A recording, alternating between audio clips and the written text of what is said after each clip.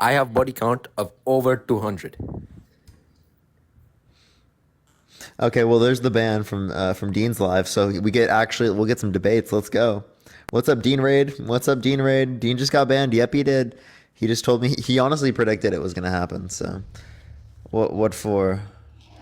He had like 3 bans. Yo, what's up, how old are you? 3 flags. Hello? Okay, all right. Let's go on to the next person. Only send a guest request if you think that a high body count should matter for women, but not for men. He got a 10-minute general ban, y'all. Yo, what's up? How old are you? Okay, hear me out. You're sitting here and having a conversation of why should How old are you? a high body count matter? I'm 19. Okay. Yeah. Do you think that a high body count Why should matter body for count women, but matter? not for men? But listen to me. You know what I believe is very, very wrong? You kind of have many views in your lives, but you're not addressing the genocide that is going on. I I believe have. like instead of us discussing, I think this is a ridiculous question. You can like, Are you? why Do don't you we think that it's discuss more the high body important count things? matters for women, but not for men? If not, I'm gonna go on to the next person. But I've talked about But this plenty of why times. don't we discuss more relevant thing like the genocide going on, What do the you mean? Wait. What do you children that mean is more being relevant? slaughtered, Right. Wait. the Wait. So hold up. Again, are you saying that we can't address other types this of is so issues? wrong of you of Right. I even can argue talking back against to me because you should be agreeing with me because this is fucked up. Sorry. what, bro? It's fucked up for me disagreeing. Right. That we can address other issues as well. Appreciate the Gus. Thank you so much. I've talked about plenty of things. Right. We don't only have to address one issue. Right. We can address plenty of issues. Yo, what's up? How old are you? Jess, thank you for the 35. subscription. Thank you so much. Do you think that a high body count should matter for women but not for men? No, I just want to ask about older millennial. You guys debating tonight? He hasn't responded to any of my messages. I've sent him so many DMs and no response. I'll check again actually on live just to make sure. All right, man. I Yeah, love your thank you for shit. your I just brain. wanted you to know. I want to see you destroy him. So that's I all. want to be able to do that too, but he has seen it. He has seen it, but he isn't responding it. You see, seen? Yeah. Yep. I see it. Look at that chat. Is this the older millennial running? Can I ask you, like, other than him, are there any like other big Republican debaters on TikTok Live that you want to get in on? Any of them. I would love to debate anyone. But like they can always send a guest request in my live. I'd love to engage with them. If any of them want to, I'd love to do it. All right, man. Take care. Appreciate it. All right, let's go to the next person. Only send a guest request if you think that a high body count should matter for women, but not for men, y'all. We are just looking for some debates. Yo, what's up? How old are you? Hello? All right, only send a guest request if you think that a high body count should matter for women, but not for men. We are just looking for some debates, y'all. Yo, what's up? How old are you? Hi, I'm 26. Yeah, do you think that a high body count should matter for women, but not for men? No. For sure. I'm just going to go on to the next person. Only send a guest request, everyone. If you do disagree with the live, we have no guest requests, everyone. What's going on? What's going on?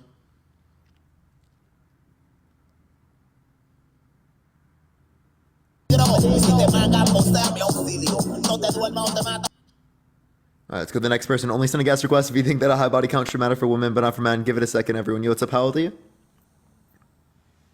Hello? Okay. Chat, what is going on right now? Sometimes it just takes a second to get people in here. Honestly, this could mean it's sending out. I don't know. Yo, what's up? How old are you? 20. Yeah, do you think that a high body count should matter for women, but not for men?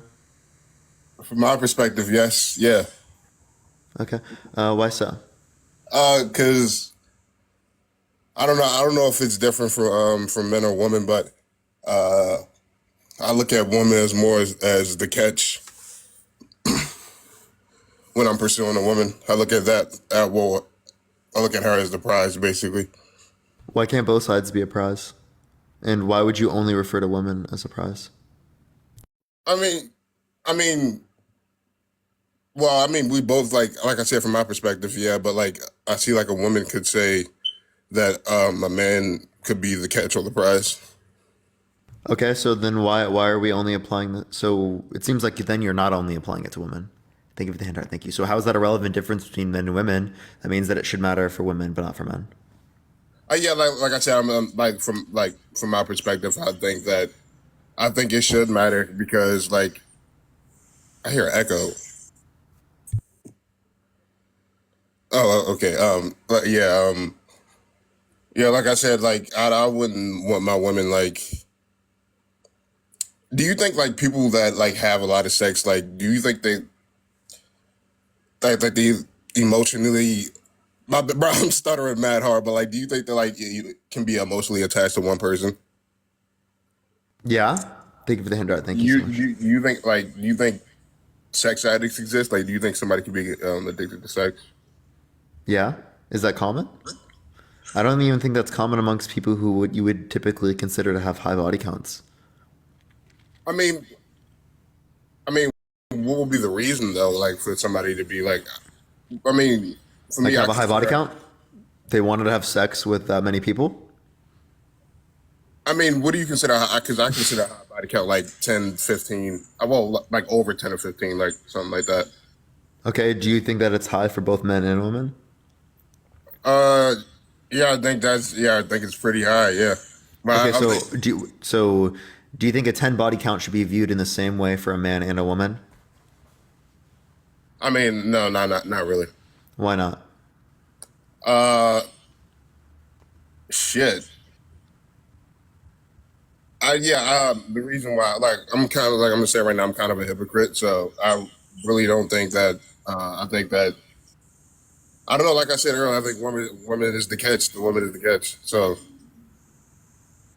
What? Is that a response? yeah, I'm saying like the women are the prize. Like I feel like they should be valued like better than men. Basically, What does that even mean? like they should be valued. I don't know. Like, Are you just saying that you're not a catch? I mean, no, I mean not to everybody. Okay. Well, I mean, if you're just I mean, I don't looking have down on anything- yourself like that, I don't know what to tell you. I don't know why that means it should matter more for women. I just think that's kind of like an issue with the way how you view yourself, you know? I mean, like today's society, I don't think like anything else matters besides like money and shit for most people. Like I don't know, people don't date. Things more than money should matter, right? Yeah, Like yeah, in a perfect world it should, but it doesn't. I think it's extremely simplistic to say that only money matters. I think that's not likely to be I true. mean, Always. this might sound like kind of one sided, but uh I don't think a woman would get with a broke dude like instead of like a dude would get with a like that has money like a woman that has money wouldn't get with somebody that That doesn't happens have all the money. time. I mean, I feel like if it's like a pre-existing relationship, like you already knew that person, but I feel like if that woman has money and somebody like some dude walks up there and wants her number or something There are like that. plenty of women that have money that date people that don't have money. Right? Are Yeah, you but, just like- saying it's what are you trying to make here? What's the point? I'm saying I don't like it's my opinion, so I don't really think there should be like a general opinion or anything. But I feel like that a woman wouldn't date somebody that's broke instead if they have money themselves. What women? Are you just saying in general? Like that's such a wild claim to generalize all women like that. I wouldn't say I don't think it's all women, but I feel like the majority of women wouldn't date somebody that doesn't have that isn't on the Can you same give me a reason to believe that? a reason to believe it. No, like I said, I don't know. It's my opinion. I genuinely believe that. I feel like a lot of people wouldn't. Well, I don't know. Like I'm saying, like I would basically what I'm saying with like money. I'm saying like famous people and stuff like that. I wouldn't say like a lot of people that are like regularly. Thank you for the gem gun. Thank you so much. regular people wouldn't do the same. Regular people wouldn't do what? Regular people with money, like rich people with money that doesn't have fame. I feel like that's kind of different than somebody that is famous and have money when they somebody that's like in a lower class than them. I don't know what you're saying. Are you saying the average woman wouldn't date a man that is not doing well financially? Yeah, like unless it was like a pre-existing, unless they had like a pre-existing like some type of relationship before them. So are you talking not economically secure or just like average income? No, not like financially, just broke. Like Like, what do you mean? Do you mean like they're still able to get by, or they're just like not financially secure at all? I mean, like somebody that's making less than like I don't know, like 50K a year. What? Yeah. Give me any reason to believe that women won't date men that make 45K a year. I'm saying like that. That's above the. that That's would what? have money. I'm not saying like two middle class people. I'm talking about like somebody that's obviously has a higher financial privilege than the other person. So you're talking about a low percent of people. Okay, so rich women aren't likely to date men that make 40K? Is that what you're saying? That's not a majority of women. Why were you generalizing women yeah, because of that? And also, do you have any reason to believe that even? I'm not like yeah, I see it all the time. I don't know if you take anecdotals for like Yeah, I don't but take anecdotes. like I see this all the time on social media of women saying they win. Yeah, but I see like yeah, but I'm saying like you see it on like all the time on social media. Women say they wouldn't date a broke dude. I mean, I don't know why we gotta act like this doesn't happen, Okay, or wait, people so don't say this. okay, so that doesn't mean anything because like again, just because you've seen people on the internet say that they wouldn't date someone like that way, that doesn't tell you the proportion of people.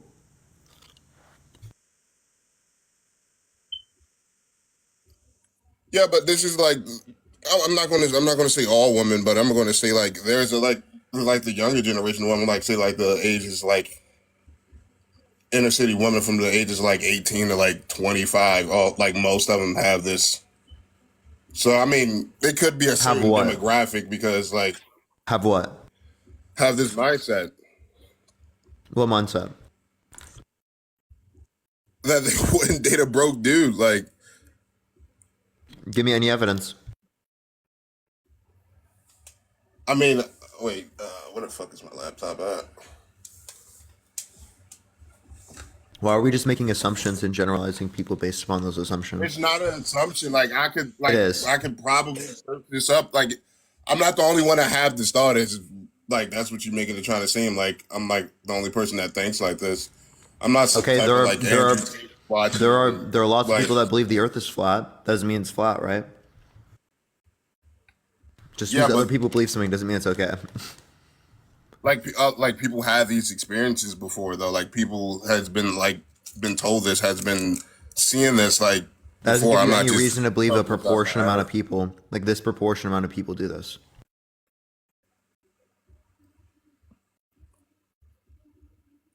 Yeah, I'm not gonna say it. I'm not gonna like I said, I'm not gonna say it's all women because it's not. I know some women think outside of that stuff like that.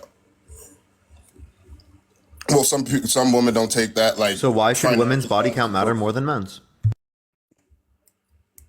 like I said earlier. I don't know. I like like I said earlier. Like I said, like I look at women as more as like as to me like as a prize, as something like you should be proud over if you like. A woman isn't an accomplishment for you, right? Like I don't know why you're viewing Yeah, I'm that not like saying it's a compliment. I'm not each saying woman it's you a engage in as some accomplishment at sort of all. accomplishment. I'm not saying it's a Because compliment. because you wouldn't be able to differentiate. Candy, thank you for the subscription. Thank you so much. I Like appreciate for it. some dudes, Wait, listen. Why would a woman be this way but not a man? you said why would a woman Yeah, why do you apply this standard to women but not to men? Like, what's the relevant quality that is different between the two? as to looking at somebody as a prize? Anything that you're referencing, prize, any of these, saying that like being with them is an accomplishment. Well, the only reason I'm saying that because I like a lot of dudes would like a lot of dudes think like that. A lot of dudes like take pride in the girl that they pulled or got right now or that they're dating or dated in the past. Like a lot of dudes take pride in that, especially a lot Would you of rather dudes. have a prize rather than no prize? Like, is a prize Yeah. desirable? Okay, so, well, then I'll ask you this question, right? Should women then just get with other women? Like, why should they get with other men? Or get with men? I mean- it seems like under your view, they should just get with women. Because the men are I mean, I'm not bad going to and sit not here and act like prizes. I'm not going to say I act like I care. Like if they wanted to get with a woman, they Yeah, can so get- women shouldn't have like- sex with you. That's your view? No, it's not. That's not my view at all. That's what it seems like based upon this reasoning. I mean, like the perspective women have on men these days. I mean, I wouldn't be surprised if they started dating, like women started dating each other. Like, I wouldn't, I No, wouldn't. I I'm couldn't not blame talking them at about all. what is happening or what might happen. We're saying under your view, this is what they should do. Under my view, I never said anything like.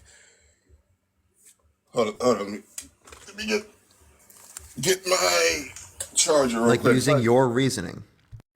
Yeah, I understand what you're saying, but like, I'm not going to say like. Wait, can you restate your question again so I can like really get a great Which answer? part? I don't know which part you're referencing. The last part you was talking about, like why shouldn't women date men? During my view, you said something like that. Like, why wouldn't we apply the same standard to men as well? Yeah, but you said like under my view, why? Oh, sorry. Women should be with other women, not with you. So women shouldn't have sex with you. I mean, from like I said, I wouldn't blame a woman for not wanting to date a man during these days. Like we saw this with is that man. I'm not versus asking you whether or not you would blame them. I'm saying, under your view, should that be the case? Because it is a case that, again, women are, under your view, quote unquote, prizes and men are not. So it seems like a woman gets more out of being with another woman than being with you. Yeah, you can like from taking what you're saying, yeah, we can start like, yeah, for sure. Okay, women shouldn't be with you. Women shouldn't have sex with you. I mean, If you want to justify that, I guess. if that's how you want to interpret my view, go ahead. That's but not me I'm not interpreting saying your view. That's what your reasoning would indicate. that they shouldn't have like. This is like from my view is like from like. I wouldn't say like all men's perspective, but I would say like it's from like what I think. Like it's clearly what it's my opinion on how I think things should go. I don't think they should go with everybody. Did I say something Wait. wrong? Why is everybody saying interpret? Interpretate. I said interpretate. Oh shit. What would you just say though before that? I said fuck. Oh yeah, I said like I'm not like saying like this for like everybody should like take this into account when I'm saying it, but I'm saying like this is from my perspective and how I think things should go, not meaning like everybody should take my view into perspective or like practice that. Yeah, my but like view. what I'm saying is that this view is hypocritical. I said that earlier that Why do you want to hold a hypocritical view? Because I don't feel like it harms anybody. Like I don't. It does, right? Like a society saying it's okay. Listen, I don't. a society saying it's okay to have hypocritical views only breaks down the norms in which we engage with each other, right? Because, like, for example, if I'm engaging with a relationship with someone, right, Yes. and I say it's okay for me to be mean to them, but it's not okay for them to be mean to me in any context. Is that okay? Yeah, but like, no, it's not. It's not okay. But like, I'm saying for like this, like I don't like think. Like I said, this is a completely subjective view. Oh, wasn't me. Thank you for the $10 on Cash App. Thank you so much. I just saw that. I apologize. Thank you. I've been used to it Somebody coming up at the says top that of the my Madden God himself. my thing because I was on my phone. Somebody knows me in here. But That's embarrassing. yeah, no, my main account. Never mind. But anyway, yeah, I think, yeah, like when I first started dating people, like society told me that you should always date like the nicest girl and the girl that's like a match for you. Like, and from my view, I like somebody that we a match for is somebody that isn't sexually immature. Like, What? I'm so confused. What's your point here? I'm saying, like I always thought like I shouldn't like date somebody that's sexually immature. But it's okay for you to be sexually immature? No, I never like. Why do you keep thinking I hold this view to like the same thing? Like So you don't hold the view that I it don't should be think- different? like I don't think that it should be on the same like I don't think it should be on the same standard, from my opinion, because Yeah, okay, so it's not sexual immaturity when you do it, but it is sexual immaturity when they do it. I mean, I don't. You realize how ridiculous that sounds, I'm bro? not sexually immature because I would hold somebody to the I'm same not standard. sexually mature when I engage in sex with all of everyone in this fucking city. But right, if a woman has sex with two people, she's sexually immature. Like, you know No, what I mean? Like, like- come on. like I would, like, for myself, like me personally, I wouldn't like hold like my girlfriend to a different view that I have with mine, like in a relationship wise. Like, You would hold it the same, right? yeah, like for my girlfriend, yeah, but like not for like other women. I'm not. Why are you evaluating other women's body counts? Like while I'm in a relationship? Yeah, like, why is that even relevant to you? I mean, like, just because I have a girlfriend, that does not mean like it's gonna stop me from finding my wife. You know, like it can be in a situationship, basically. You have a girlfriend right now? No, I would hope not. All right, if you said that, that's so crazy. What are you talking about? You're saying you're looking for other people while in a relationship? That's not what you mean, do in a like- relationship. That's not okay. I mean, if we both know how it is, You want to know what that's called? what you Called said? emotional cheating, right? I'm not. Look, That is literally what it is. Parker. Like, don't put none of those labels on me. Because listen, I'm not just putting. I'm telling you what the action is. Okay. Look, listen. The only reason You're I say actively searching out for other people to develop emotional connections with that are okay, romantic listen, and I'm saying intimate. this, like, if me and that girl Well, know in a how it relationship. is, like, y'all probably haven't been in a relationship with like somebody like like sometimes it just ain't official. Like, it's just unofficial. Like, you're just Okay, if you don't have like a commitment established with a particular person, well, then it doesn't seem like you would have some sort of obligation to that, unless there's context established. Do you think Again, polyamorous relationships are wrong? No, that's all consensual. I have no issues with that. I have issues with people like forcing monogamous people into poly relationships, though. Wouldn't for that happens, somebody getting forced into a Or like vice versa, like a monogamous person forcing someone to be polyamorous.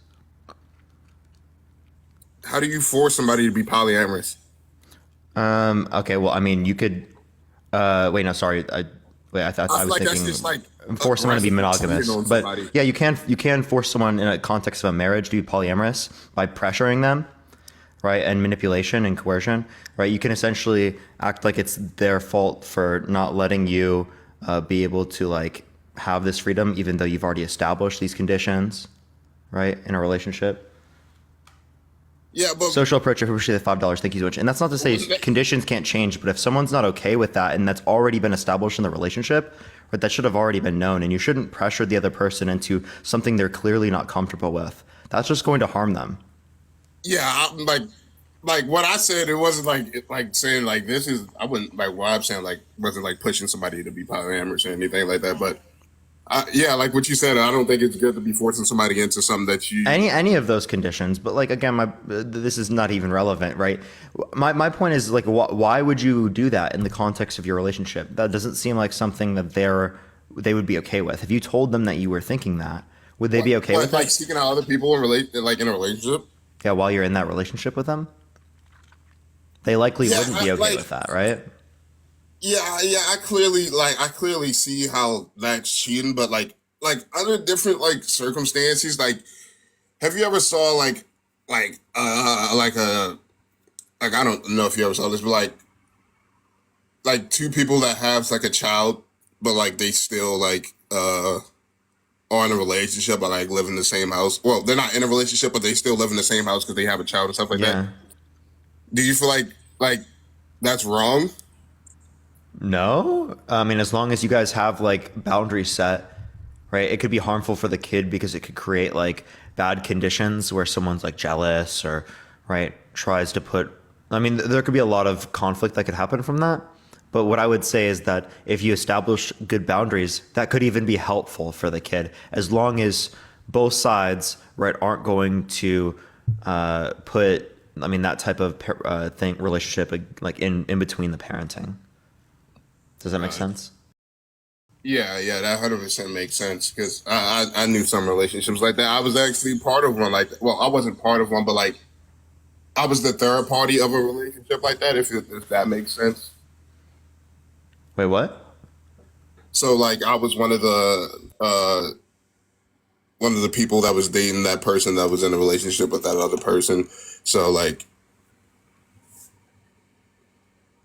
I Did they know? I mean, like when they broke up, they did, but like So they were cheating, and you knew that you were cheating on.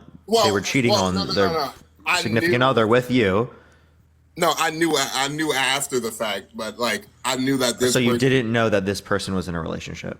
Well, I knew they were in a relationship with that person. So you continued to engage with them knowing that they're cheating and didn't inform anyone. no, You no, no, continued no, to no, do no. it yourself. No. I knew that they had a relationship with that person, but it wasn't active. But they were Like still like they broke up. you can say I was being used. Did you think that they were broken up? Oh, I knew. So you knew that they were broke up. I was the get back person. Well, I was So they were broke up. not technically. Okay, so they were cheating, and you were just continuing to literally engage with them, knowing that they're cheating. No, Parker. No.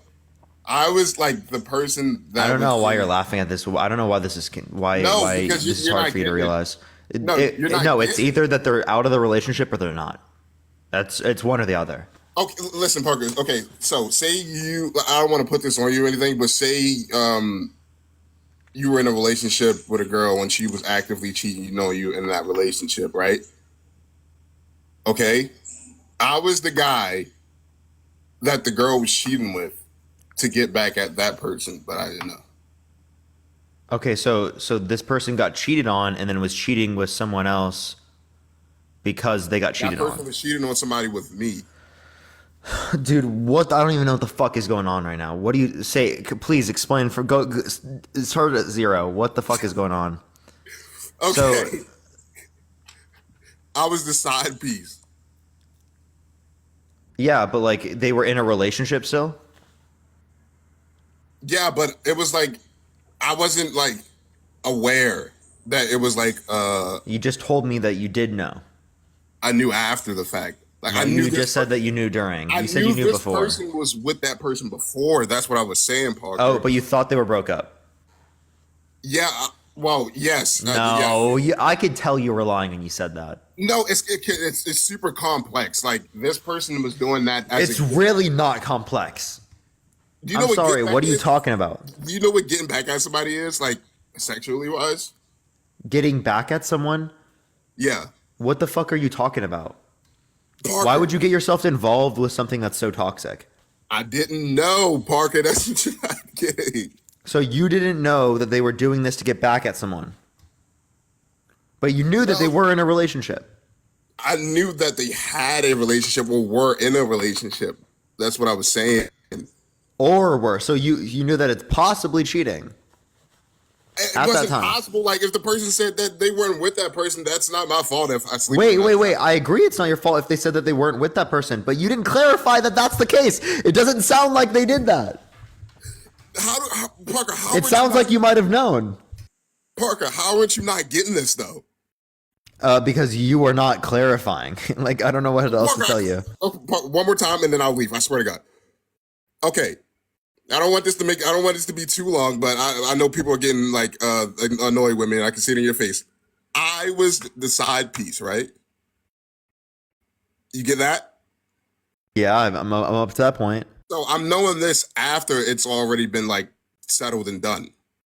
But you said you knew these people before and you knew that they were in a relationship. I didn't know they was in an active relationship, Parker. That's what I'm saying. Oh, okay. So you thought you thought they were broke up. I thought they were broken up. Yeah. Yo, is that Dean, bro? I feel Yeah, like, dude, yo, wait. Okay. There's no No. issue if you thought they were broken up. Okay, but you were not clarifying that. I knew that they were in a toxic relationship. And I knew they were broken up at the time. I was the side piece that got that, and that's when, Why know are how you toxic- telling me this? Because this was on par. I don't know. Can I see what's up to Dean though? What's up, Dean? What's up, Lacobe? Yeah, this feels so weird right now. Because it's like talking to y'all feels like I feel like aliens. Like y'all never like, never mind. No, tell me what you mean. Yeah, please. Aliens? Y'all never like saw like a famous person in real life. Sarah, Like, thank you for the yo, subscription. I don't- We're I not don't think famous, bro. Man, we're not famous. Wish. Yeah, but you're like, you guys are pretty known. Like, I don't know. Like, you guys are pretty known. Like, Aliens is crazy. Okay, I mean, I guess, but like, okay, I guess. I don't know. Maybe Dean can relate to this. Yeah, Dean. I feel like no, Dean. I heard that you said mentioned you were in high school that you were I feel like a normal person. alien. I said alien. Yeah, I feel like a normal person too. I don't know, like, but I don't know. Dean, you said you were an F boy in high school. I heard you mention that before. Dude, wow, you were just calling me out. No. I was. Have you ever been used? Wait, repeat that. Sorry. Have you ever been like the get back? Like, have you ever been used before? Sure. Like sexually? Yeah. Were you ever thought it was your? Have you ever felt shame after that? Like, you ever felt like you were like? Yeah. You ever felt shitty? Yeah, I have. Yeah. How? What? I like. I could give you like an example. Like I remember, like I just gotten out of a relationship and like my emotions were high, and like obviously what happens is you end up like wanting to rebound, or at least I did at the time, probably because of my immaturity. So then like I found a girl and like I started like projecting my feelings from my ex onto her like very irrationally, and then but she didn't really care about me, so just fucked and laughed, and I was like, oh man. But then took me about a month, and I was like, oh wait, I actually am just still in love with my ex type shit. What's the relevance? Imagine having stories to relate to in high school. I played video games. I played video games, chat. That's what I did. 6'3" and black. I was playing Fortnite. I'm out of here. I'm sorry. Never mind. I don't know why I even mentioned that, but it was nice talking to you guys, bro. This feels so surreal right now, bro. You're good. That's so funny. How we doing? You got the following glitch? Yeah, I think so. It's like in between. I think it's a little bit following, but not too much. I'm not sure. I got banned. I could always hit a restart, but like I'm just gonna, it's 17 and 40 minutes, so like. Okay, so you guys are asking why a high body count should matter for women but not for men? Yeah. It shouldn't. Oh, based.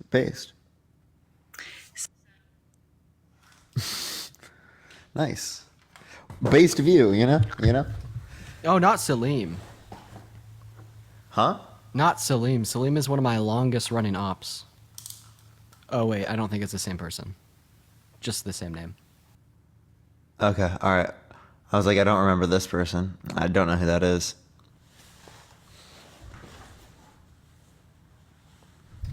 Do give it a second for people to join up, everyone. Do tap that screen. Let's run it up to 100,000 likes. Only send a guest request if you think that a high body count should matter for women, but not for men. You disconnected me because I'm only looking for people who think that a high body count should matter for women, but not for men. It's a debate live. Let's get on the next person. Only send a guest request if you do disagree, y'all. Thanks for letting me co-host with you, man. Of course, man. Yo, what's up? How old are you? I'm 18. What's your birth year? 2005. What month? December. Okay. Do you think that a high body count should matter for women, but not for men? Not particularly, but I think it does actually matter for men as much as it does women at some different times. Like, So you think in it should some matter factor differently? ways. I think it shouldn't matter at all, but I think that a lot of like men also still feel like pressured to like. Moving on to our next guest here, ladies and gentlemen. Make sure that we're double tapping that screen. Let's try to get those likes up. Let's try to get to 100K likes. Make sure that we're double tapping on that phone screen. Everyone, make sure that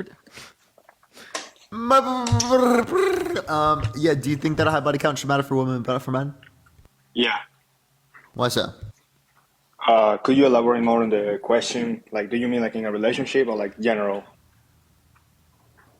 What do you think that women should be looked at in a more negative view, like a more negative connotation for the same body count as men? Me Me personally, I don't think they should be negatively viewed, but they are, and there's a reason why. We got a Who ghost. disconnected? We got a ghost. We got a ghost. Is that? Is Hey, that can you s- back out and then send a guest request back? Then? Hey, can you back out and send a guest request back? The person who's driving.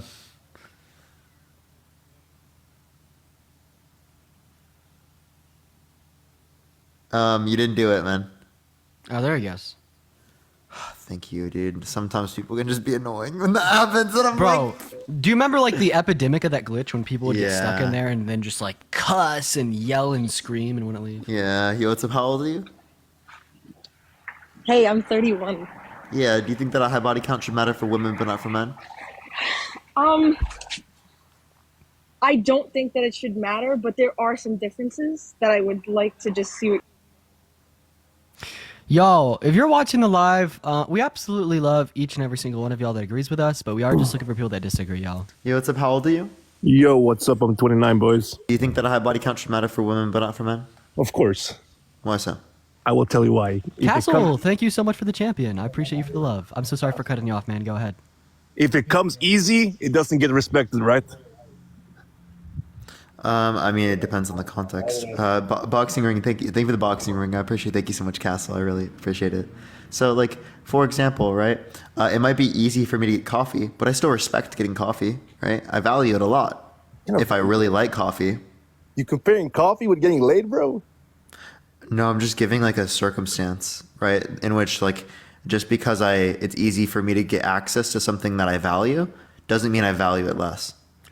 Right. Actually, I might value it more because it's closer. Yeah, like, and if anything, I think that this would negatively reflect upon the man. I mean, let's just imagine, like, a woman with a body count of 20 and a man with a body count of 20. If the woman got those bodies easier than the man because the woman would have more access to sex, this means that overall, like, the woman would be exerting more self-control as she would have more access to sex. So, like, if anything, I think this would positively reflect upon the woman, not negatively reflect upon And negatively reflect upon you because you're easy, buddy. Yeah. Yeah, I totally agree. But my point is like, you cannot come with like, listen to this. You cannot come with dirty shoes in a clean bed, right? What the fuck? What does that No, even mean? That means like if you have high body count, right? You cannot expect people to have low body count too, right?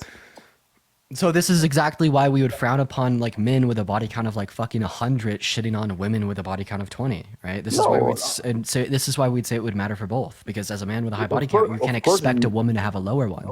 Of course, it matters for both parties, right? But it's easier for ladies, and that's why they're not getting respected, right? That's the point. Okay, but that means that they have access to more opportunities, so they're selecting less of those opportunities. So if you say being easy is what matters, well, they're being less easy than you are here. Yeah, definitely. I mean, Okay, so why don't you apply the same standard to yourself? I mean, if you let's say you slept with 30 ladies, right? You cannot expect the lady to have like the same amount, right? That's what most Yeah, people you would. think. That's what most people think. I agree. If you have slept with more than 10, I'm not saying you expect. What I'm saying is that you'd be okay with someone at the same body count as you. Yeah. Why not? I think so. I think it's fine. That's up to you. No, do you think it should matter for women the same it matters for men? Yeah. But my point is, it's still like, if you're a lady, it's easier for you. That's Basic reasoning skills are becoming less prevalent. Yo, what's up? How old are you? What's up, Parker? Yeah, do you think that a high body count should matter for women but not for men? I think you're missing the point, man. I think it goes to options. You know, I heard you talking to that gentleman a while ago. He's talking about, Yeah, would you all like to that answer my stuff. question, sir? Yeah, it does. Okay, For so it me. should matter for women but not for men, right? For me, yes. Okay, why so? You know, earlier you were talking to that gentleman. It was excruciating too. But if you're talking about income levels and stuff like that. If let's say a woman or a man, if they're financially secure, they travel all over the world, so on and so forth, they can provide an amazing lifestyle for their partner, then you have options. Okay. And Okay. how does this show us that body count only matters for women? Okay, well, let's put it in another perspective. Let's say you don't make that much money. You can only afford a Chevette. cheap car with about 200,000 miles on it. You come into money, you're going to stay in that Chevette? No, you got options now. You go buy a Ferrari with 0 miles on it. Would you agree? Like I don't understand. What is the how point of this relevant. conceptually? The point is you have options. And probably not. I don't want to buy a Rari. I have the ability to buy a more expensive car, and I choose not to. I have the same car before I made money. That's where me and Parker would digress, but I don't see how this would do anything conceptually Aldine, for the point of Aldine in the argument. chat. Well, yeah, because you have options. If I you don't- have- And I stayed with the same shit. I What's don't that? understand what this does. What What does does this do do? for the argument? How does this show that body count matters for women but not for men? You're saying that the more money you have, the more Dude, options on the okay, things. let's put in- One okay, second, one second, sir. You're Go saying the ahead. more money you have, the more options you have on the things that you could buy. Okay, great, Exactly. awesome. And what does this demonstrate conceptually when we're speaking about Like, body literally count nothing. mattering for women but not for men? Okay, let's say let's say in the workforce, who makes more money on average? Like in what demographics? It's male or female? Males. Okay, and it goes for women as well. You got when you're in the position that you have options. Are you going to go with someone who has a high body count? I mean, I'm not talking about already in a relationship. I'm talking about beforehand. So you're saying that What's a high body count, Frisco? For a female, the amount of men that's ran through her. Can you give me Okay. a number? Public bike? he's asking you what a high body count What's is. high? Yeah, what's high? It depends on age and all that's, as far as that's concerned. Give me a number that's applicable to everyone. Say for a 30-year-old female, I'd say, I don't know, 50's high. You mean woman? Yeah, like I don't know why you refer to women as quote unquote females, right? So you'd say 50. Yeah, I'd say that's Do you high. have what's your body count? A lot. Like, what is it? Yeah, give us the number. I don't know. It's in a couple hundred, I guess. You freaking slow. Yeah. Wait. So why is it okay for you to be a community bike, but it's wrong for her to have a 50 body count? Why is it okay for me? Yeah. Because that's what I choose to do. I got options. Why is it for you to get ran through? You're so right? ran through. You're so used. To get I used know, up. I've run through a lot of them. No, You're ran through. You're the one that's ran through. I was the one who's Right, the bike. You're degraded. You're less durable as you used to be. Yeah. Man. Really? What's Yeah, the, dude. Appreciate the cap. Thank you so much. Hey, then also I just you've been ran through the entire community. That's You know, okay. one of those bikes, the village bicycle that That's they my have choice, that like though. have all of those like different seats that go in the back. Yeah, right? but that's you my got a choice. carriage I on the just- back, and I dude. keep on doing You're it. And I used keep- up, man. You're an Uber. You're an Uber. Uber bike, Uber Lyft bikes, Uber Lyft bike. bikes, Uber bikes, right here. Get your bikes, get your community bikes right I've been here. Uber. Hey, I've man, been I Uber would- in Brazil, I would like. Colombia, Panama, I would Europe. like to That's respond where to I've your been an argument Uber though. at. So All you- the places you've been ran through. So Yeah. you essentially, your argument was essentially the idea that if you have like a lot of options of who you can sleep with, would you rather sleep with someone with a high body count or a low body count? And like regardless of like you'd prefer the person with a low body count, I mean, we could say, anyone, a man or a woman, if they have the same option, they might go either way. So I don't see how this is like mutually exclusive to Not only men. necessarily, no, not really. Like I mean, I'm so they can confused on what the choose argument not here is. to. So let's think about it here. So okay. Well, do you think it'd be justified for a woman to say that she wouldn't sleep with a man with a high body count of 50 when her body count was 200? That's fine. You just go to the next one. Okay, so you think that it's just as equal? So like both men and women can have preferences in the context of body count, and it's perfectly fine. So when you Yeah, say that body count only matters for women but not for men, but then in your next sentence you say it's okay for women to care about body count, you're speaking gibberish. I said for me. Remember I said that earlier? I said for me. But if they have the options, yes, of course. I don't get the argument, man. I'm trying. You get the argument. That's what I said is for me when you asked me Wait, that. so here's my question. Why should it matter more for women comparative to men? Say like for a woman that you're with comparative to you. Why should it matter more for her? Why should it matter for me? Why should it matter more for her than you? I mean, if she has the options, yes, she's okay with that. She can choose whatever she wants to do, just like anybody else can. I choose this. Is there a comprehension issue here? No, go ahead and Appreciate the hand, ask thank again. you. Ask the question. What, no, I don't want you to. What do you think I said? You said, why should it matter for a female to be able to choose if she's got 200 body count? No, Thank you what, for the answer. the person that you're with, why should it matter more for her comparative to you? Robert, thank you for the galaxy. Thank you so much, Robert. I really appreciate that. Robert, thank you. Why should it matter for Thank you for her? Lucy. Thank you, Corvette. Yeah, why should it matter more for her? As far as what? As far as my body count? Bro. Dude, Why should her body sense, count matter man. more than yours? And I'm with her? And if I'm with her? Is that what you're asking? Dear God, bro. Yes. No, I'm asking you to It's clarify. someone that you want to be with, or you're thinking about being with. Uh-huh. It should Why matter. should her body count matter more than yours? If I want to be with her, it doesn't matter at that point to me. In the I have choices. arms of an angel. You guys are so like anyway.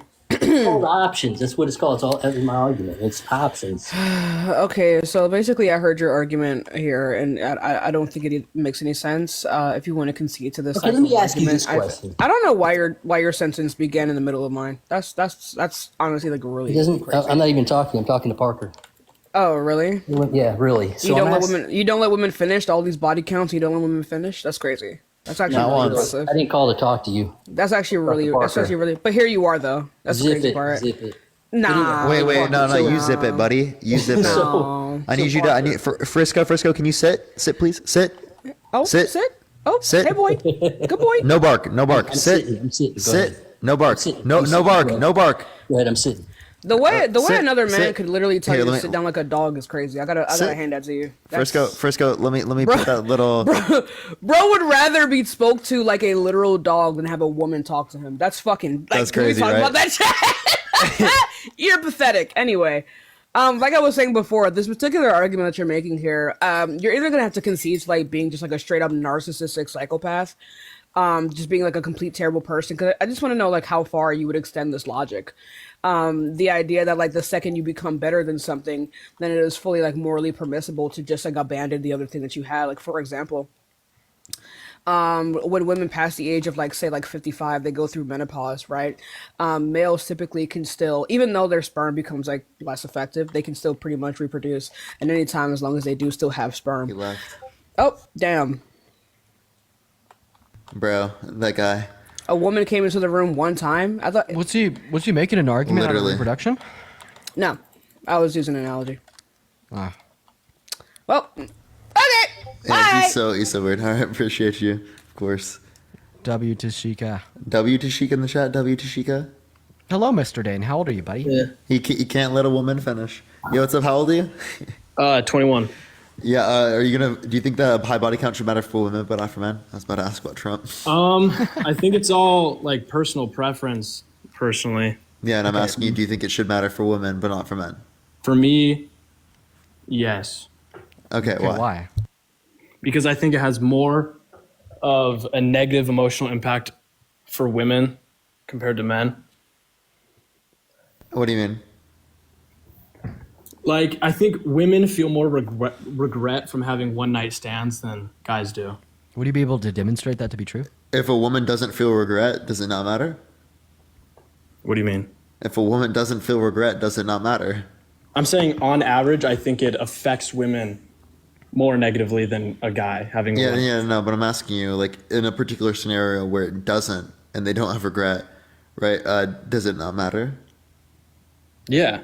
I mean, it's all. Yeah. no, I'm just does it talking matter about then? averages. Does it matter then?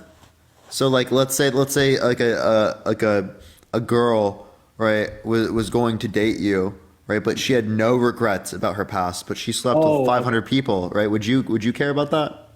I would personally, yeah. I'm sure. Oh, there's okay. guys So that then, don't. so then you just contradicted yourself, right? You said you didn't care about it, and now you do. Oh no, I didn't. I didn't understand what you were asking before. But no, so yeah, I think it does. I don't think it. Well, No. Do you think I it don't know. should? So personally, I don't. I would care. just from the moral aspect of it. But Wait, so you're saying it's like immoral to like be like I quote just unquote got a harassment promiscuous? and bullying. What? They're going crazy today, bro. I got 3 flags and 2 bans with 1 sticking for a day. So you're particularly saying that you'd care about a woman's body count because you think it's like immoral to engage in a bunch of sex. Like, sure, that's fine. yeah, that's just whatever. that's just But me like, personally, I don't. yeah, but you understand that like, why would this like this moral clause of it being like wrong to engage in a bunch of sex like not apply to men? Oh, no, I think it does apply to men, but So then body count would matter for them equally. right. I'm just saying that I think it has more of a negative impact for girls having a large body count compared to men.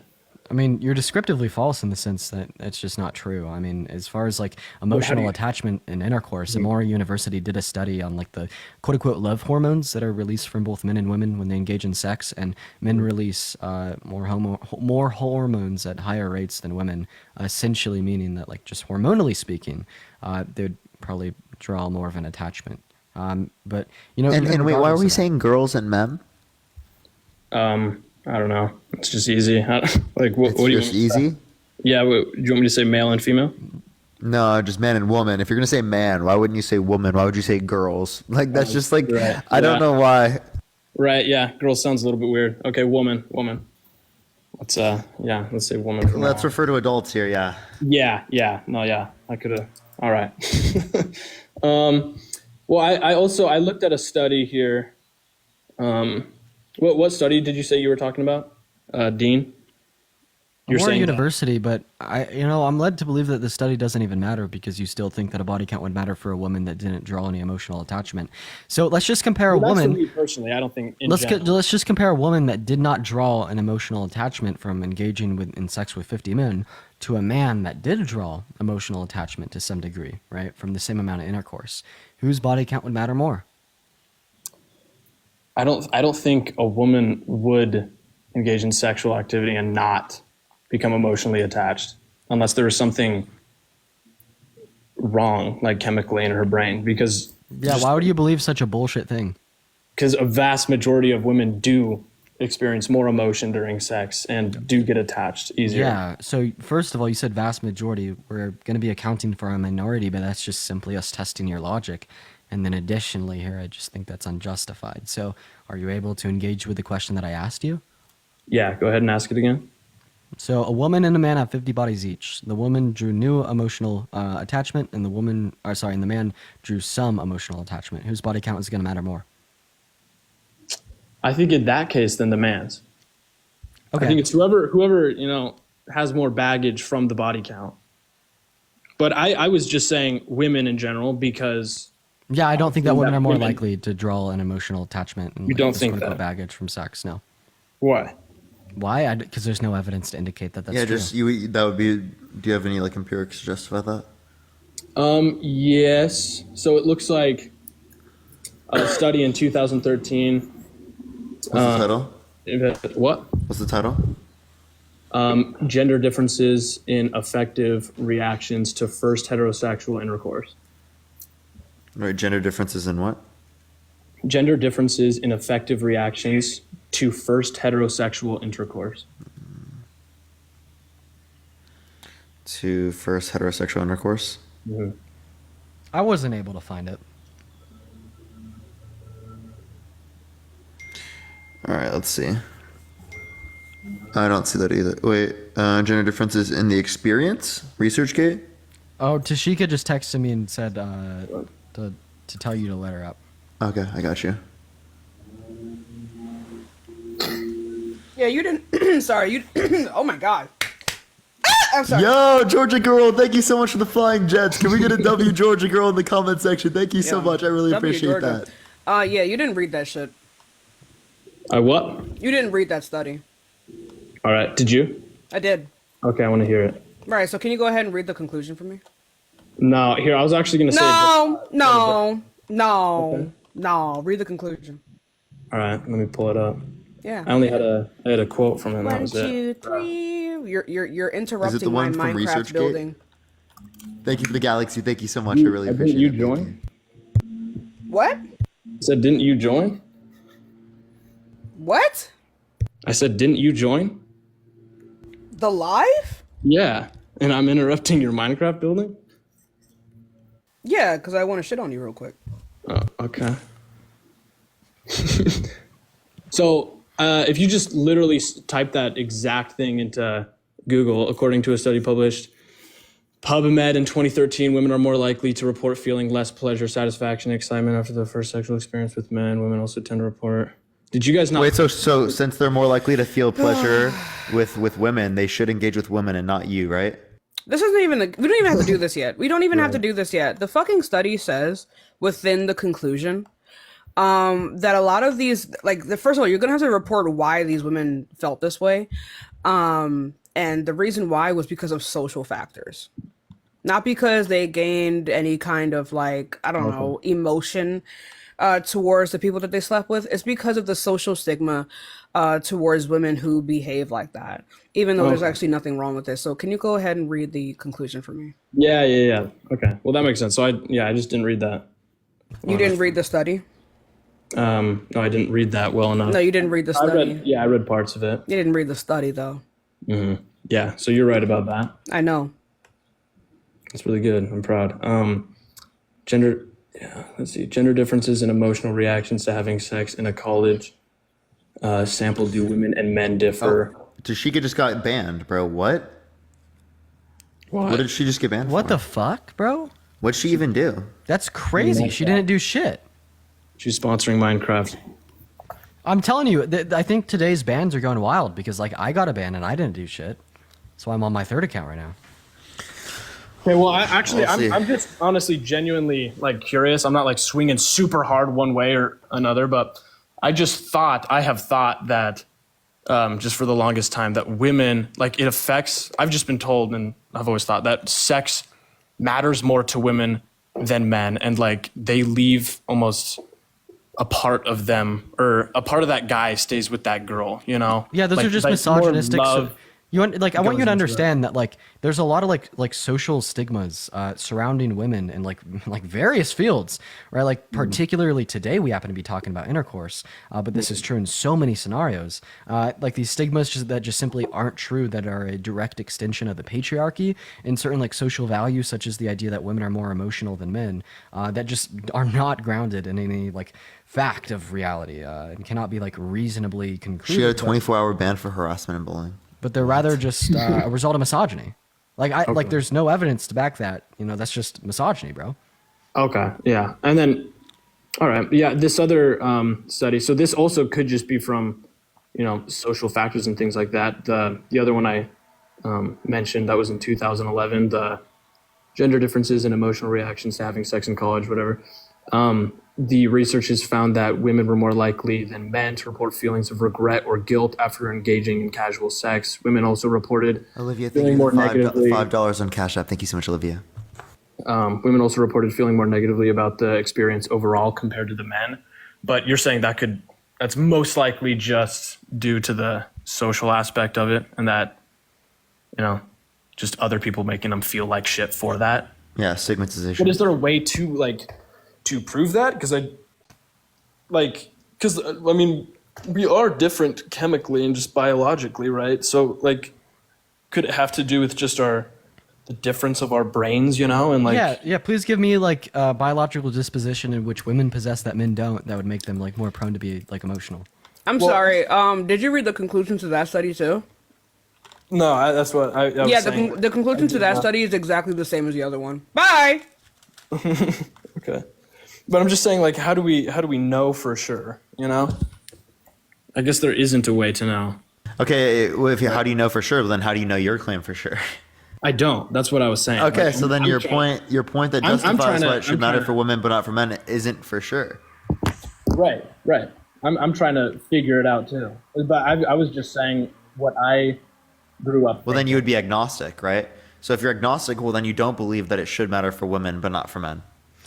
Then also here, even if it was the case that women truly did right, take more like negative emotions away from sex, like regretting it or, so on. Like, why should we like socially stigmatize the women for this? If anything, we should socially stigmatize the man for A, not being able to treat a woman right, B, not be able to truly please a woman, and C, making her more prone to regret the interaction than the man. Like, we should be stigmatizing the men for not knowing how to, please a woman in bed for this, or just treat women in general good. Right, or for engaging in that when they know that, it's going to negatively affect the woman.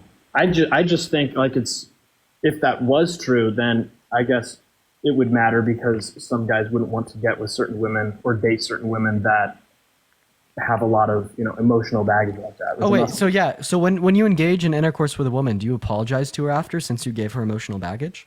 Yeah, usually throughout the whole experience, I'm like, I'm so sorry, so sorry. Okay, please, bro. Olivia, thank you so much for the $5 on Venmo. I appreciate your love. Let's social. I bet he's like, "Dude, I'm so sorry. It's so bad." Oh God, I'm gonna come. I'm so sorry about this. Yeah. We'll show some love to Olivia in that comment section. I appreciate you for the $5. But yeah, wait. So, is there? I have heard that like women fall in love through the hormone oxytocin and men through vasopressin. I don't know if that's true, but you're close actually. Okay. But there's a few others. I don't say that's relevant though. Well, I'm saying, and that's like the oxytocin and stuff that's released during sexual intercourse, right? Like yeah, a lot of the time. So, I mean, I don't know the strengths of the different hormones or how it makes you feel, whatever. But like, if it is, a large amount of oxytocin is released when women are having sex, then couldn't that kind of prove? Well, so women release oxytocin and estrogen, while men release vasopressin, testosterone, and oxytocin. And men would release these three hormones at higher rates at quicker intervals than women would release their two. So if anything, we would be able to draw an association to men releasing more of the love hormone quicker, right? But are those both oxytocin and then the hormones that the men release? Do they make each person feel the same way, or are they completely like different feelings? Because like love, like the feeling of just love is completely different than just getting your rocks off, Yeah, so, those would be the hormones that would like make someone feel love. The ones that you stated for men that are released? Yeah. Okay. All right. I guess, yeah. All right, Maybe well, it's social. I'm not sure, but I guess, yeah, I guess it's hard to kind of prove without more medical. Well, then you have no basis for the point then that it should matter more for women comparative to men then. Right. I just know, I mean, it matters for me. I mean, I'm not getting with men, so I guess I can't say like, oh, it doesn't matter for men. But yeah, but you can also apply that same standard to yourself. Right. So I try and keep a, relatively low body count because I'm also religious, so it's also that comes into play. Like, but yeah, so I guess, yeah. Basically rooted in that women experience less gratification than men do. Therefore, it's because it sucks more for women. It's not as good for women, so there's more regret there, and that is well studied. Okay. So wait, I guess. Right. So think about like the quality of the engagement. Mm-hmm. Okay. You get my point? You get my point? Yeah. So you got it, boys. That's all I had to say. So then why? I don't know. That's not even a good question to ask. I was going to ask why, in that case, would women engage in it in the first place? Because we want to, because we like it, because we have hope, because we hope it's going to be great, and then it sucks. And we're like, damn, it sucked. Guess I gotta try again. Okay. Find somebody good again. It's not because like you're so prepared. Men are so prepared to not have it be about performance or about anything that they're doing. And I encourage you to think about the quality of the experience. 99.9% of people who buy lottery tickets end up regretting it, yet they still do it. That's true. Oh. Yeah, I guess it's just honestly good for everyone to keep it fairly low, I think. Okay, well then you would say that's equal with men and women then. Yeah, maybe. Personally, I want someone who's going to have a low body count, but I don't. And I've just from my personal experience, I've seen that women care just from my personal experience, have cared less, or at least act or say that they care less. Maybe they don't. About the guy's body count. Like I've heard a lot. Is that because women are more rational than men on average? Possibly. I don't know. I just heard them a lot say like I would prefer. Also, you know, men are just someone more less stigmatized in society for these things. Mm-hmm. Right. Well, So and maybe also, men what would you feel said- this way about women's body counts if we weren't socially, or if it wasn't as socially stigmatized. Right. I guess I've heard a lot of women just say that, you know, they would prefer a sexual partner to be experienced because of what Amy was saying. You know, like they feel a lot of regret because they're not, you know, being pleasured. But that has nothing to do with less. experience. Because it will suck less. Yeah, Right. I mean, I don't think that's anything to do with experience. That has to do with talking and communicating with your partner, knowing what they like. Right. Those Yeah, things are but I mean- significantly more important than just having experience in the past.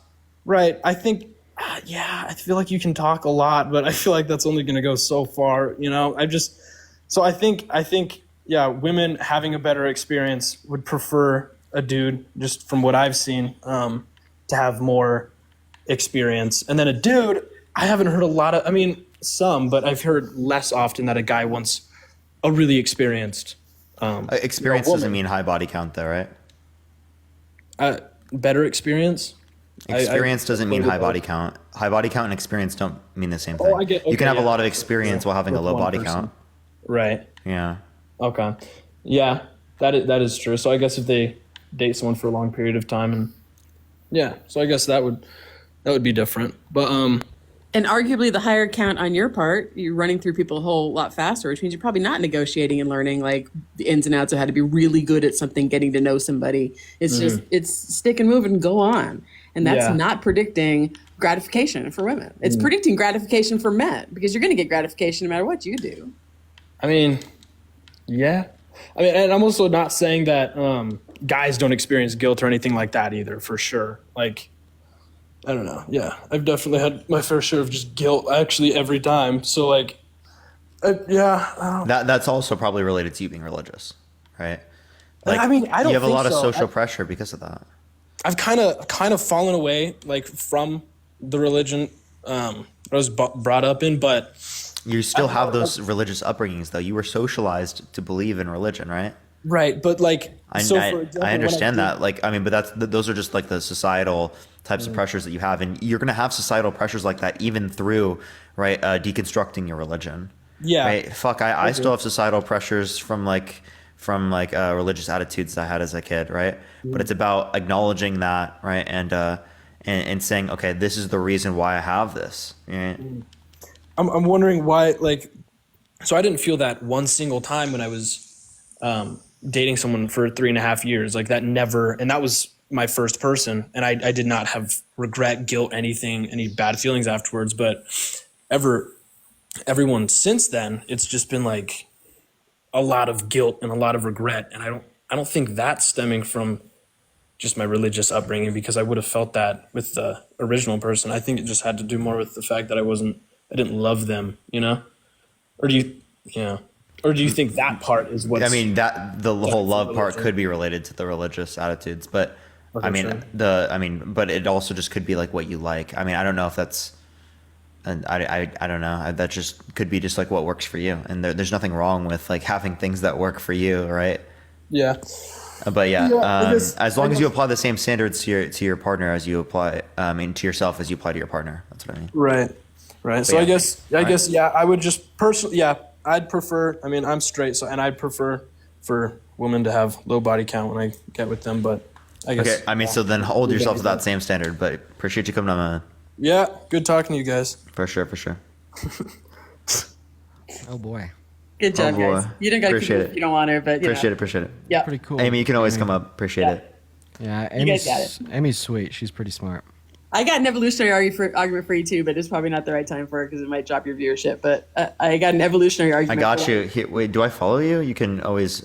I'll probably be checking my DMs a lot more now because I'm finishing my finals fully today, like tonight. Yeah, we follow. But the short version is that Okay. evolution tells us that women's body count should be higher and men's should be lower, and I've got facts for that. So whenever you want to adjust that, we can go for it.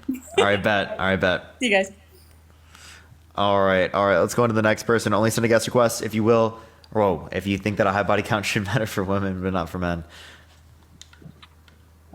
Hi, I am in my car, so I'm really sorry if the audio is bad. But just while that guy was talking before, I just think it's really important to also bring to light. Like, I personally haven't had this. I'm super sex positive, and probably out of all the men that I've had sex with, only a few have made my heart break, as that guy probably would have said.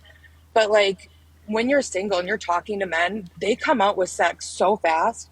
And if you don't put out, they are going to pressure you into doing so. And that can be really hard. I was in a really bad abusive relationship who would not accept no. And that's hard to constantly tell men no and no and no. So I think this like standard of, well, women's body count should, really count. And I want a woman with a small body count. I think a lot of women would probably want a smaller body count than what they did. Because I feel like a lot of women also feel extremely pressured to put out quicker than probably what they would want to. Yeah, and that seems like hypocritical from for men to do, claim that they want a high or a low body count, but then also want a woman to engage in sex with them right away. But yeah, you're feeding into it. It's wild. Yeah, thank you. All right, let's go to the next person. Only send a guest request if you think that a high body count should matter for women, but not for men, y'all. All right, let's try to get to this next person. Everyone, sorry, I do apologize, y'all. Yeah, I feel you on that. What's up? How old are you? Oh, they automatically dropped out. I can help you out with guests here. Yeah, go for it. Dude, I watched the Mario movie last night. It was actually pretty fire. You have to mod me on this account. I do? Adding guests.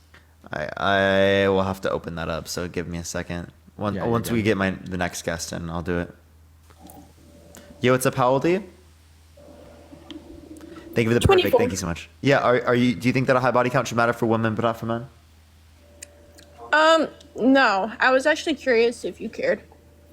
I think it should be equal. Yo, thank you so much for the perfect. Once again, I have no clue how to say your name because the font is super unreadable, but I appreciate you so much for the love. W gift. Yeah, do you think that a high body count should matter for women but not for men? Well, I think that it does, but do you think it should? Yes, and I think it should. Yeah. Okay, why so? The thing is, there's a couple questions you kind of have to ask before you ask that question, right? I'll be right back. I'm gonna use the restroom. So basically, now a lot of people can't get past this question. Okay, so if we can't like kind of agree on this question right here, there's really no sense in really continuing this conversation. But is it easier for a man or a woman to obtain sex? Excuse me. Yeah. Okay. So women on average do have more opportunities as it relates to engaging in intercourse. I don't think this is a good argument for saying that it should matter more for women. Well, here's why it is. So, what develops character more? Doing what's easy or doing what's difficult? Depends on context. Okay. So if like for example, right, doing economics was easier for me in college, right? So I actually developed my character more by doing that than like doing like a major that I didn't like as much. That would have been harder for me. So you developed your character more by... Yeah, I developed my character more by doing things that came easier to me. Or did you just... I mean, I'm not going to say it was a dumb decision, as far as like career-wise and stuff, but I wouldn't say it, developed your character more. Oh, I definitely would. Like, I wouldn't have developed my character as much if I engaged in a topic that I was less interested in. Does that make sense? No, I mean, no, not really. I mean, I disagree. I think. Are you disagreeing with the idea that like if you are more interested in something that you pick up more things and you learn more? No, I think that doing things that are more difficult and struggle more. You can struggle with things you're more interested in. Yeah, I mean that's true. Okay, but like again, it still was easier compared to another thing. It builds the character. It's not just struggle that builds character. That's where you're misunderstanding. What makes you think it's just struggle? Well, so what is something that builds character that's not struggle? Thank you so much for the gym gun. I'm not going to say that there's not other things that builds character. Bro, can you like answer your damn phone? I'm not really understanding your point. Hey man, can you just like stop the buzzing, man? Oh, is that me? Oh shit! Turn the rose off. Oh, it's a phone call. Thank you so much. Yeah, you can stop the vibration by clicking the power button. Thank you so much for all the gifts. Come on, I'll drop out. You're showing so much love. Okay. I'm gonna drop you a follow, Maddie. Thank you so much.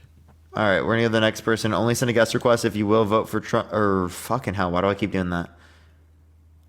Only send a guest request if you think that a high body count should matter for women, but not for men, y'all. Yo, what's up? How old are you? I'm 28 and I've been trying to get on your freaking live for a year. Oh my gosh. That's crazy. It's so funny that I got up here on this type of topic, but Do you not disagree with this topic? Were you trying to come up on a different one? no, I don't disagree with this topic. There's nothing different between a man and a woman. That scientifically never found anything that can prove that a man is more sexual than a woman. Yeah, sure. So you don't think it should matter differently for them? So was there like a specific topic you wanted to come up on or something? No. I wanted to join you guys a long time ago when you were talking about the topic with homosexuality. Not because I disagreed with you guys, because I listened to you about the arguments regarding that, and you did change my opinion regarding a lot of things. My only problem with the whole topic was you guys were baiting religious people. Yeah, we debate religious people all the time. What's the issue? Huh? Yeah, because I was like, wait, you just want religious. Mainly it's because if you're religious, most of the time religious people will disagree because there's, especially like the Abrahamic religions, they're kind of like against that. Wait, why is that problematic to do? Well, that was my only issue with it because I knew you guys were baiting people. They didn't know, but I knew. So I was like, Anyway, I think most people kind of know that these conversations do involve a lot of religion, but anyways, I'm a huge fan of both of you. Appreciate Dean it. grew on me. thanks for the subscription. Thank you so much. But I feel like I've grew on a lot of people. I appreciate your love. All right, well, I Cracking me up. appreciate you coming up. Thank you so much. Yeah, thank you. For sure. Let's go on to the next person. Only send a guest request if you think that a high body count should matter for women, but not for men, y'all. We are just looking for some debates, y'all. Please only send a guest request if you disagree, y'all.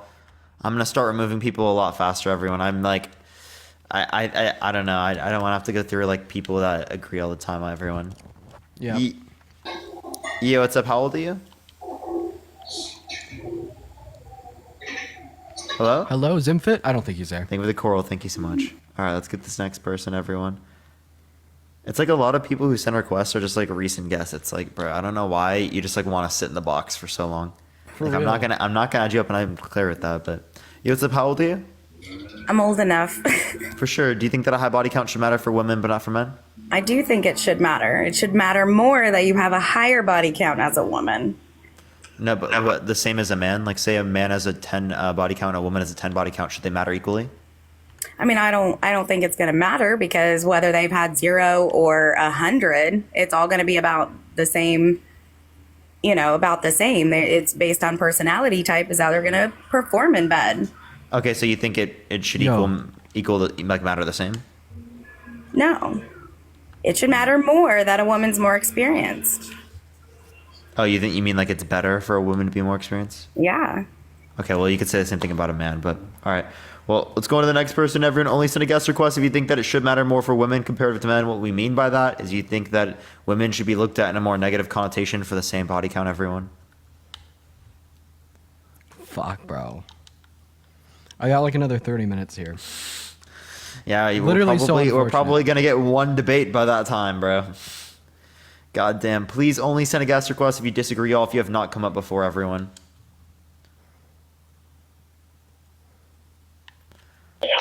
Yo, what's up? How old are you? Yeah, I'm 33. Can you hear me properly? Yeah, do you think that a high body count should matter for women but not for men? Yeah. Why so? Because women are the ones that pretty much gatekeep sexuality. So if they... Is there a way you can get a little closer to your mic? Yeah. And what do you mean by gatekeep? So they control, in terms of the sexual market, in dating, in terms of sexuality, they control it. So if they give... Do men not? No, not as much as women. Women do. Wait, so then here's my question, right? How is the consent any different for a man and a woman in this scenario? Yeah, because women are the ones that are the ones offering. They're the ones that select, the man. Wait, both sides do that. No.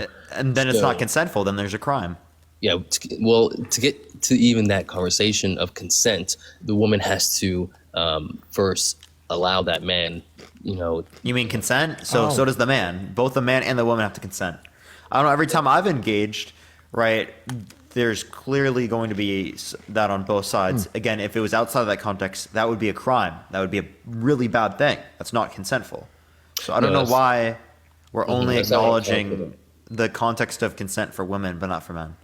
So that's not what I'm talking about. I'm talking about the step before consent, before even intercourse or anything like that is discussed. The woman has to select that man to be even with her. Don't both sides do that?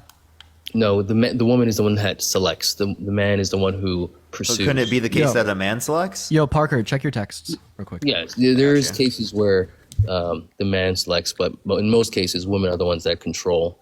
Like not to debate, but like just to discuss what we would debate. Wait, Dean, I didn't get any message from you. I don't know why it's not sending. I was like, what? Bro, what? Please. I'll just send it on my Sorry, phone. what were you saying? Yeah, so I was saying, it's usually the woman who's the one who selects the man. Can you give me a source for that? Well, just in general. That's Yeah, what I'm we just see in asking for a society. source. I mean, what kind of source do you want? Like, it's an empirical claim. So, do you see anything different when you look at society? As it relates to what? To who's the one who controls access to sexuality? I think both sides do. So, like, that's my equally. Yeah. Here. How so? Because it's consent. Yeah, I did. Okay, I'm not talking about consent. Yeah, I don't know why you keep going back to consent.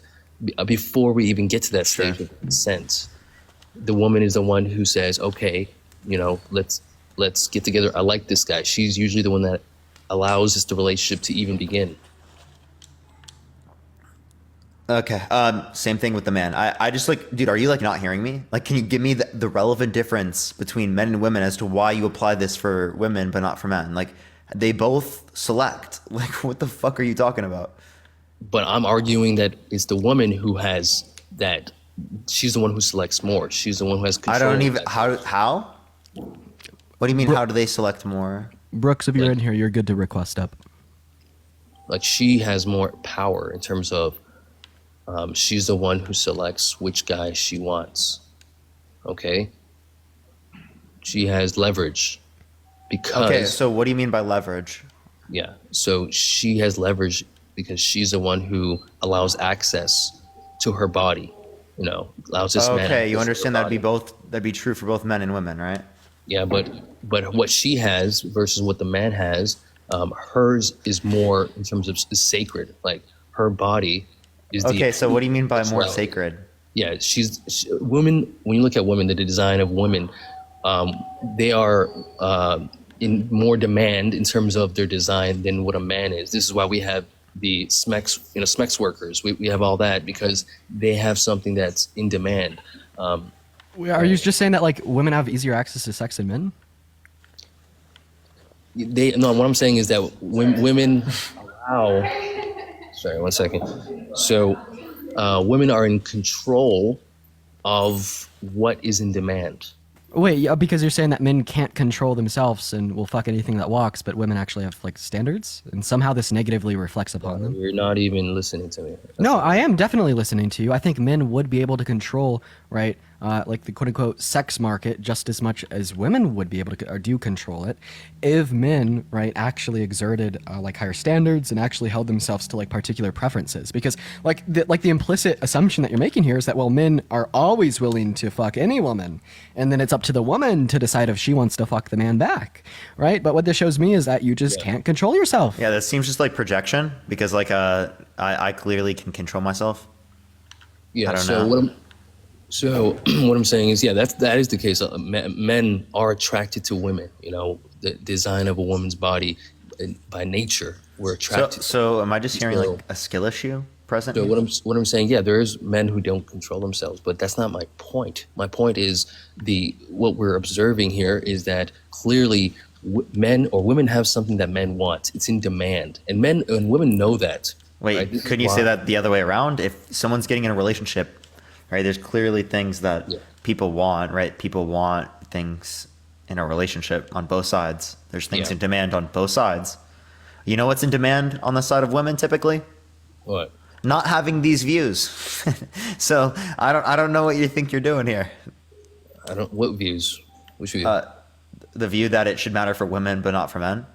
I think, think- most you women think- would probably agree that's a turn off to them, right? You That, think like men you are- have a view that's so hypocritical like that. Okay, let me Yeah, ask you this. yeah, Do you think men women and are not women are the attracted to same in misogyny. terms of like the dating, in terms of the dating market? Do you think how like the dynamic is the same? No, What do you generally mean? speaking, I don't. Wait, the dynamic could be different between like the environments with me and Dean, right? That I'm not doesn't mean talking about anything. you and Dean. I'm talking about men and women. Wait, You guys- okay, but like, what's the relevant quality that's different? Because there could be differences with me and Dean. There could be differences with me and you. Yeah. So, do you think men and women are different? Like, do you think there's a bigger difference between Me men and Dean women? are different. Me and you are different. Yeah. Yeah, You know, yeah, actually, I Okay. actually agree with a lot of like, this idea that there's differences in the sex market, supposedly that a lot of red pillars like to talk about. But the only difference is all of these things negatively reflect on men, right? Like men, like generally speaking, are like more apt or more prone to engage in intercourse with women than the opposite, and that's like a general Dean, difference. look at my text, man. etc. I don't know why nothing's sending right now. Let me try to disconnect from internet. Okay. What's going on? I was just asking, are we good to finish this debate, or do we have to like do that right now? No, you guys are good. And I'm not talking to you. I'm talking to Dean. Okay, is he in the requests? Yeah. Oh, yeah. I'd like, bro, like my internet's shitting on me. We can just do it right now, real quick. Is it not gonna? I don't think it's gonna take that long, is it? Yeah, no, I don't think it should take long either. Okay, we can just do it with this guest up, and we'll just talk to him in a second. Hassan, we'll So, talk to Mr. you here in a Brooks? second. All right. What How up? you doing? What's So good? you wanted to discuss wait the one second, topic. what? Hello? Howdy. So you wanted to discuss what topic we're going to talk about. Yeah, I mean, I don't want to throw you guys live off, but I think it'd be cool if we could discuss it real quick because it seems like there's still contention. Yeah, that's fine. So we've been going. I mean, back I and don't know forth. why this is much of an issue, right? To like discuss a topic. Like, I don't know why it's taken this long. To be totally Well, honest. Yeah, I mean, I would say like one indication is like, Dean, you take a little bit to respond, and so I think that delays some things. I understand you're busy. You're saying like finals takes a while and stuff, or I don't know what you're busy with, but you do take a while to respond. I think that's part of why it takes so long. But it seems like we're both at like we're firm in what we want, I guess, and so it's hard to get a solution. So Here, yeah, I mean, we could just ask the chat. Like, chat, do y'all see much of a difference? Like, in a sense that this is kind of like what the landscape was, right? Brooks wants to argue, right, like whether or not like the resurrection occurred, right? Because he thinks that's the fundamental reason as to why like the Christian God exists, right? And Dean doesn't think that's like a reason why the Christian God exists. So basically, Dean just wants to argue, does the Christian God exist, right? To make it like more broad, right? Because the conversation between a Christian and an atheist is a lot more broad than just the resurrection. And I honestly don't see why you would want to do a resurrection for like a few hours or something like that. I feel like that's a conversation that can literally happen within 30 minutes.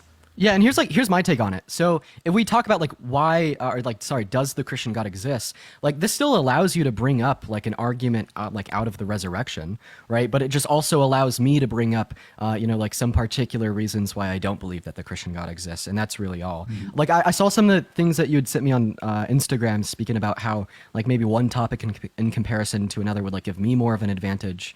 But like honestly, if like you're willing to say that, speaking about if the Christian God exists advantages the atheists, well, I mean, like if anything, this should, show you some strong indicators on the existence of the Christian God. Yeah, well, I mean, I think there wouldn't be much progress. I don't know what experience you have debating the resurrection, Parker, but I think it'd take much longer than 30 minutes. And I propose, I actually still think you have a rhetorical advantage for it to be, did God raise Jesus from the dead? Because you can break up any issue you want. You can say, God doesn't exist for these reasons, and so that would falsify my argument in a sense. And so there's no issue. I think the reason that I wanted to this be more specific is so we can recenter the topic if it goes too far off topic. I mean, sure, but you could just recenter it around whether or not the Christian God exists, right? I think honestly, this is just kind of like a rhetorical slight, so that you don't have to like deal with the extra problems related to Christianity. I'm not trying to like put some intent behind you on that. That's just like what it seems like from my side. Well, in a sense, it is. I don't want to have to address every single problem related to Christianity. I want to get to the meat and very specific things and the central things. That's like limiting the amount of chess moves you can make in a chess game. You see what I mean? Like Yeah, that, so I just don't know why you'd do that. Like you can only make these particular moves in the chess game. You can only move like one That's what character, not debate the is. other ones. That's what debate is. Yeah, but we could say, let's debate anything. And then you're like, oh, well, let's center it back to this. But there's no topic to debate, so the title could be anything. The Christian God exists. That's the topic. That's the centered topic. That's That was the still point you were a making. centered enough topic to have a Stop conversation. it. I mean, Stop. me and Dean both have conversations about that all the time. Again, I'm not trying to get in between. I'm trying to stay Yeah. pretty like fair and objective here. But like, I have conversations like this all the time. I don't see why like we would have to have a conversation specifically about you have like conversations with? resurrection. Whoever started that Like poll, everyone I'm on so TikTok. sorry. I've been doing this where I do multiple hour live debates every single day for multiple years. Okay. Yeah. I'm not familiar. I don't watch your lives very much. I don't know exactly what arguments you use. But I have seen a few clips where you guys can jump to various things, and that's okay. But for a debate, I don't think it would make much progress. Can you give us an example? Yeah. So for example, you might ask something like, "Is incest wrong?" And then you talk about it for like 5 minutes. You talk about in the Bible incest or something, and you move on to maybe a different passage. And so there was no progress there. So like when we're talking about incest, I mean like the broader picture there is just, you know, if we should accept like the Genesis account of creation is like you know, like parabolic or Wait, we don't literal, have to but get into it's the not- argumentation. We can save this for those conversations. It's, just, it's like my not even point- like on the broader scale on if the Christian God exists or not. But what point do you have? Go. Wait, so no, my point would just be is that like if they finish a point on that, you can move on. If you feel like they didn't fully address that point, you can just go back to it. You can say that in the conversation. We like again, like if I was going to be the one moderating this, I'm going to try to take any fair and objective standpoint. I'm only going to step in to like make sure people aren't cutting each other off. That's like the only context. So if like you want particularly to keep going over a thing, I would enforce that. Right. Yeah, and I again, think if I that's don't fine to enforce say. that, you can back out or you can pick a different moderator. I was just telling you. Yeah, You and guys I want me don't, to host. and like I don't see how that wouldn't happen if we were to run like, did God resurrect Jesus from the dead? Because like for instance, like I could like still bring up like these particular like subtopics, right, in like relation to why I don't think that the Christian God exists, and like in a similar sense, you're saying that you know we graze over topics really fast on the broader scale. Does the Christian God exist? Why that could also happen on did God raise Jesus from the dead? So like regardless of that, I just think that we need to you know set certain rules, such as the idea that if like either parties don't feel like we are truly going over like one of the subtopics is like in depth as we want to, like the other party can kind of point that out, and you know we could keep talking about that, and which can then be enforced by Parker or whoever's moderating the debate. So in that case, like, what do you think are the specific advantages of the Christian God existing versus what I proposed? Well, I don't see a difference because, like, if you're saying like, did God resurrect Jesus from the dead? I feel like the only differences would be like some like rhetorical tools that you'd be able to use to like recenter just to talk about resurrection, so we could like ignore like my broader issues with Christianity that don't necessarily apply to resurrection, right? And I think that's the only difference would be like the limiting of the particular chess moves, quote unquote, that I'd be able to make to like in some sense advantage yourself. But I mean, if you'd like truly believe as you did when you texted me on Instagram that there wouldn't really be a difference in the content material we'd be discussing, well, I think it's obviously clear that we should just discuss, does the Christian God exist? Because this will be like more inviting to the people watching. They're more likely to understand what's going on in the context of the debate, as well as it will allow me to go over my issues with Christianity that don't specifically pertain to resurrection, with pretty much all of my issues with Christianity not pertaining to resurrection. Mm-hmm. Yeah, I mean, so like in that case, I agree that there could be no difference in the content, but again, I think recentering is important. I mean, would you disagree? Yeah, like recentering on if the Christian God exists. So if I bring up a point that doesn't really like address the existence of the Christian God, we should recenter that. Like, and if you bring up a point that doesn't address the existence of the Christian God, we should recenter it, right? But like we could recenter on the topic, does the Christian God exist, just as we could on really any other debate topic. Okay. I mean, don't you think that gives you a rhetorical advantage in an unfair way? I mean, if you admit that gives me a rhetorical advantage, well, I just think that's you admitting that atheists have an advantage when they're debating Christians on the existence of the Christian God. But when you say it in an unfair way, no, not at all. That's just simply implied, given the discussion, advantaging the individual who, in my opinion, is more like, more in alignment with truth. So I'd say that being like more in alignment with truth would give you a rhetorical advantage. But I don't think that's unfair because for like obvious reasons. Yeah. So, for example, like if you were to, I don't know, let's go back and forth. Like, I think we could spend like maybe an hour on the incest argument. Like, do you think that would make any progress towards the topic of does the Christian God exist? Nope. And I'll throw out the incest argument just for you. We don't even need to discuss that. It's completely irrelevant to me. I think that would probably be like a really unimportant argument for me to run. There's bigger things that we should talk about than the incest argument. Hey, Parker, I'm just going to head out. Thanks for letting me up with first place. All right, take care. Sure, man. And the reason that I say that is because like the particular incest argument that you mentioned, like as I already said, like the goal of that from like my point of view is just to simply show that like maybe the creationist account of like Genesis isn't literal, but that I mean rather it be literal or not literal, this doesn't prove or disprove the existence of the Christian God. So like if we were to discuss does the Christian God exist, that wouldn't even be relevant because it doesn't grant any type of like any type of like justification for either viewpoint. Okay. I mean, like, do you think it's very important that the topic is that like how advantageous is it? Wait, can you repeat that? I'm so sorry, man. Yeah, like how important is it for it to be that topic?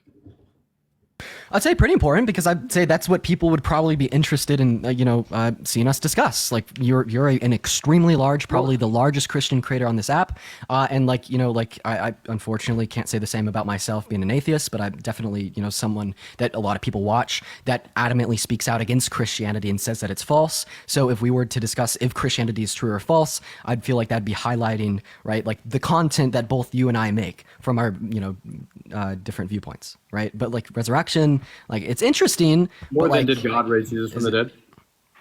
Yeah, like I mean, like I think that resurrection could play into why you're a Christian. And once again, as I said in the beginning, you could use that as an argument for the existence of the Christian God. But a topic specifically on resurrection just seems a little bit irrelevant to the broader picture on the existence of the Christian God, given my counter arguments to the existence of the Christian God that don't concern it.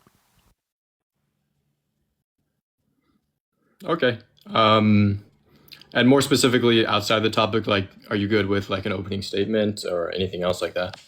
So I'll leave that all up to you, Brooks. I am down for an informal discussion where we just simply, have dialogue back and forth. If you say that's unproductive and you would prefer like opening statements, never done it before, but I'd be more than happy to do it with you, sir, just because you want it. And, I want to try to be, a good actor in good faith. And I'd be more than willing to, allow you that.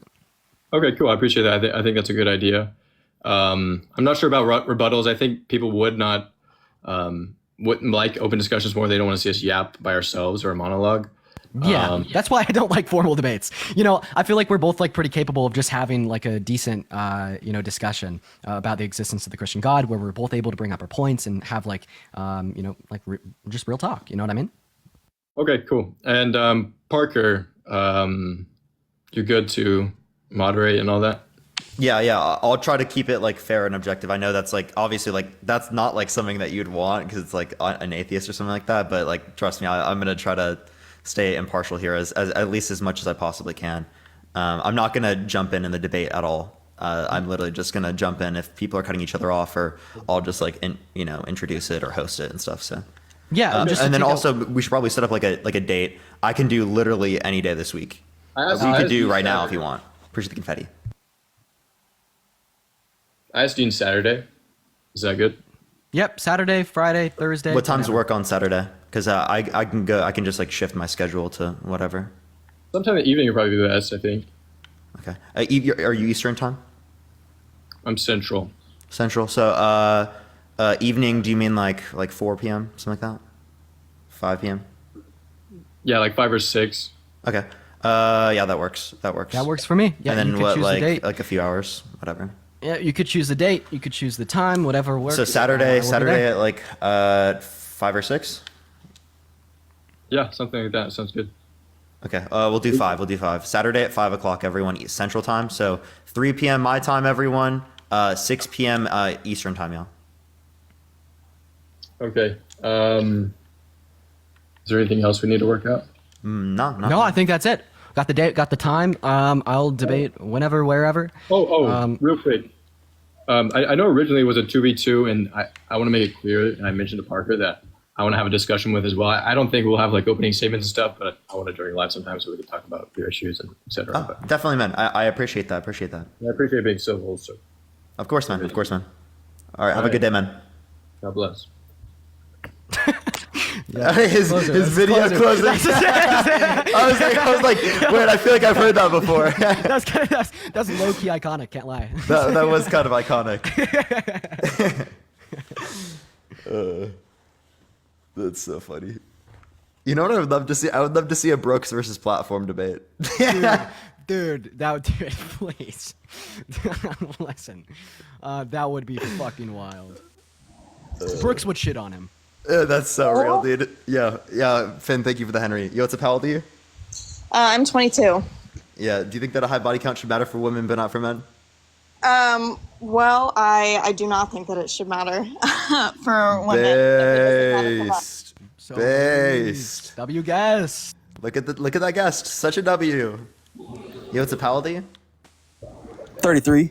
Yeah. Do you think that a high body count should matter for women but not for men?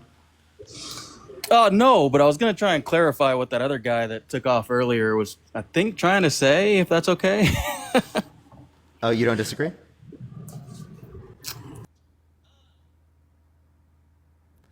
On to the next. Why is Platform in my guest box? He doesn't even disagree with this topic, bro. Get the fuck out of there, Platform. For real, bro. Yo, what's up? How old are you? Hi, I'm 19. Do you think that a high body count should matter for women but not for men? No, I don't think. Sorry. You're good.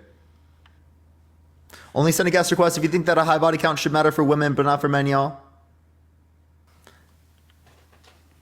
Saturday at 3 o'clock, everyone, is the debate with Brooks. We should make videos about that, to be honest. Yep. Yo, what's up? How old are you? Hello? Okay, well, send a guest request back, I guess. Yo, what's up? How old are you? Hello? Oh my, bro. Someone said Platform usually ends in a ban. What's up, Parker? Yo, what's up? How old are you? I am 37. And do you think that a high body count should matter for women but not for men? Yes. The reason why, I mean, I can totally see your point, and I'm not saying that it's totally wrong, but I would say for me, I think it's wrong because I do agree with that last guy that basically women kind of control, like, they do have some kind of like control. I don't know how to explain it exactly how you could understand, but in my brain, it makes sense for me. And what I mean, it's just, I'm trying to find the words exactly. I'm kind of nervous too because I watch you all the time. I think you're hilarious, but I also like trolling you because it's funny. So are you trolling me right now? No, not at all. No, I don't know if I would trust that. If you like trolling me.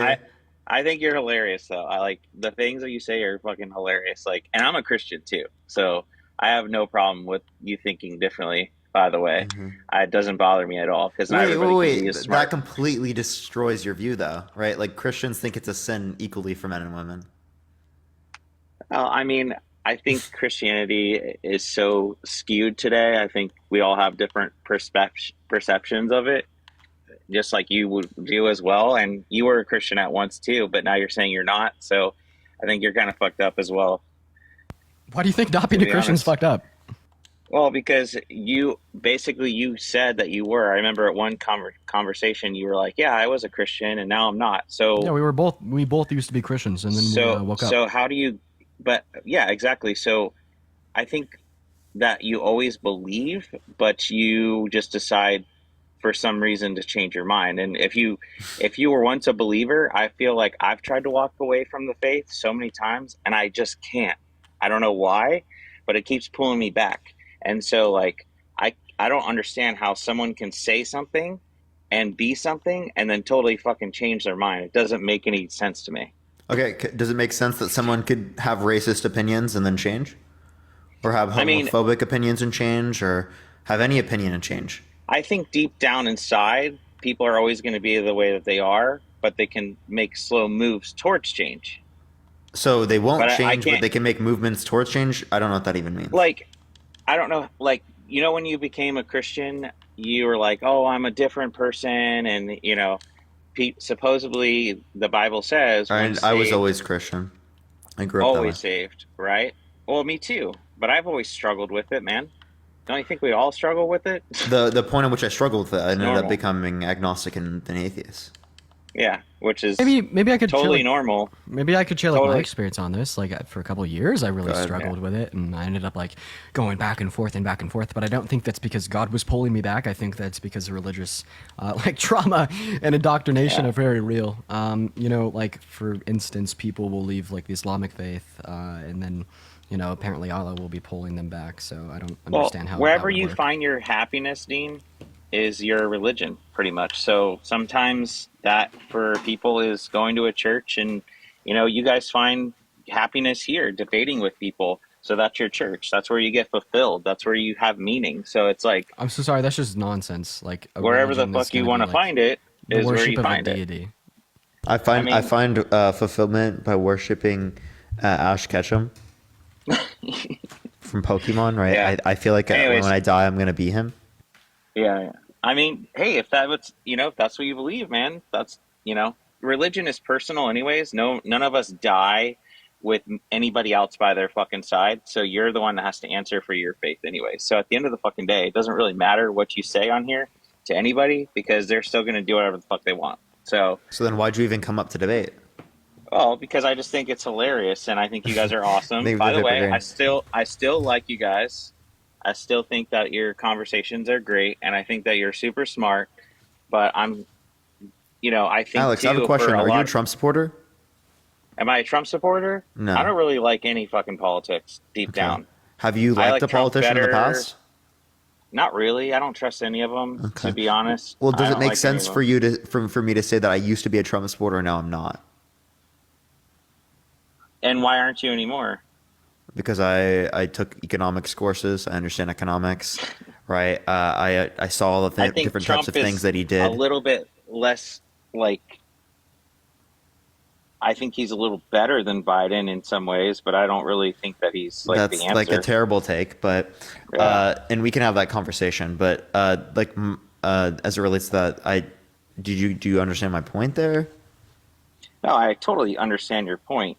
Like, I totally get it. Yeah. I mean, I don't really like any politics after last. No, but like my belief changed, the last right? election. And it makes sense for my Yeah. belief to change. Yeah, and and you might change again. So how can you say that Okay. what you're saying now is true? Well, you might change because again, that's 'cause you don't what I have fucking reason know. to believe is true. Yeah, because you're believing it now, and you're in that moment. When you were That's a what I have Christian, reason you were to in believe. the moment as well, and then you changed again, and so people typically who run away from God change 2 and 3 times. They'll change back to a Christian, and then they're not a Christian. How do you know? Because again, there are plenty of people that don't. There are plenty of there people are that stay some. atheists. But there's a lot of them too on their deathbed. They call on God because they're scared. Fucking cowards. Oh, now I see. I'm just saying it happens. No, man. dude. I just know think so many people that it's do. no. I just think it's again something that's ridiculous. Even if someone on their deathbed does do that, it doesn't mean anything. We grew up in a society that fears people into circumstances like that. Yeah, I mean you're not wrong by saying So that. that they were But what I'm saying is, traumatized I by the have society friends- they live in. You're like, oh, it's their fault. No. So here's the thing. I have. Okay, for instance, there's a band that I like. Right? We're a Christian band. Oh, now we're not a Christian band. Oh, now we're a Christian band. It's like, well, what the fuck are you? Do you even know? Like, you can't make a big decision and be a Christian and then go like against. You know what Christianity is? Like, when you make that choice, you must not have understood the fucking choice. Yeah, the that's beginning. clearly evident in why they don't believe it anymore. Exactly. So Like what? exactly, and that's good. That's good that you recognize that. I think that's awesome. Thanks for admitting that. I think that's cool. Anyways, I think you guys are great. I'm not, but I do disagree in a slight manner. I just can't explain You can't it, disagree so with this sorry. background, though. I think differently than you guys do, but I still respect you guys. That's all I wanted to come up here really and say, because I've been wanting to go live for a while and I haven't had the option to. So thank you. For sure. Appreciate you coming up. Appreciate you, man. Let's go on to the next person. Only send a guest request if you think that a high body count should matter for women, but not for men, y'all. Yo, what's up? How old are you? 28, brother. Do you think that a high body count should matter for women, but not for men? A key that unlocks many locks is a cool key, but a lock that can be unlocked by any key is a useless lock.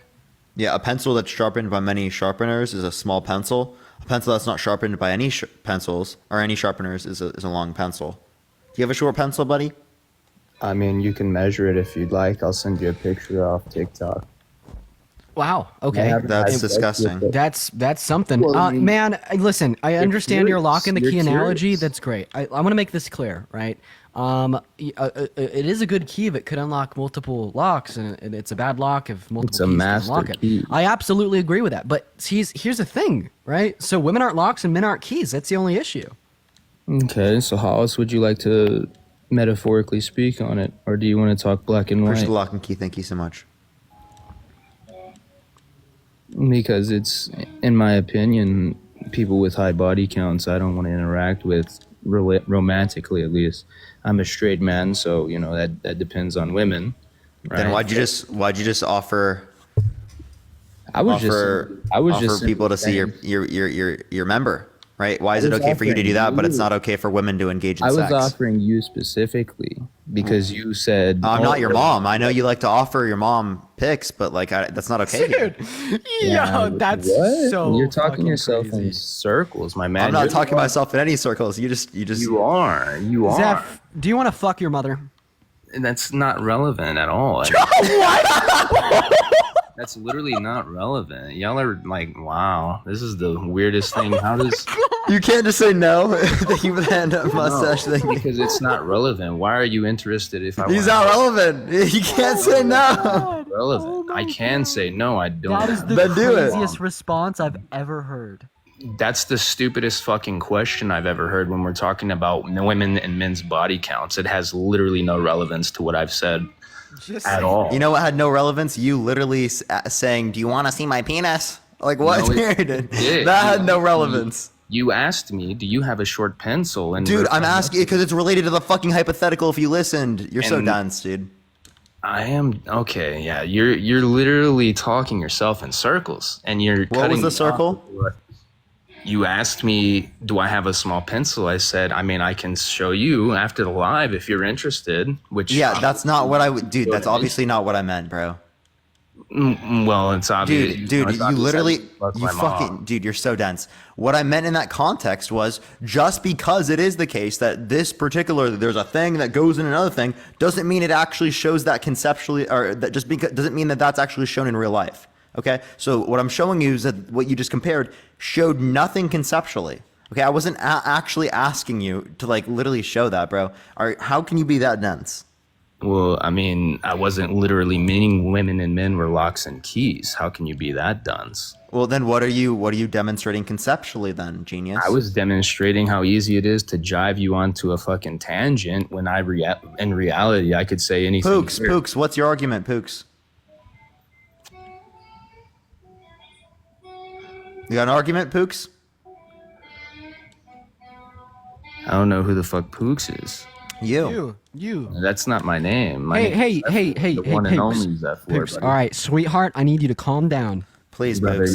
you're not even cute enough for me to consider swinging on that side of the plate, little buddy boy. So come on down. Yeah, that's not what your fucking father DM'd me last night. Oh yeah, my father DM'd. Bro, are you in like W father? grade? W father? Are you 18? He bro? DM'd me his credit card information and a Your picture mom. of his cock. Yeah, and your mom showed me photos. Your mom Must run in the family then. Fuck, dude. Yeah. Sending At least somebody unsolicited pics to people at must least- run in the family. Yeah, at least somebody runs in my family, dude. I wish your mom would. That fucking 18-ton trailer she carries around is fucking disgusting, bro. Is that seriously a joke? Thank you for the $5. Thank you so much. Well, again, I mean, I don't see how it's relevant. Listen, You're the one Jeff, who went off on this we tangent. understand. I'm Let me following you. speak. You're the All right, host. He didn't get the joke, bro. He didn't get it. He didn't get Let me it. speak. Zeph, let me speak. Zeph, I know it's hard to let people finish. I know it's hard to let people finish, but you gotta let them do it. I let your mom Yes. finish multiple times, buddy. So you couldn't if you tried, sir. So here's the thing, right? Your We mom just understand. tried. Excuse me, Zeph. Calm down. You know my mom's You're dead, right? excused. Yeah, I'm a necrophiliac. You know that, right? Okay, that's fucking weird. I was just making a joke there because like I was gonna try to make you feel awkward there, but like I was making a joke. Cooper, thank you for the That $25 is on crazy, PayPal. bro. Imagine literally saying that on the internet. $5. Imagine literally saying that on the internet. Imagine Cooper, literally I've- making a joke that your mom's dead. Cooper, and I being surprised somebody's appreciate you for the gonna go $25 Dude, I was just on trying to make you PayPal. feel I like was just trying to embarrassed. make you Cooper, feel more W Coops in the uncomfortable, bro. chat, y'all. You can't make me feel embarrassed, bro. This is the Listen, internet. I W don't give a Coops. fuck. Yeah, bro. you can feel embarrassed. What are you talking about? I can, but I can. You can. That's your insecurity. Wait, you definitely can feel embarrassed for sure. You can. You can too, buddy. Can I How hop are you in gonna here and speak say for me in something my to you real emotional quick? state, bro? You're Well, insecure, bro. because you've been embarrassed on this live so many times already. Wait, According Zeph, to your standards, are you a Trump you're supporter? According to reality. insecure. Are you a You're Trump supporter? insecure. Zeph.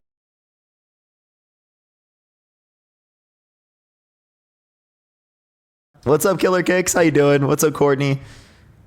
Y'all, I feel like I should be a little bit cleaner with my terminology. Like I should stop swearing as much.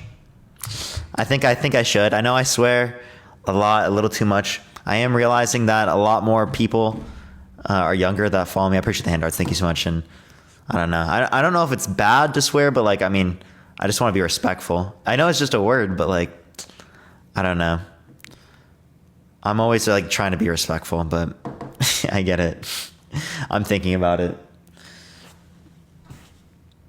But yeah.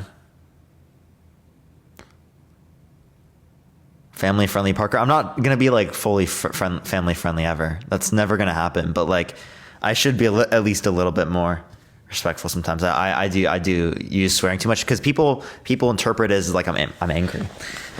So maybe I just need to slow down. Did you graduate? Yeah, today is my last final. I've taken all my finals except for one. I got an A- in my one class, my industrial organization class, which was actually a really hard class, and I'm happy that I got an A- in it. That's a good class to get an A- in, especially when I have senioritis. All the other classes I will get A's in, except for I don't know the results for one class right now. That's it. Only one class is undetermined. And we'll see. What's up, my beautiful girlfriend? I'll give it a second for people to join up. Do tap that screen, do share the live. I don't know if this one will send out, so we can always hit another restart. I might need to do that. We could always try that. Stop rizzing. I just say that. I will never stop rizzing my girlfriend, okay? Always. I gotta do it. I'm forced by law. By law, I'm mandated.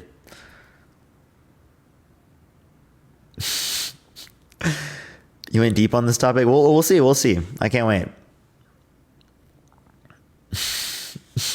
Stop rizzing is insane. For real, bro. For real. Chat, I also like completely forgot the password to my phone. Not my main phone, my second phone. So I'm fucked. Something didn't go as planned. Please keep your... Okay. All right, we're going to see everyone. Lama, how? I don't know. I don't really use it very... Yeah, what's up? How old are you? 35. For sure. Do you believe in the Christian God? I do. For sure. Wait, if God commanded you specifically to kill infants, would you do it? I mean, it wouldn't really align with what the rest of the Bible says. Okay, well, I can point to a particular point in the Bible where he does command this. So if you're saying that part doesn't really align with the rest, it seems like that's an internal problem. What part are you referring to? So 1 Samuel 15:3. Can you quote it? Mm-hmm. Now go attack the Amalekites and totally destroy all that belongs to them. Put to death men and women, children and infants, camel and sheep. Or I mess up the animals at the end. You got the gist. Yeah, so, I mean, context is kind of important. So that part of the Bible is talking about warfare between one, let's just call it godly society versus a heathen society. That would be the context behind that. And like, there's No, nothing. but I don't. I'm not asking for context. I'm just asking if you like. We could talk about that in a minute. Like, would you kill the infants if God commanded you? Like, if you were in this time? Me personally, no. Okay, so you disobey God? Yes. Why? Because like there are certain beliefs that people will have that they won't necessarily act on. So in some cases you kind of would hope that there's an avatar for this particular part of the belief. So like, for example, if you go to Egypt and you say, how many of you believe in Sharia law? Like 95% of them will say it, but how many of them would actually want to do the things that Sharia law commands? Very few. But that's not like, I mean, that's just showing hypocrisy. Okay, so like, if they hold that to be the moral basis of their view, if it's not, well, then that wouldn't be hypocrisy, right? Wait, what?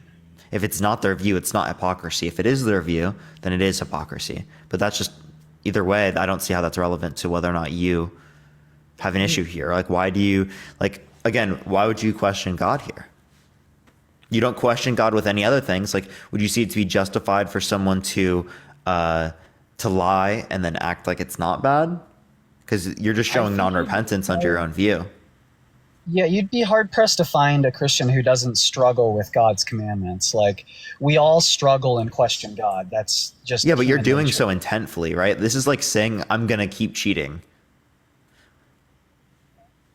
Yeah, I mean, you are kind of building various strawmans. One thing I'll say, and just allow me to do this, like, I actually really enjoy watching your content. I think you do a really good job actually letting people talk. I appreciate that a lot. And you're the only person I've ever subscribed to. And I'm only telling you that because I'm hoping that I can be a little critical of this argument right now without you wanting to just boot me. Okay, so what you're doing... what you're doing right now, it is a straw man, because they're saying I'm not going to obey a certain commandment, which is what you're saying. I'm commanded to kill infants. That, yes, we do things we are commanded not to do all the time. And so if I'm being commanded to kill infants, I'm going to say no to that one. Like, should you do it though? Should you kill the infants in that scenario? So again, context would be important. So like, what's going on that I'm being commanded to do that? Like, maybe I'm not a good Christian. Wait, all that's relevant is that God commanded you to do it. Is everything God commands good?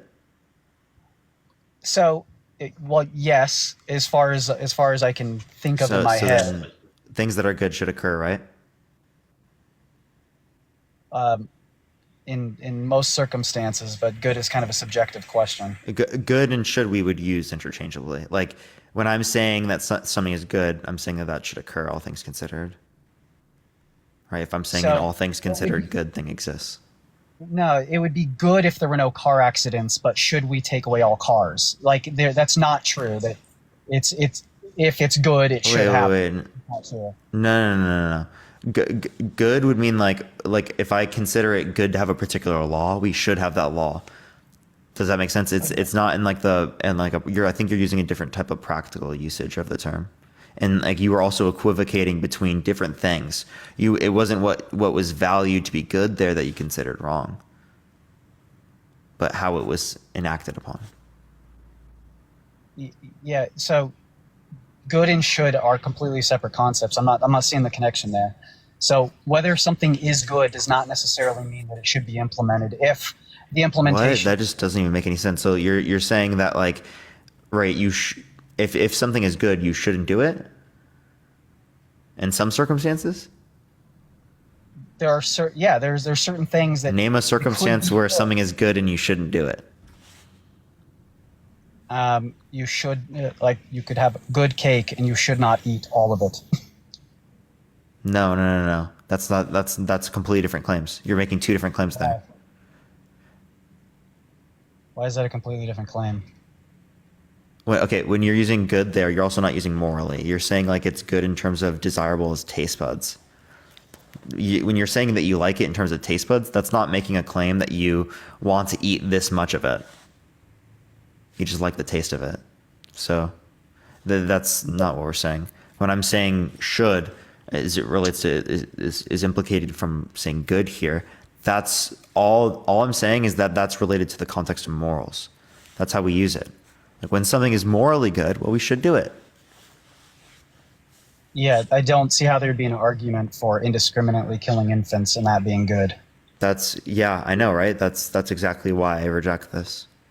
Yeah, so that's where context comes into play.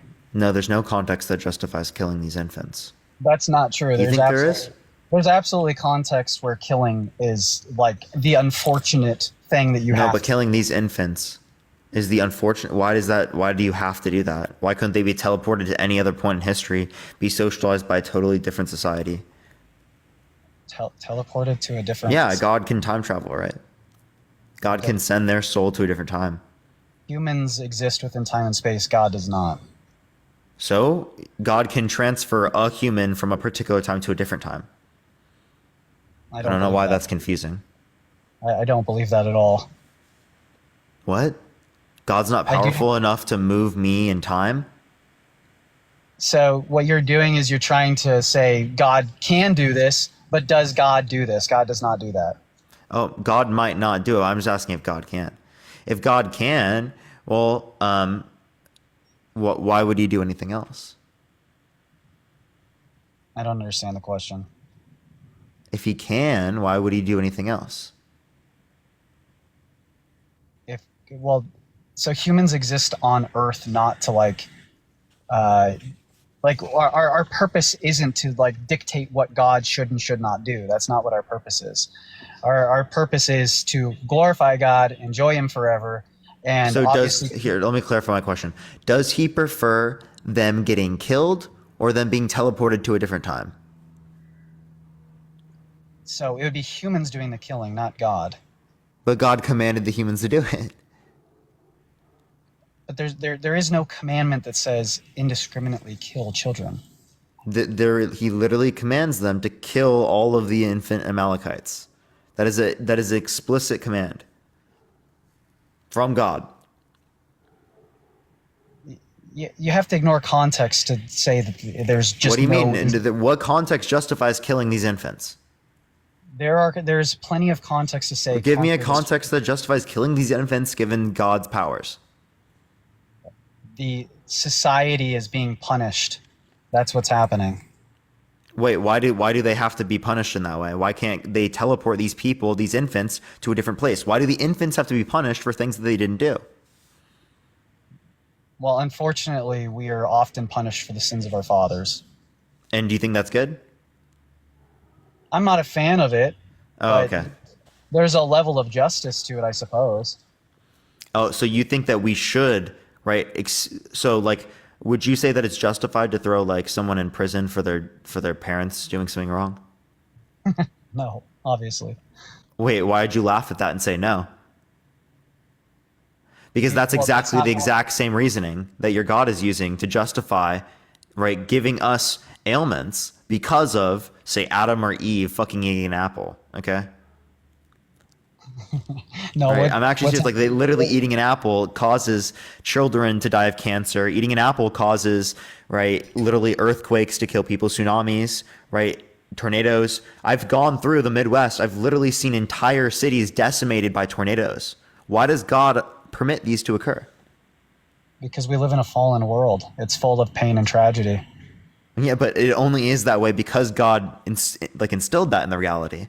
God could have made a reality where these conditions weren't true, and we still had free will. But why didn't he? It seems like he prefers these children to die in this way, which is insane, right? Wouldn't you not expect that given a good God? Or would you expect a good God to prefer children to die? You wouldn't expect an evil God to do something like that? So it depends on if you view death as a bad thing. There are many Christians who would consider death to be a relief, that it's thank God I'm not here anymore. Okay, well then what you're saying is that God sending us to earth is a bad thing. Because not existing is better than existing. In some cases, yes, for sure. Okay, so God does something bad by creating. You just conceded. He can't be all good. No. I don't concede the point that God did something bad by creating. No. Wait, but that's what you just said. You said it's better for us. Wait, is it better for us to exist rather than to not exist? For some people, not for me. For some people. So there are some people in this world where it'd be better if they did not exist. According to their own subjective point of view, yeah. That's not what I'm saying. I'm saying to God. That's what I'm saying, though. No, I'm talking about God. I'm not talking about God because I don't know. Because you said that God might view it to be the case that death isn't a bad thing, that it's a relief. That's what you just said. To some people, yeah. Really? So, like, would it be good just to murder children? Wait, how'd you connect those two? That's the exact same thing. Murdering children and murdering children are the same thing. Appreciate the Henry. Thank you. So, should we just indiscriminately murder children? Because there's a sweet relief. That's what you just said. No, that's not what I'm saying at all. Okay, so no, we shouldn't do that. So it's not the case that killing them is a good thing. So how do you justify God commanding you to kill these infants? So again, context is important. So in this particular part of the Bible, the context would matter. What context it justifies killing infants? Oh yeah, for sure. I keep trying to make that point, and you keep interrupting it. There are absolutely times when death and destruction is warranted, unfortunately. Like, we're watching wars play out right now. And so where there are children that are being killed, that are being allowed to be killed to get at terrorists in some circumstances. So should those children be killed? No, those children should not be killed. But that is an inevitability of what would happen. What? So, wait, I don't see how this is relevant because what I just said aren't inevitabilities. Right? God doesn't have to do these things. God could have done otherwise. That's what I demonstrated, is that God could have done otherwise. God could have created conditions in which this didn't exist. So that indicates that if God is good, that all things considered, this is preferable. That it's preferable that children, right, die in tornadoes, they die in earthquakes, they die in hurricanes, right? God commands the killing of them. All of these things. This is the preferable world. The preferable world would be a world without sin, but unfortunately, we sinned. Okay, can God send us... in heaven, is there sin? Nope. No. Is there free will in heaven? Not as far as I understand. I don't really know. Okay, so say there's no free will in heaven. I haven't been there before. Is heaven better than earth? For sure. So why didn't God send us directly to heaven? It's a good question. It's a question that I don't think... He sent us to a worse place. If it's less preferable, how could he prefer to do something in which is less preferable? These are unanswerable questions. No, because it's a contradiction. You can't prefer to do something less preferable. It's a contradiction according to our understanding, for sure. Wait. Okay, if you're just going to say that God's illogical, well, then that's just a ridiculous view. Well... You actually can't engage in any type of engagements with anyone, right? Any type of manner, any thought process if you don't use logic. You're saying you can't make sense of anything in the world? It's pretty hard to make sense of everything in the world. Does 1 + 1 = 2? Yeah, so you make... Can you make sense of that? Yeah, of course I can. So if we can make sense of that, why can't we make sense of other fundamental truths like A = A, right? Okay, you can't have something that's preferable and not preferable at the same time. Those are things rudimentary, or not rudimentary, fundamental, right? Aspects of reality, fundamental truths. Okay? If you reject the fundamental truths, well, then I don't even know how to engage in a conversation with you. So preferable and unpreferable absolutely can exist at the same time, just not among the same person. No, I'm talking in the same context. You're saying the same action is preferable and not preferable simultaneously. Yeah, depending on your part in that situation. Huh? So something that's preferable to you may not be impreferable to the other person. So I'm talking about preferable to God. I'm not talking my sense of preferable. Yeah, I can't speak for God. My understanding of Christianity. So God doesn't think heaven is better than earth? Well, I would assume so. Yeah, of course. He does think heaven is better than earth. I would think so. Okay, then he would send us there. Why? Because he wants to do what's best for us, right? Why do we? When you say better, you're saying preferable. So you're saying heaven preferable to earth. So why wouldn't God prefer to do what's most preferable to him? Like So that's I again a logical fundamental truth. you're asking a question that would You be prefer what you prefer. it would be very hard for even like the most advanced theologian to explain like why are we here? Like this is something humans have been trying to answer for forever. No, So no. They if you try to walk around classical logic, many theologians will dispute you as well. no, that's not what I was saying. As I was saying, the answer of why are we here is damn near impossible to answer. So like why are we sent to Earth versus heaven? I have no idea. I can't answer that for you. Well, no, listen. The reason why I can ask that question, we can have some type of knowledge about it, is because you already made a claim that heaven is more preferable than earth. So to God, he prefers us to be in heaven rather than to be on earth. So again, God does what he prefers, right? He's gonna do what's most preferable here, not what's least preferable, given that he could have done it if he's all good, all knowing and all powerful. Yeah, He knows exactly what world he's going to create. He knows what's going to happen in this world. He has the power to create different worlds, any world that's possible. And he chooses to pick this one. That's his preference. His preference is that this world would eventually be over. I would like that's what's going to happen. The world will eventually end. Okay, but why do we have to go through this? If earth is worse than heaven, why don't we just go to heaven directly? Why do we need earth in the first place? That seems like God prefers unnecessary evils such as right everything that happens in this world, right? All the suffering that happens in this world over it not happening because it's unnecessary to God. If God could put us in heaven, that's better. Well, again, this is like a human understanding of what's necessary and unnecessary. I have no idea why we're here. I have no idea. What does necessary mean? You want me to give a definition of necessary? Like how do you see it, the term? Something that must happen. Yeah, it happens in all scenarios, right? Okay. So I just proved to you that God could have done otherwise, which means that it doesn't happen in all scenarios. So it's not necessary. Wait, why did all scenarios? That's not true. God could put us in heaven right away, right? Like aborted babies go directly to heaven, right? I have no idea. Okay, so do they go to hell? I don't know. Maybe their soul is planted until they're born. I have no idea. Maybe they go to hell, right? Maybe they go to hell. No, I don't think they go to hell. No, if you think that they don't go to hell, well, then the logical conclusion is that they go to heaven, or they get reincarnated. I'm offering you a third option, which is that until they are born, there's no soul implanted into that being, and so there's no heaven or hell. It's just a thing. It's not like a fully formed thing yet till it's born. Okay, so why is abortion wrong? Well, now you want to make a separate thing. If there's no soul, why is it wrong? I'm much more nuanced on abortion than most people. So. Oh, sure, but like I'm just asking, right? Then why would it be wrong if it's no soul? So, generally speaking, I don't think it's good to kill anything. I don't like to kill ants or bugs or anything. That's really where I fall on it. I try not to kill anything.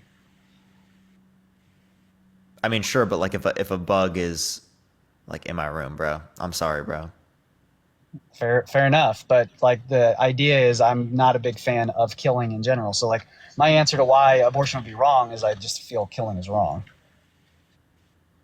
Okay. I mean, I think we value humans differently than we value other types of beings on this planet. Do you agree? I don't think that's true at all. I think we value dogs more than we value babies. I think that's ridiculous.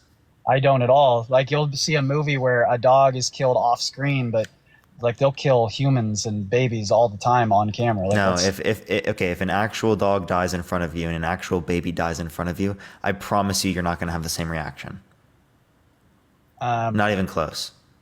Yeah, I'm much more sad about when I see a helpless dog die in a movie than a baby because it's like I know. I'm not talking in a movie. I'm saying in real life. In real life, you're literally more sad when you see a dog die comparative to a baby. Well, I've never been in that situation, but the one time a dog did die. I've never been in that circumstance either, but like I'm just letting you know, like for me, I think I could probably determine that. Right? Like I'm going to care a lot more about the baby. I was speaking more about how society feels and treats our babies versus dogs. And our society cares much more about dogs than they do about No, I'm babies. talking about you, man. I'm not talking about our society. Well, I care more about babies than dogs. Okay, well, yeah, obviously, right? Wait, come on, dude. I think that we definitely in our society care more about babies than we care about dogs. We don't. We abort 1 million babies a year. Okay, if you're talking, you're talking prior. Okay, so I think that the way that people view, right, infants outside of the womb and view them at later stages of pregnancy is radically different than at the earliest stages of pregnancy when most abortions occur. Yeah, this is where I'm saying I'm nuanced. So I'm typically like past 16 weeks, it gets a little iffy. Oh, okay. Wait, so I mean, okay, actually, I mean, you hold like a sentience view then, huh? I don't know if it's necessarily sentience because I don't think you're sentient at any point during like being in the womb. What? That's, I mean, most academic research would indicate that's wrong. How are you defining sentience? A subjective experience, subjective first-person experience. Yeah, something in the womb doesn't have a subjective first-person experience. They do, absolutely. No, it's not something that any of us remember or have any ability to pull up. Wait. Remembering is different than having a subjective experience. Do you dispute that? Right, I might not remember certain things that have happened in my life, but I damn well experienced it. Yeah, so I mean, maybe I'm misunderstanding. I was I don't remember things from when I was like a 1-year-old, right? Was I sentient then? Yeah, you're sentient. Okay, but I don't remember it. So what's the point? Okay, so sentience is the capacity to experience feelings and sensations, to have an effective consciousness, subjective states that have a positive or negative. Yeah, I don't know that a baby would fall, even a born baby would fall under this idea of sentience necessarily. Under your definition, that's why I'm saying it's ridiculous. So you don't think that a born baby is sentient? According to this definition, it's kind of a gray area. No, you're going based upon consciousness, right? Because you're trying to actually refer to self-awareness, right? That's not what I'm referring to. That self-awareness comes about like a few years for humans. I'm talking about sentience, first-person subjective experience. They aren't the same thing. I mean, so sentience and consciousness are like almost identical ideas. They're very, very close. It's a branch off. You could say it's closely related, but it's not the same thing. And the reason that's important is because we see a distinction between. Wait, sorry, I don't know where I was going with that. Because I read someone saying plants are sentient. We don't have any reason to believe that. Well, if what you're saying is they have the ability to experience feelings and sensations, then a plant would be sentient. But then if no. Again, I'm talking first-person subjective experience. Okay, so a baby, no matter where they are in the gestational period, can feel pain. I think starting at like a couple weeks. It's very quick. So sentience okay, a couple weeks. No. That's not the qualification. That's not a conceptualization of pain. There would be conceptualization of pain until there's a first-person subjective experience. I don't believe there's any first-person subjective experiences in the womb. I don't think. I can just send you academic research that indicates otherwise. Okay. I mean, I've never seen anything that would convince me of that, so I'm always open-minded. Yeah, of course. Yeah, because most indicate like 18 through 26 is when it's likely to occur. Okay. 18 being Great. really conservative, actually. Like most of the research indicates like 20 through 28, or 24 through 28.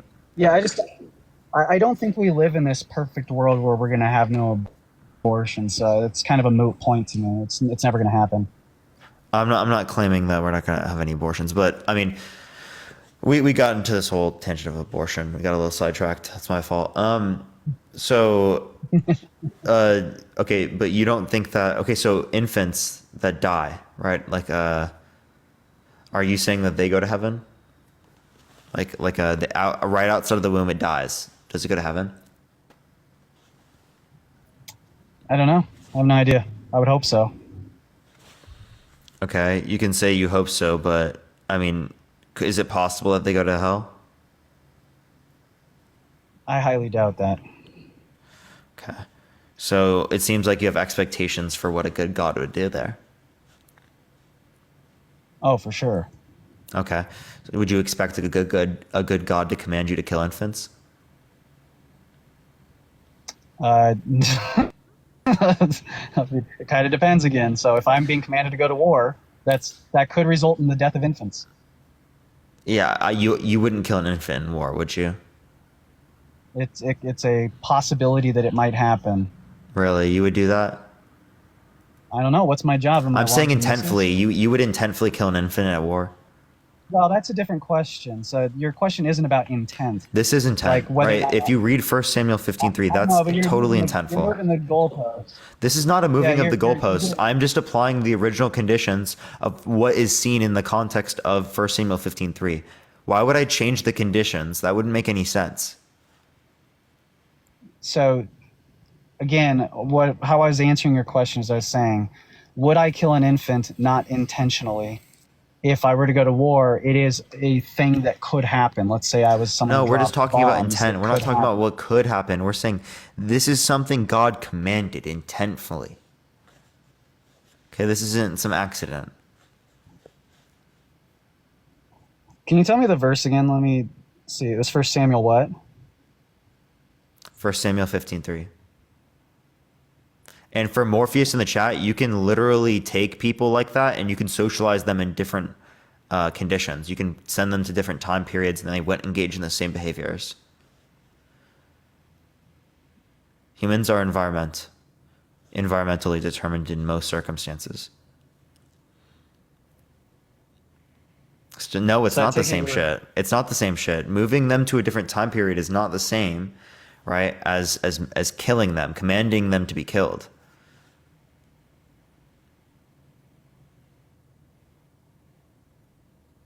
So I take you were a former Christian and then were disillusioned by some inconsistencies? Yeah, I mean, when I was falling away originally, it was a lot more of like I couldn't make sense of an all good God, right, threatening hell if he loves me, if I don't accept like that he exists. That was what it was for me originally. But I've way better critiques now. But I mean that still is a valid critique to some degree. Like when God is saying that you might go to hell, that is coercive, right? If you don't follow what I say, you go to hell. That's coercive. So how can we truly say that that's free will? So my approach to religion is more of just like, what's the best structure for like running a society that's mostly peaceful? And so a lot of the times when we're having this conversation, we're having it in the context of a society that was built on Christian precepts. And so it's kind of like speaking from a point of privilege to be like, I do it totally different. It's like, well, humans tried to do it totally different for thousands of years and it didn't really work out all that well. So it's hard for me to like stand on the foot of to build society differently. Build society differently? Wait, are you saying that like I just don't have the ability to have a decent moral view? So that idea that you do have the ability to form a decent moral view is based off of Christianity, and that is something that has been woven throughout society your entire life. No, so you just associate it. You would just associate it with Christianity because you grew up in a society in which heavily praises that. People who grew up in other societies, right, might attribute these particular things to their gods, to animal spirits. Like, dude, like you realize how related to the current culture you exist in that would be? Do you understand that America stands above and beyond the rest because of their Christian foundation? Well, what about the Enlightenment? What about it? Couldn't we say that was significantly more? Isn't there like a huge aspect of secularism that is, relating to this as well? You could say there's influences from so many different things. Who cares? What is that supposed to tell us? What it's supposed to tell us is you can look around at societies that are non-Christian centered and how they're performing today, and you can see, oh, you really can't form a great society on this particular set of beliefs. And then you look at the societies that are primarily Christian. A good society, what do you mean by good? Are you saying just like whatever Christianity believes, or? societies that aren't full of rape and incest and indiscriminate murder and the condoning of that in particular situations. Like there are Secular societies all over societies the today world have the where least all of level that of is fully crime to ever accepted. exist out of any society ever. Okay? Name a secular society. A secular society, right? Like when you talk about secular Name one. society, I would talk about societies where their particular laws, right, are not dependent upon, right, religion. You can name the U.S. You can name name one though. You can name the U.S. You can name any The U.S. is Scandinavian not a secular country. society. Yes, wait. Based upon my definition, it is. The United States. No, but that your definition is wrong because it's not. Wait, what do you mean my definition is wrong? That's the way I'm using the term. What does that mean to say the definition is wrong? The United States is built off of Christian precepts. It's not a secular No, society. no, That's no, just no. not When I define it as a secular society, as one in which its particular laws are not based upon religion, right? Not true. Not true. That is The laws were our laws are not based on religion. the laws are informed by religion. Absolutely 100%. Wait, no more informed by atheism or informed by fucking Atheism doesn't NBA inform. basketball. It's atheistic. Yeah, it's informed by it's also influenced by NBA basketball. Yeah, so that's a non sequitur. But so that's not a non sequitur. How is that a non sequitur? Atheism does not. No, Chris. Respectfully, I would like you to answer that question. How is that a non sequitur? Splitting off into talking about the NBA, like that didn't make any sense. Come on, don't be dense. What was I comparing? I don't know. Maybe it cut out, but it didn't make any sense when you said it. Come on, bro. That's so ridiculous. So again, as it relates to the context of the NBA, right? What were we referring to before? The United States is not a secular society.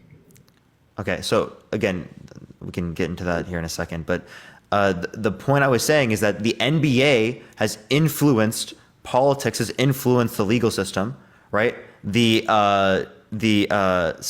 social media has influenced the legal system. TikTok has influenced the laws that exist. All of these things can influence laws. You just saying it influences laws isn't actually an argument. It doesn't matter, right? Just because Christianity has had an influence doesn't mean anything. That doesn't mean that all of the laws of this society are predicated off of that religion.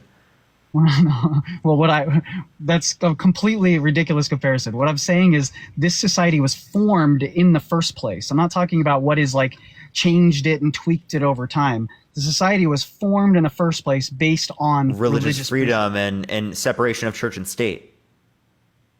Well, there is no separation of church and state, but that's a completely different argument. Really? Wait.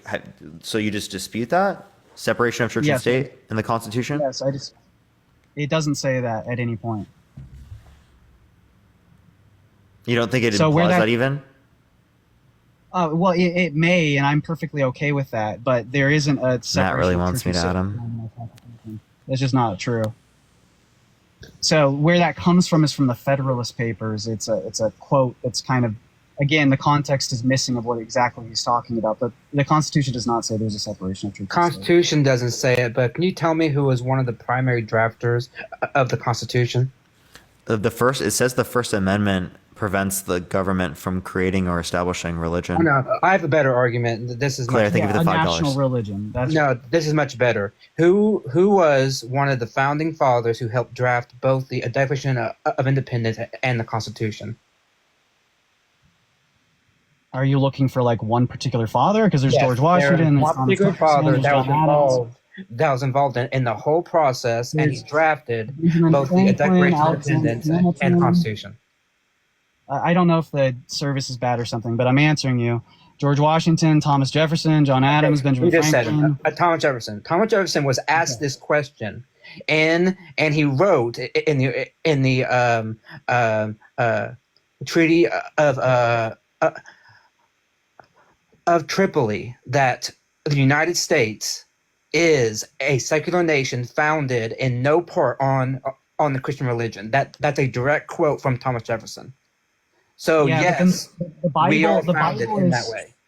the Bible is referenced so many times along with other philosophers. throughout the Thomas Constitution. Jefferson hated the Bible. He edited out the Bible. The famous Thomas Jefferson Bible is a Bible that he literally edited out all the miracles. He hated supernatural stuff. Thomas Paine was a secularist. George Washington was a liberal Episcopalian.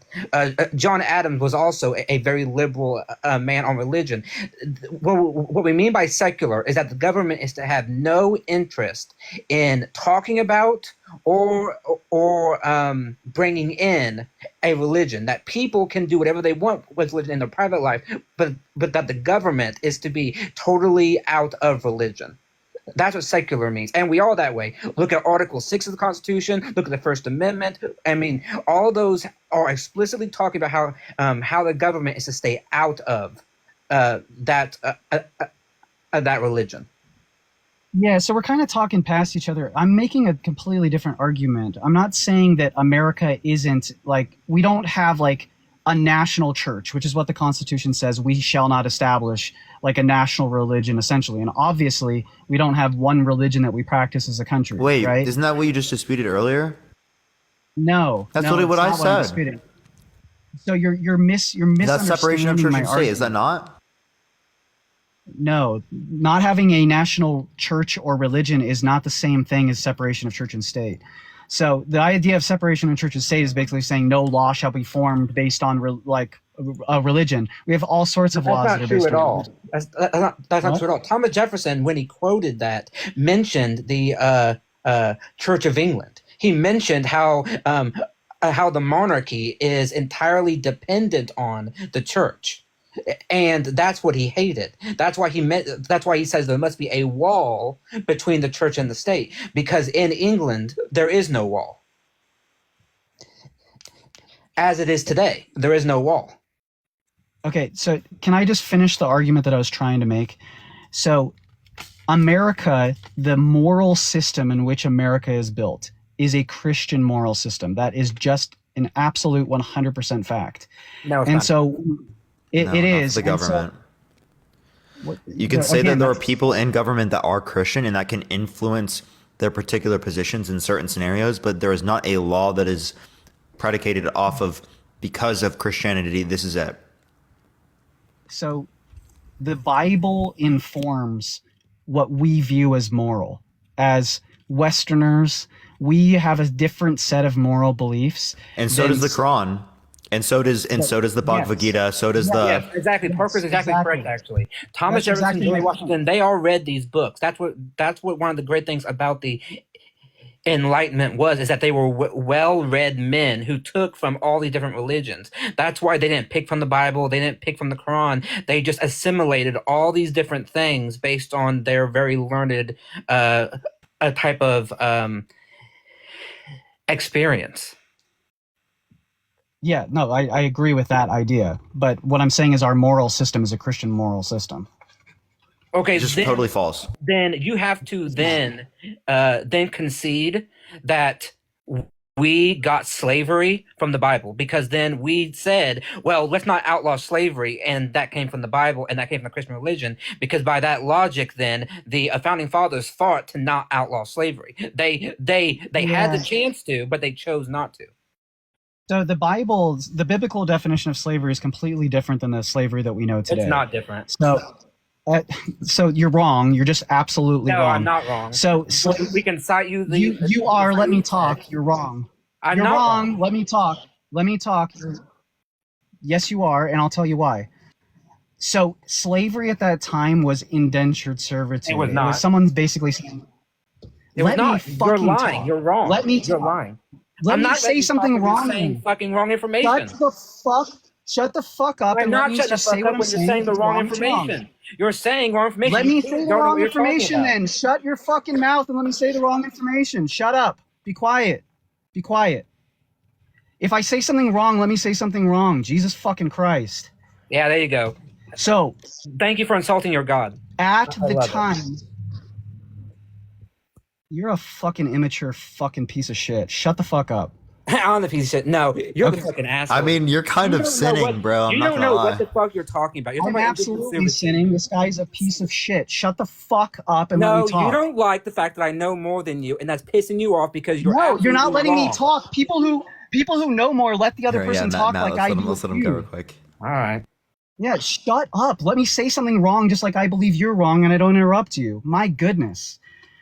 So, in the Bible, slavery was defined as indentured servitude. So these people had nothing to offer. They had no skills. They had no money. They had nothing to offer the person. They said, you know what? I'll work for you.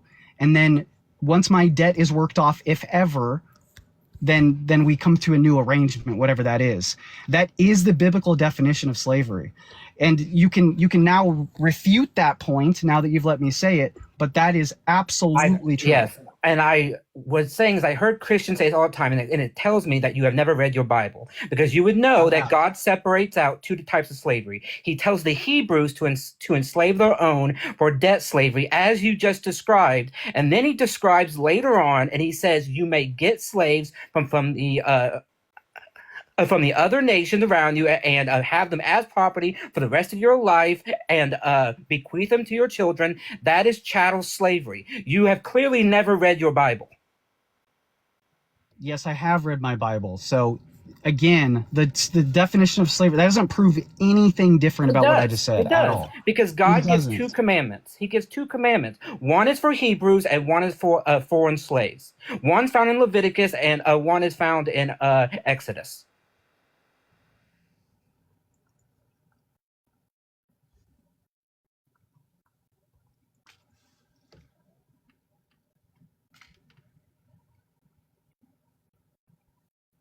Is he good? Hello? Yeah, I'm here. Yeah. Which is why in Exodus, God, I believe it's Exodus, is where God tells you about Hebrew slaves, and because he's giving law to Moses, and then it's in Leviticus no, it's Deuteronomy, I believe, actually. That's where, no, it's Leviticus. Hey, Chris, can you send a guest request back? Yeah, That's flag. when, oh, okay. Just Chris, send a guest request back and we'll finish this convo. Oh, did he get flagged? Yeah. Oh, probably because he calling me a piece of shit. That's all right. Yeah. And by the way, chat, I got upset because he was repeating the same bullshit thing that You know what I think that they should do? say? What? Sorry, I don't mean to cut you off. Like, if someone is doing it to you, I feel like it should give you a button, allow or not allow. Yeah. Like, if someone's harassing or bullying me, I feel like I should be able to hit allow or not allow, right? So if there's a certain moment where I want to allow them to do that,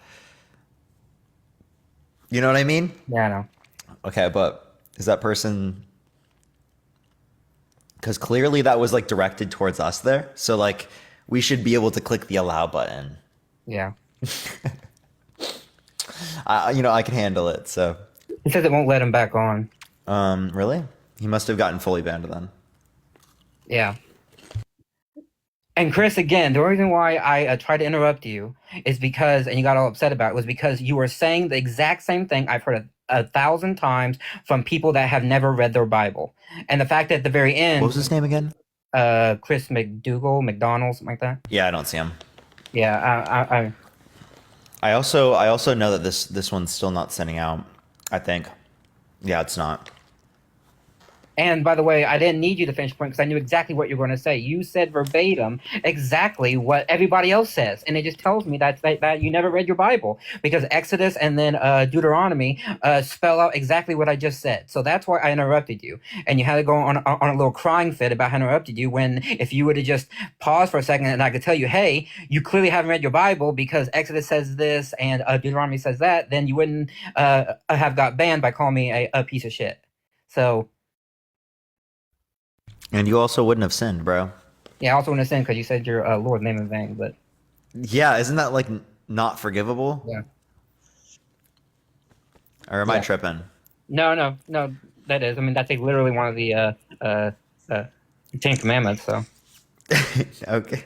Yeah, oh yeah, don't take the Lord's name in vain. Oh. And I love it how oh, shit, bro, I forgot about that. Yeah, and I love it how whenever I get upset and I actually push back and defend myself, people get upset at me as if like tons of people don't already do it. There are guests do it all the fucking time, right? And yet when I fucking do it, people get all upset and like, oh, let him talk, let him talk. No, I just wasn't having it because I've heard that argument God knows how many fucking times, and it's bullshit. Matt, what are your thoughts? Should I hit a restart? How much time you got? I got I can go for another hour and 20 minutes. Oh, that's good. I mean, if you want to. I mean, you got guest requests, but if you want to get the views up. I want to see if it would send out on this account if I restart enough times. I think it did send out. People say don't restart. This is great. I mean, there you go. Yeah, I mean, I think we're fine, but yeah, an hour and 20. I think you'll be good, honestly. I think. To hit a restart or to stay on this? Oh, just stay. I mean, how many people in the guest request? People are saying don't. Nice. Okay, Nice. We'll stay. Dana, thank you for the $5. Thank you, Dana. All right, we'll stay.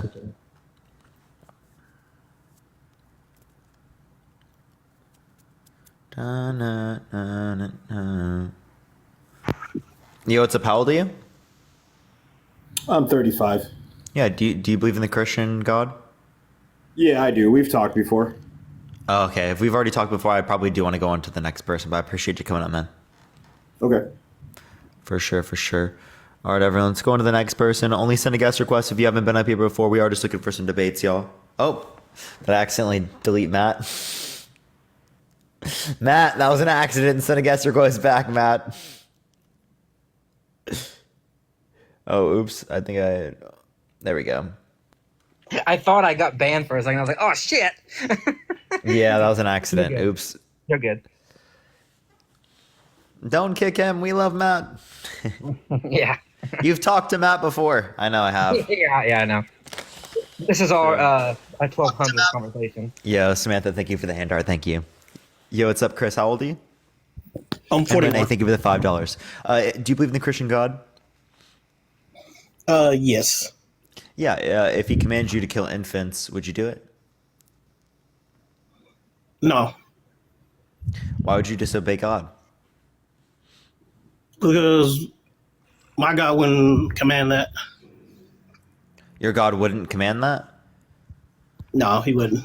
Okay, so you disagree with 1 Samuel 15:3 being your God? Yes. I believe that was Samuel issuing a command. No.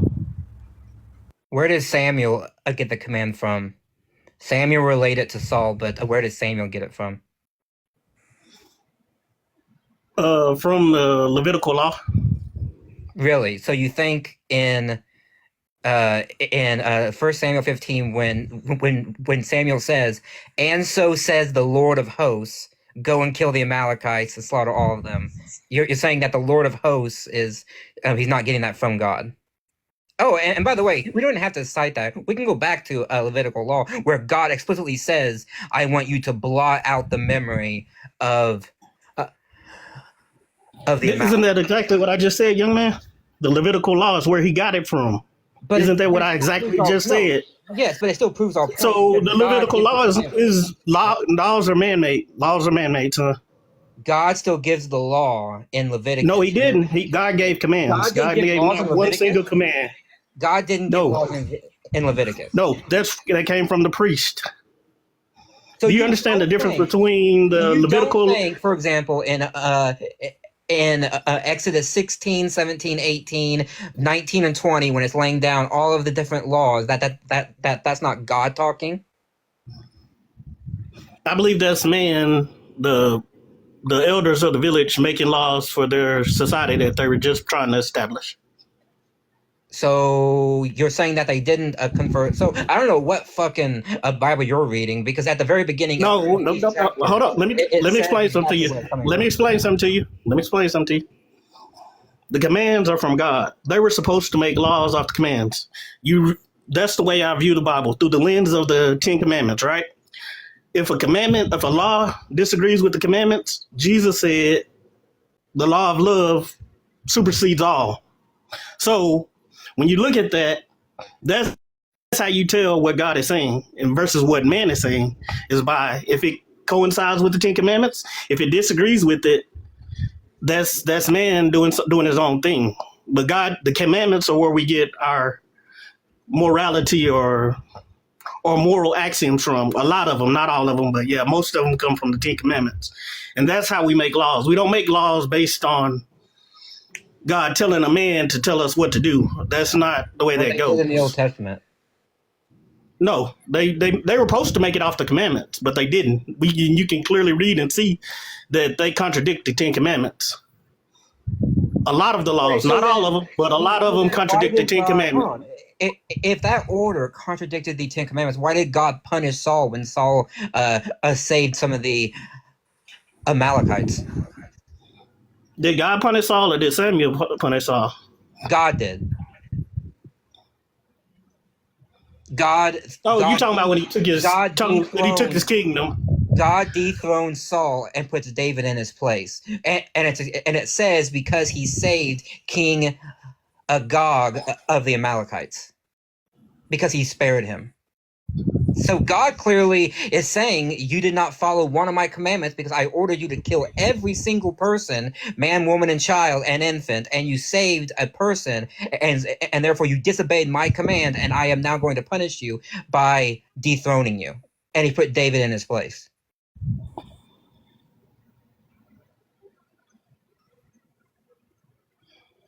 So that's kind of like ipso facto shows that it's I separate from God. Let me tell you the way I look at it. I separate laws from commands. Laws are not the same thing as commands. The commands are the commands, what they are.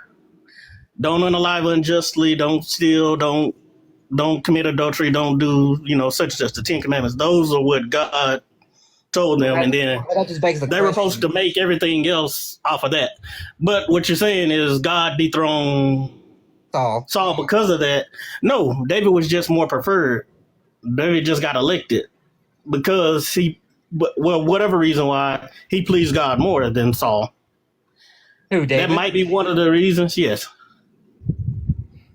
Well, yes, he chose David because, there's a whole chapter about that's what First and Second Samuel are about. But he explicitly dethroned Saul in 1 Samuel 15 and 16 because Saul says that Saul does not kill all the Amalekites. He spares some of them.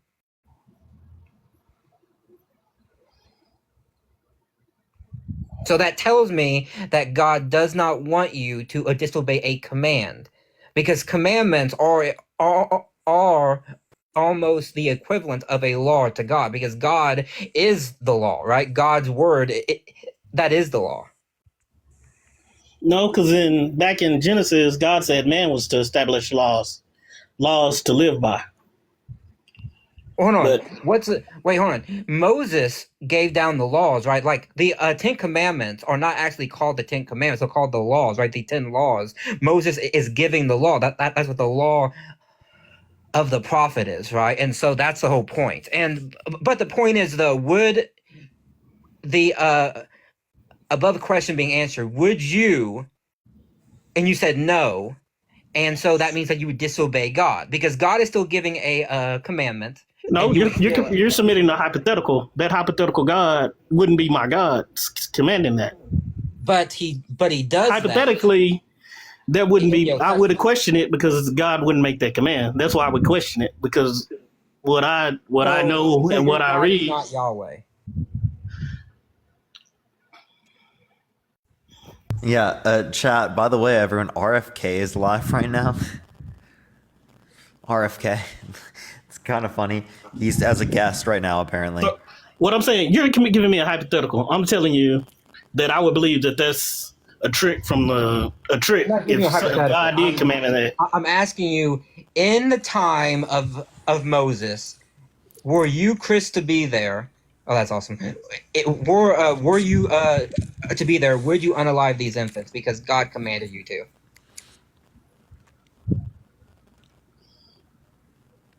In that, so you're saying, okay, so we can follow that hypothetical if I'm in that time. In that time, I wouldn't have saw the Ten Commandments because they were broken because Moses threw them down. So I wouldn't know what God said unless he spoke to me individually, right? So, and if it came down from like Moses or whoever, then I probably would follow that command because I'm in the army, and that's what. But you do know that Moses got a new tablet, it looked like a new set after he threw down the old ones, right? That's what was put into the ark. Okay, and the priest and he read them all to the people, and yes, then I would. If I was like, okay, that contradicts commandment number 6 or 7 or whichever one is, thou shalt not unalive unjustly. So I'm not going to do that, boss. Well, then that just asks the question: is this unaliving a just act because God commands it? Do you believe that? No, it's not a just act. Oh, so God did something unjust? No, it is God didn't command it. Is what I'm saying. Bruh, I just explained to you how he did command it. I'm just explaining to you how I'm saying if it contradicts the 10 Commandments, God didn't command it. I explained that as well. Like if it contradicts the 10 Commandments, God doesn't go back on his word. Parker, do you have anything to say to this? Because No, I think we've exacerbated this it conversation. says God cannot lie. So if he gave 10 Commandments, said thou shalt not unalive. I got you. Hey, yeah. So, yeah. Again, but like that would just mean that like if we can show a circumstance where God did, that means that there's a contradiction. He couldn't exist. But you haven't shown one. You showed me where Samuel said it, but no, I'm just clarifying, right? You agree? Yeah, if you can show me one where God said it, yeah. Okay, so God can't do contradictory things, right? No. No. Is God perfect? It depends on your definition of perfect. Is heaven better than earth? Okay. That's what I was listening to you. That's actually the conversation I want to have. No, because God didn't make heaven for man. He made earth for mankind. So earth is better for mankind. So heaven is worse. So it's bad when God heaven is made for God. No, heaven is made for God. Earth is made for mankind. So we don't go to heaven when we die? I have no idea. I know when we unalive. No, because he said he's going to make a new heaven and a new earth. He's going to make himself a new dwelling place. He's going to make us a new dwelling place. Right? Why couldn't he do that from the beginning? He didn't want to. So this world's better than that. Better than a world where we have new heaven. No. But this has to play out. Like you're like this has to play out. Like this, whatever we did here, that has to play out to its completion. Because again, God cannot go back on his word where he already said. Then why don't babies that die right away, instead of them going to the new heaven, why don't they get reincarnated?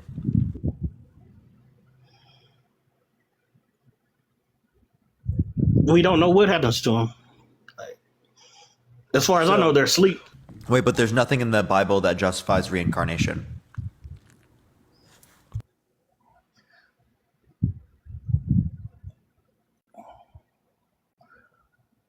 Does anything in the Bible justify reincarnation?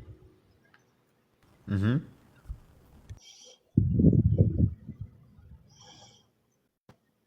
Like, I don't think so.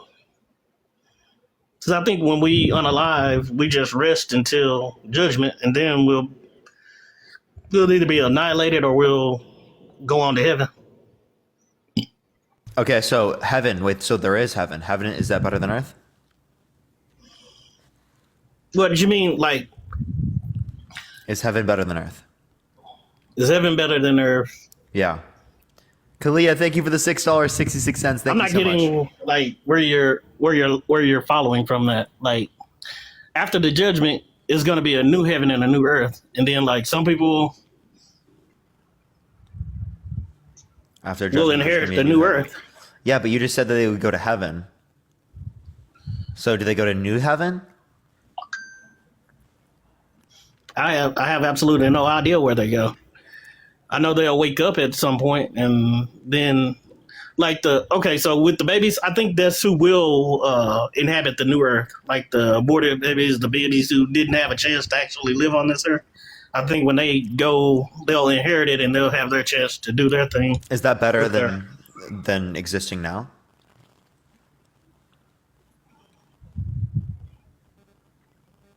I would say it would be the same. It'd be the same. Well, I would say no. It'll be better. It would be better. Okay, so then why doesn't you're God talking just, about a future? So why you're talking about future things so why doesn't God just send us all directly there, like He sends those babies? He doesn't send anyone anywhere. Like there's a waiting period. There's like when you die, you don't. Or when you're unalive, you don't immediately go anywhere. Like that's the punishment of sin is unaliving, and you rest until your judgment, and then your final destination will be decided. Okay, so again, but you're not understanding that it is the case that they could be sent directly. Well, like just like those babies are sent directly. So then you're saying that going to Earth rather than not going to, you're saying going to Earth is desirable then, right? So a place where there is rape, torture, murder, children dying in tornadoes, and when that doesn't have to be, right? Whereas this new place, this new heaven doesn't have any of that. It won't, but it's not. It hasn't come to pass yet. That's the thing about it. How can you go to a place that's not there yet? That's what I'm saying. Like, wait, God can create the place. Why can't God create the place? Because that would entail him going back on his word, and like this sequence of events. The heaven and the old heaven and earth have to live to play out their existence, is what I'm saying. How is that going back? Wait, why do they have to? They have to because that's the way it is. Like they just have to. Just because? Yeah. No, the only thing that is limiting God is logic. So you have to say it's wrong. What are you saying? The only thing that's limiting God? No, because God, like when you say God is all powerful, God can do anything that is possible. That doesn't contradict his attributes. Yeah, that's exactly what I'm saying. And that would contradict his attributes. How? How would violating the sending us directly to heaven, new heaven? Yes, violating the laws of space-time would violate the laws of space-time. How would that violate the laws of space-time? Because he's going back on his word. Yeah. Wait, okay, he's going back on his word because he said it a different way. I'm talking originally when he created everything in the first place. Why didn't he send us directly to heaven? Oh, okay. So you're saying why did he create Earth the way he did in the first place? I have no idea. He did that because that's the way he wanted it. So you can't say that simultaneously it's more preferable to be in new heaven and then also say it's more preferable to be on earth, right? And if it's more preferable to be on earth, well then again those babies should be reincarnated. They shouldn't go directly to new heaven. That would be wrong under your view because it's not as preferable as them going back to earth and then going to heaven. Like God made Earth for mankind, right? You get what I'm saying? He made Earth. That's supposed to be our dwelling place. Like death was never meant for mankind, right? Wait, no, but that he knew that was going to happen. What do you mean it was never meant for us? If we were in new heaven, would this happen? What's relevantly different about new heaven and earth? That means it happens in earth, but not new heaven. What you mean, the new heaven and the new earth when they come to pass? Because this is going to be wiped away when he does that. The new heaven and the old heaven and the old earth is going to be wiped away. Because you got to remember that there are angels up there that are going to be cast out eventually at some time. So the old heaven is corrupted too. So which is not. So you couldn't say it's necessarily better or worse. But I'm saying like, if you read, there's going to be a new heaven and a new earth where we exist on. And I get what you're saying. Why didn't he do it in the first place? But he wanted to show his attributes. He wanted to show, like he doesn't. So like it's people always do preferable for Earth to exist rather than. So it's preferable for all facts of reality to happen rather than to not happen. Yes. Okay, so it's preferable for people who got graped getting graped rather than not. Like, that didn't have to happen. Is that your view? No. Okay, so then all facts of reality are not preferable to occur rather than to not occur. But there's personal will that you have to take an account for, because that's a violation of a personal will. That's someone using their personal will to inflict on another person's. So how is that a response to what I just said? If they were put in new heaven, that wouldn't happen.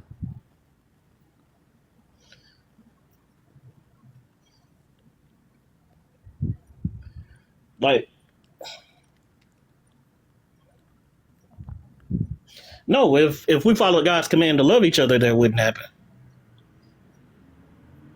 What? So, again, if we were put in new heaven, would we follow that command? Yes. Okay, so then why didn't we just get put directly in new heaven if he wants us to do that? I don't know reason. I don't like I said, I don't know the reason why God created Earth and everything the way He did. It was His desire to give man a chance to choose to do right or do wrong. Wait, say that again?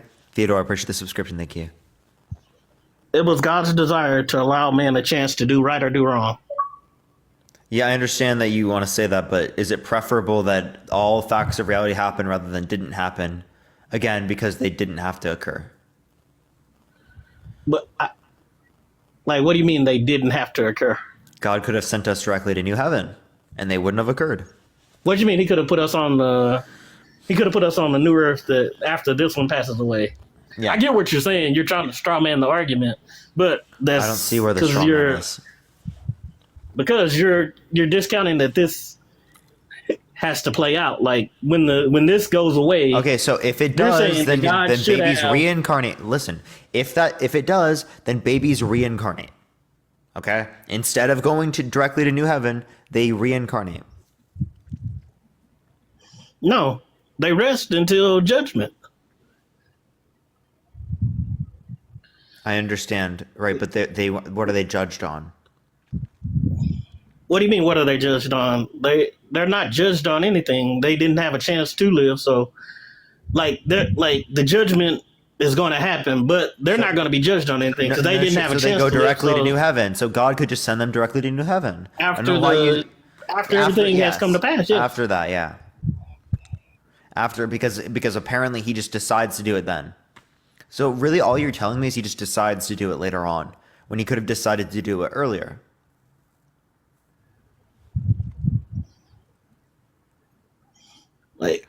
And for the person in the chat asking if I'm an atheist, he looks like one. Are you fucking serious? If you haven't been able to determine that I'm an atheist, there's a obvious skill issue there. Okay, let's put it like this: like humans are the only ones who experience time, like past, future, present, right? Wait, so humans are the only people who experience time as a sequence, like past, present, future, things like that, right? I would think that your God does too if He has to. I mean, if I don't understand what atemporal notions of God would be, because then you're saying that atemporal causation makes sense. I don't even know what that is. Like when you say atemporal causation, like I'm not saying God is outside of time. I'm saying that time for God isn't the same as for us. God can see all of time at once. He's like from another dimension. He can see our time isn't the same for Him, but He exists in time still, because otherwise you can't explain causation. Like, again, was there a state prior to us existing, to creation? Yes. Prior is a temporal concept. Yes. Okay. God was everlasting. God existed in a time before time? It doesn't make any sense. So time. God is from everlasting. No, God is from everlasting to everlasting. He's eternal, right? Yeah, I know. It's everlasting, everlasting. So there is no He time. exists in all times, right? Yes. Okay. He's omnipresent. So he's present in the past, present, and future simultaneously. So when you say past, like it happened, and God won't change what happened, but he's also in the future. So tomorrow is today, or that makes whatnot no for sense. him. So does he's wait for future to us or future for himself? No, he has no future for He has no future? He is everlasting. He is. He will. He is, was, So and there's will no be. future moment for God. I don't think so. No. When you say, I don't think so. Like as far as like him when he reveals Megan, stuff thank you to for the like galaxy. Thank you so much, Megan. I really appreciate that, Megan. when he reveals stuff to people, Does he have right? past moments? Has God existed in the past? For humans, yes. No, like in general.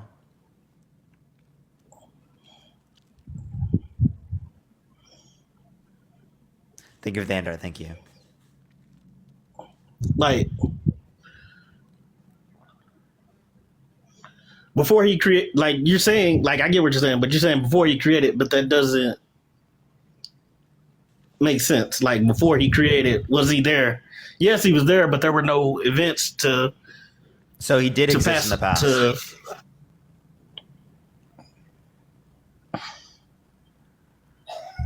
I would say so, yes. So he has a past moment, he has a present moment, but he doesn't have a future moment. Again, that's all time, by the way. He said, I don't know why you're getting rid of the future, but how could you say he has a past and a present, but he couldn't have a future? Because when he was in the past, if he has a present, the present would have been the future of the past. Does that make sense? I get what you're saying. Amanda, I'm not bored. I promise. Like I don't like using this analogy, but like and I know you probably heard it before. The piece of paper and you draw a line, an arrow on it. The arrow going in one direction, right? God is the paper. He's not anything, or better, he would be the whole table or whatever that paper is on, and we would be on that arrow.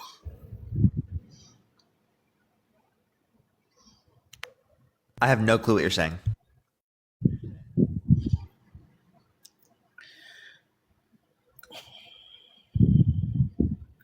Yeah, like I don't know how to explain that. Like time isn't the same for us as it is for. I would say time isn't the same for us as it is for God. Like it's not a sequence of events.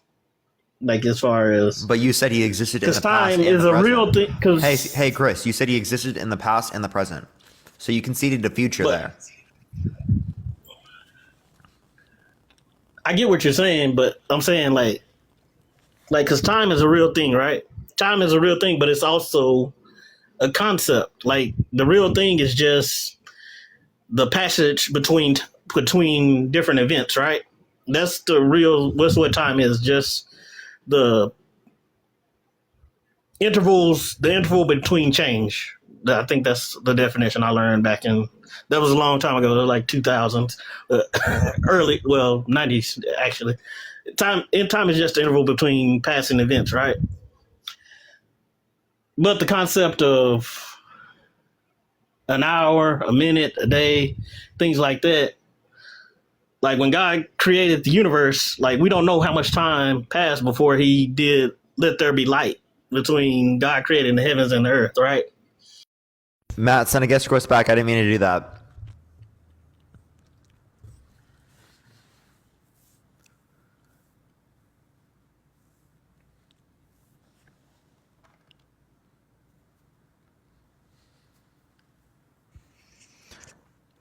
What's good?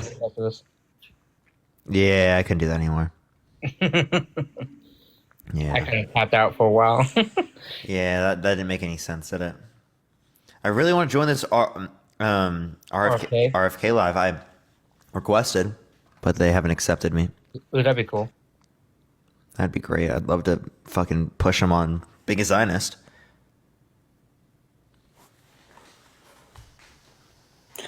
Oh, now it's my turn. Yeah. Oh, fucking. Oh, hell, man. What's the question? Are you Christian? Yes, I would say so.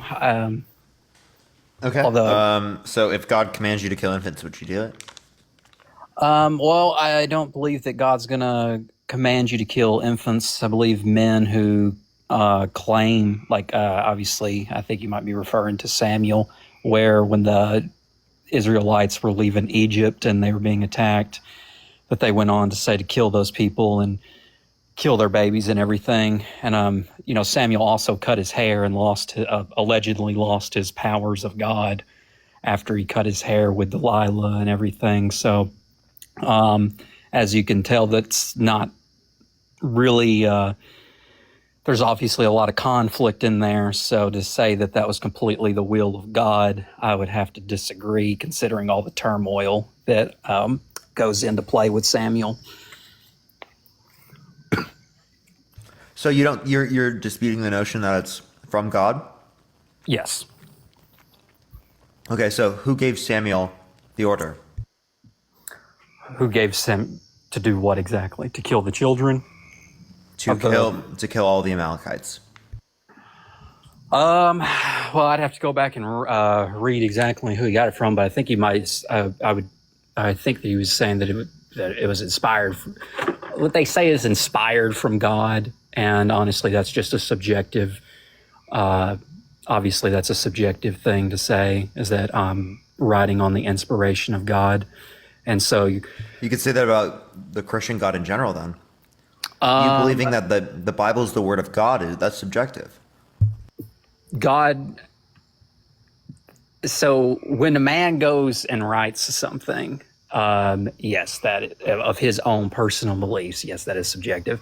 But I think first, in order to answer that question, you would have to define what is God. And so we already know we're talking about the Christian God. Yeah, and so that's the issue there, even with that. So when Jesus talks about God, and it's basically saying that he's omnipresent, where you were just talking about the time. And so obviously, from Einstein's own general relativity, if I even said that right, relativity. Anyways, but that time is a relative thing. And so for God to be omnipresent, you basically have to be on the outside of that to be able to be in the past, present, and future. Because for us, we scale time as a sequence of events, like that other guy said. However, that's not what time is, and we actually have a really poor understanding of time. And so, if a object that has mass bends this fourth dimension, so our concept of time is obviously not the same concept of time that a God would be working on.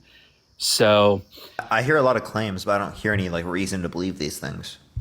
You're just saying God doesn't operate on the same time as us. What does that even mean? How does God cause things then? If it's not a series of events, how does God cause things? So there's actually been many philosophical points on this. I actually took a class in college that was on the philosophy of of God.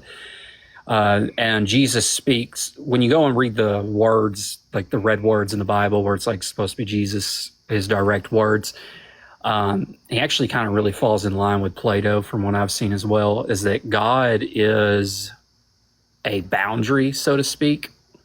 And so basically, if you draw a circle and you have the dots inside the circle and you have dots on the outside of the circle, what is inside the circle is what exists and what can be.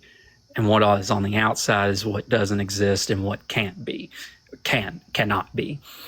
And so you have people inside that system who see how the world works and sees the design of God, and then they write their experiences on this and say that it's inspired from God. But that is a subjective nature of actual reality, because it's their subjective nature. Did I make that make sense. I didn't get you, man. Matt, did you understand what he was trying to say? No, not really. Okay, so we obviously, I think we would agree, we don't have a complete understanding of the universe. Yeah, not full understanding. Okay, but you have a subjective understanding of the universe as you know it. A subjective understanding? Yeah, so basically, like if you take a class on something, they give you information of objective facts that we know. And AJ, then, thank you so much for the raid, man. I really appreciate it. AJ Tashika raid W in the chat. and then you take a subjective stance of what you learn objectively.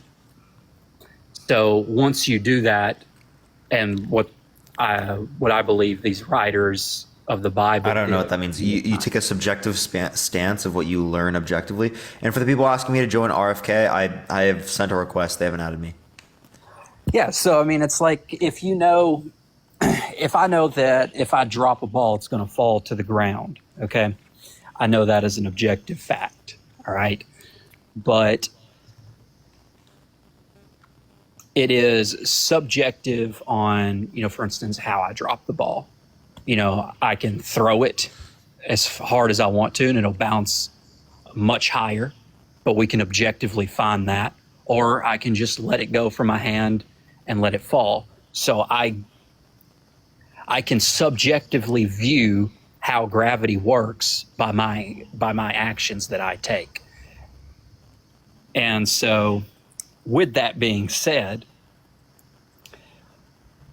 everyone creates their own. What does subjective mean? Subjective is something that cannot, something that is only fact to you. So it's like an opinion. So true dependent upon a stance, and then objective is true independent of a stance. So I don't know how you could. I don't know what you're trying to say. Are you trying to say that like we have different processes in which we use to identify what's objectively true? No, I'm not. No, I'm not trying to debate subjective and objective. I'm saying that people form opinions of their objective reality, is what I'm saying. So if you claim that you're writing, and so if Samuel claimed that God told him to go kill children, okay, that is not something that God actually told you to go and do, but it is something that God allows because that's how God created death. And so it is wrong of me to take my will and assert it over someone else's will and kill them, because I'm invading their right to live by doing that. And that's why it's ungodly and it's unjust. And so God will not. I don't even know what we're talking about at this point. I think we're kind of. I'm saying God will not tell you to kill someone because it invades on their will and right to live. And so then that's not God in 1 Samuel 15:3. You dispute that that's the God of the old. You dispute the God of the Old Testament is God. I dispute that the man who wrote it and said that God told him to go do that. Well, then why can't you dispute any of the rest of the Bible? Well, when you're looking at the Old Testament, so they use that in the Jewish laws as well, or in the Judea beliefs as well, and also in Islam. And so everyone who writes accounts of the Bible is giving their subjective views on the world. It's God inspired. It's not God written.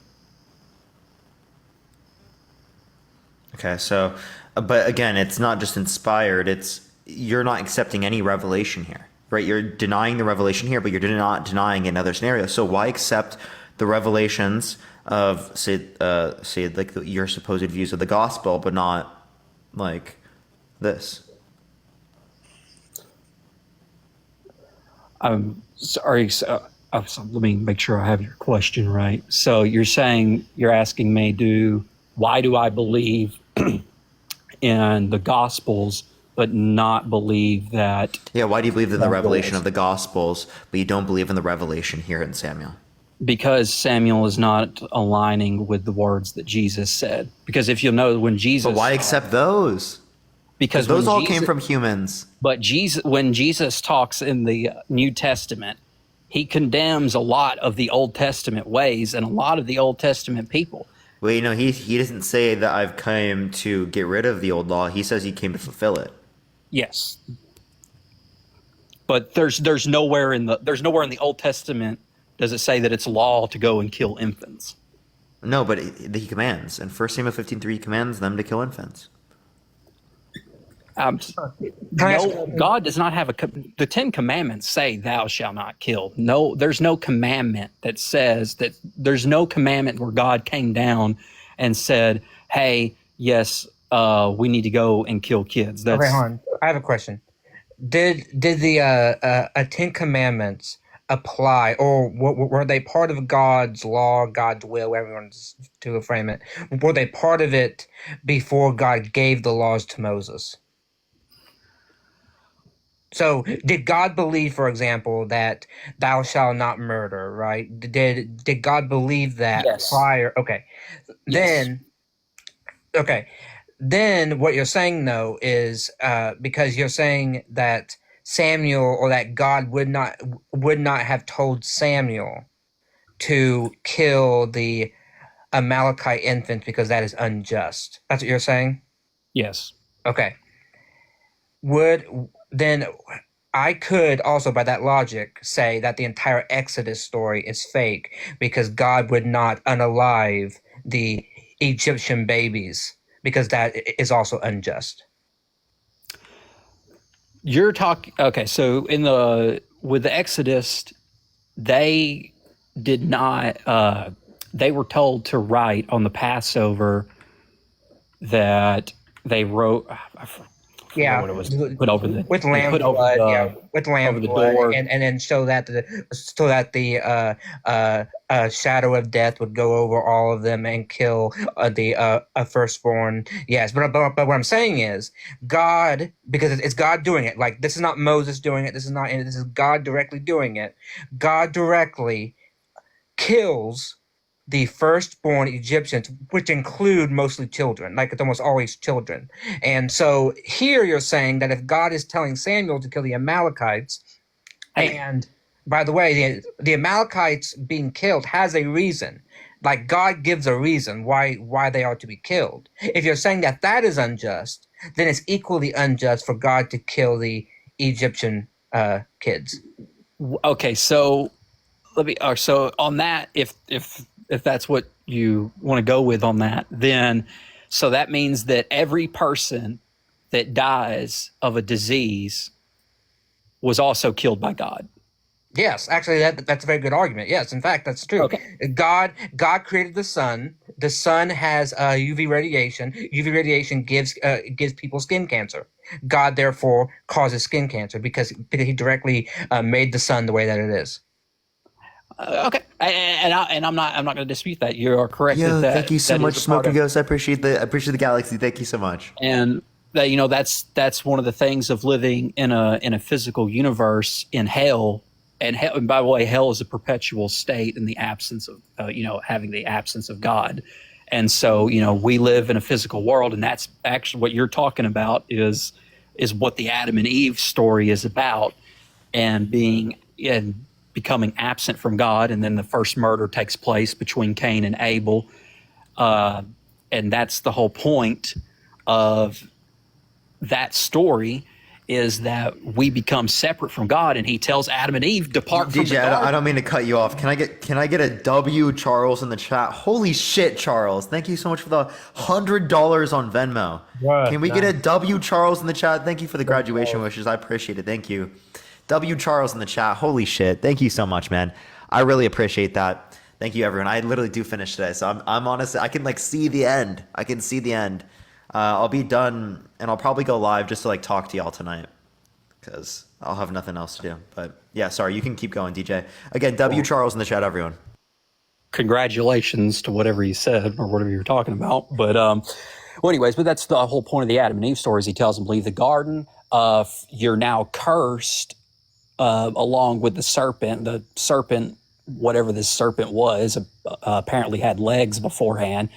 And he says, you'll be bound to the dust all your days, and apparently takes his feet away. And then Adam and Eve leave the garden, and he tells them the same thing. Now you will surely die, because they rejected God. And so they said, you know what? We don't want a part of this great garden that you've made for us. We're going to leave and we're going to go do our own thing. And so when they leave and they go do their own thing, they're exposed to the physical world that God has created. And that, one of those things is UV rays from the sun. Another one of those things is, so you don't believe that the Garden about. of Eden was a place on earth? Even though in Genesis 2 it states where it's at, like between the 4 rivers and all that, like the Euphrates and Tigris and the other 2 ones, whatever, I don't remember the name. It tells you where they're at. The Mediterranean areas. Yeah, I mean, so it tells us that it's a place on earth, and then therefore it would have been subjected to the sun. So I don't understand why so God creates the sun with the UV radiations, and he just doesn't have it cause Adam and Eve any problems in the garden. But then once they eat of the apple and God curses them, then he allows the UV radiation to then give people skin cancer. Well, first of all, it never says that it's an apple tree. Well, yeah, you're right, but yes. But and so. No, that doesn't mean that there's not UV rays coming down on it at the time. But what I'm saying is that during that time period of the Adam and Eve time is that they were supposed to be close with God, that God had come, like literally came down from heaven and walked the earth with them. And so that would give you a sense of immortality because you're a literal direct descendant of God himself. Sure, but it really doesn't answer my question about why God would allow all that too. But my Exodus point still stands because I can't see how you can see the killing of the Amalekites to be unjust, but not see that the killing of the Egyptian children to not be unjust. Well, because the thing is with that, okay, God created you, right? But if you go and kill someone, is that okay? We'll say you did. If you believed God created you and you went and killed someone, does that make you? Does that make God responsible for your actions since He created you? No, but I mean, here the Egyptian firstborn and the Amalekite infants didn't do anything. There was no free will entailed. On the Exodus point, they could have done what all the Jewish people did, and they could have put God up didn't tell the Egyptians that. They could have put up for the Passover, and the disease would have went by their house. But God didn't tell the Egyptians that. He only told the Jews. How would how would the Egyptians have known? You claim that the Egyptians didn't know anything about the Judea belief system in God. No, they knew about Passover, I'm sure, but they certainly didn't know at that time that at that moment they had to put lamb's blood on the top of their doors. How would they know that unless God told them, as God tells the Jews? Well, not even the Jews knew that. God had to tell them to do it. Moses went and told them that, hey, this is going to be the Passover. Hence why it got the name the Passover, because the disease passes over the house. But Moses, you got to understand here is Moses was on both sides of the playing field there, because Moses was not only was he a Jew, but he was almost in line to be the Pharaoh. So to say that the Egyptians didn't know and that they weren't given a chance, because they were given plenty of chances. And even Moses came to him and said, hey, but that's not what I'm saying. What I'm saying, though, is the Egyptian firstborn would have been innocent of this. They would have been stripped of their free will because God unalived them almost as a test of Pharaoh, he kills them all. And I'm saying it's if you view the Amalekite killing as unjust or as not an actual command from God, I'm saying the exact same applies to the Exodus, because God tells the Jews what to do to save the passing of a disease and death, but he doesn't tell the Egyptians, and then he himself unalives those children, which is unjust on its face. Hold on. No, he does tell. Moses goes to the Pharaoh every time that there's about to be some kind of plague or mishap. He goes to the Pharaoh and he says, this is what's going to happen. Please release our people, and this is what we're going to do to stop it.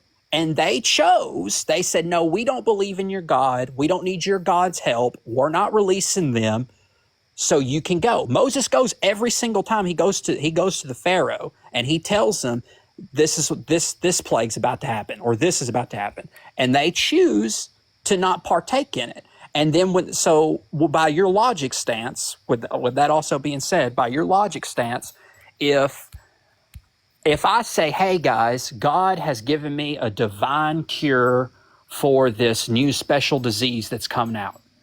I want the followers and my brothers and sisters in Christ to come to my house and take this anointment, whatever. And you say no, because you don't believe in the same God. You don't believe in Jesus and everything. And you say no. And that disease kills you. Is that my fault and God's fault? Well, I would argue that your premise is wrong, because God didn't tell the Egyptians, he told Pharaoh. There's a difference. Pharaoh didn't tell his people.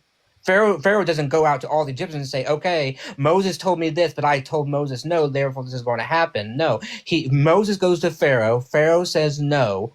God in some cases hardens Pharaoh's heart, and in other cases, Pharaoh's heart is just hardened. But Moses only talks to Pharaoh, but yet God punishes all of the Egyptians. That still doesn't have any free will. I mean, because your point would make sense if Pharaoh told all the Egyptians, told every single one of them what would happen, and they all said, yes, I agree with you, Pharaoh. But that's not what happened. Only Pharaoh knew. Pharaoh and his little concubine or his little group of advisors. But the actual people didn't know.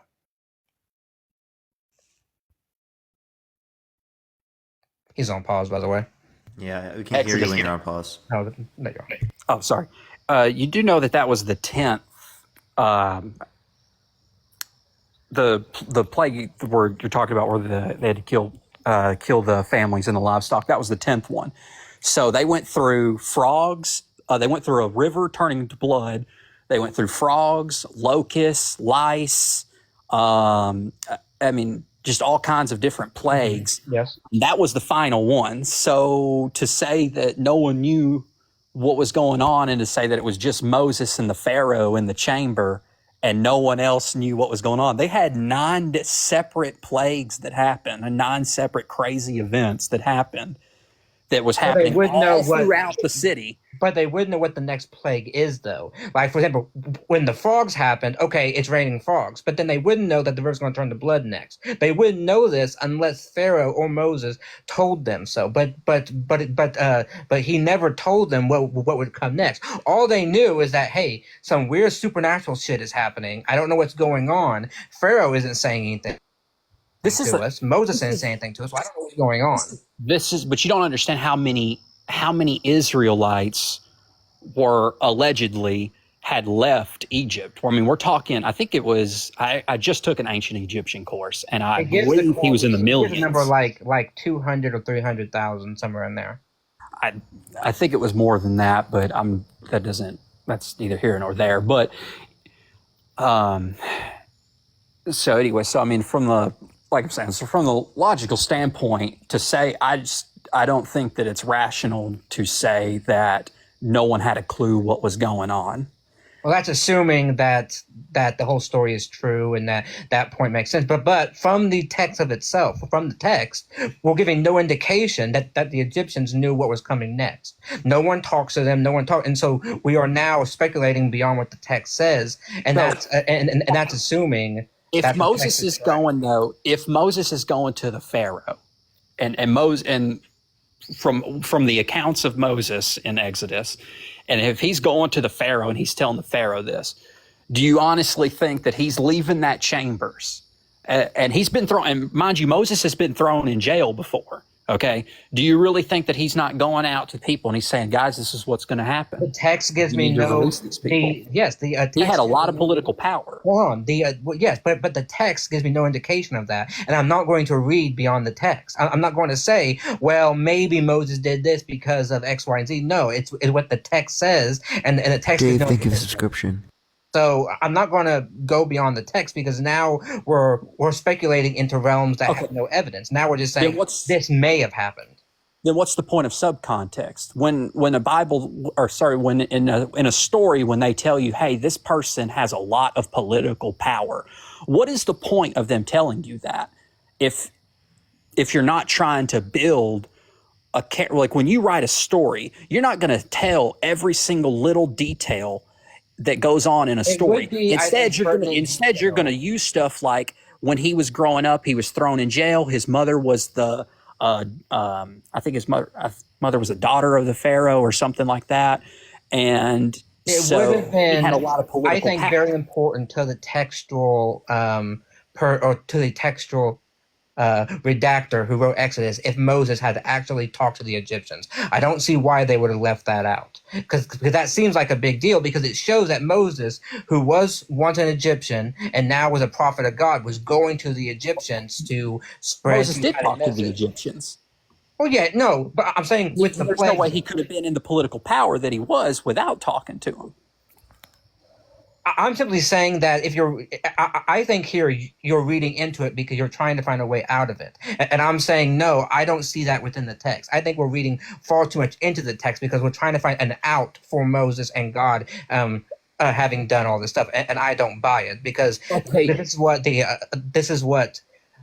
But what you're saying is, you're telling, by that logic, you're telling me that if you went and started a mega corporation in the United States and you became successful, and you don't write about your interactions with people, I can sit here and say, you know what, he never talked to a United States citizen about unless business. I told you that I talked to them, unless I gave you the information. But if I never told anybody and everything, then it doesn't become history, because history is what's written. And so if it's not written, then it dies out. Most of history is not written. There are some things that are implied, though. In order for you to become a successful businessman, in order for him to have the political power that he had, he was talking to the citizens, just the same way you would have to talk to the citizens.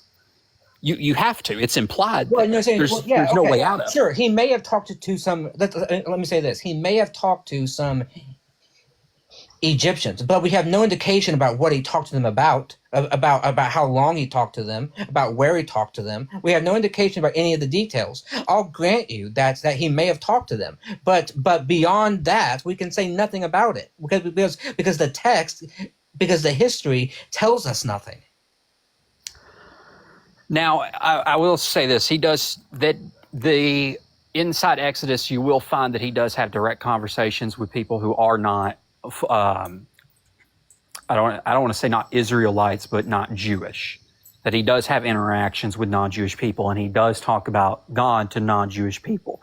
Not in the full, probably. I don't believe it's in the full context of what we're debating here, but just they are not completely absent-minded. And if he's talking to one or two people, that means that his followers are also saying these things as well, because once they leave, they start worshiping a calf, and then he gets mad at his people for that. So, he's obviously the type of person that he talks to the Israelites and he talks to the Egyptians in both negative and positive tones. Let's bring this back to the actual topic, because I want Parker to get on this, because I still think that the point being made is that God tells Samuel, and you're just rejecting the prophetic nature of Samuel, which is a very unique take to reject the words of a prophet.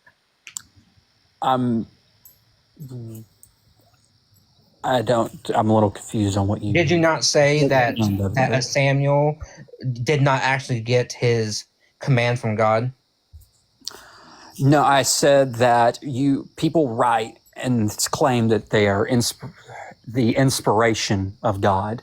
Okay, and so what that means is that I look at the people from before me, and they're like, for instance, if I go look at like Plato's writings on God, or I look at Jesus's writing, or not his writings, but what people wrote about Jesus and his concept of God, I start to establish the concept of God, and so then I start to base my actions on what is just and what is right in the eyes of God. And that means that it becomes inspiration of God. But that does not mean that the flaws of man don't still take place. And murdering kids, me, taking a sword and, going out and murdering kids, that is a bad thing. Because they are innocent, and he did take upon the will. And Samuel lost all of his power, mind you. If you'll finish the story of Samuel. I know. I mean, and Saul, and then Saul also loses his throne because he disobeyed God because he saves the king.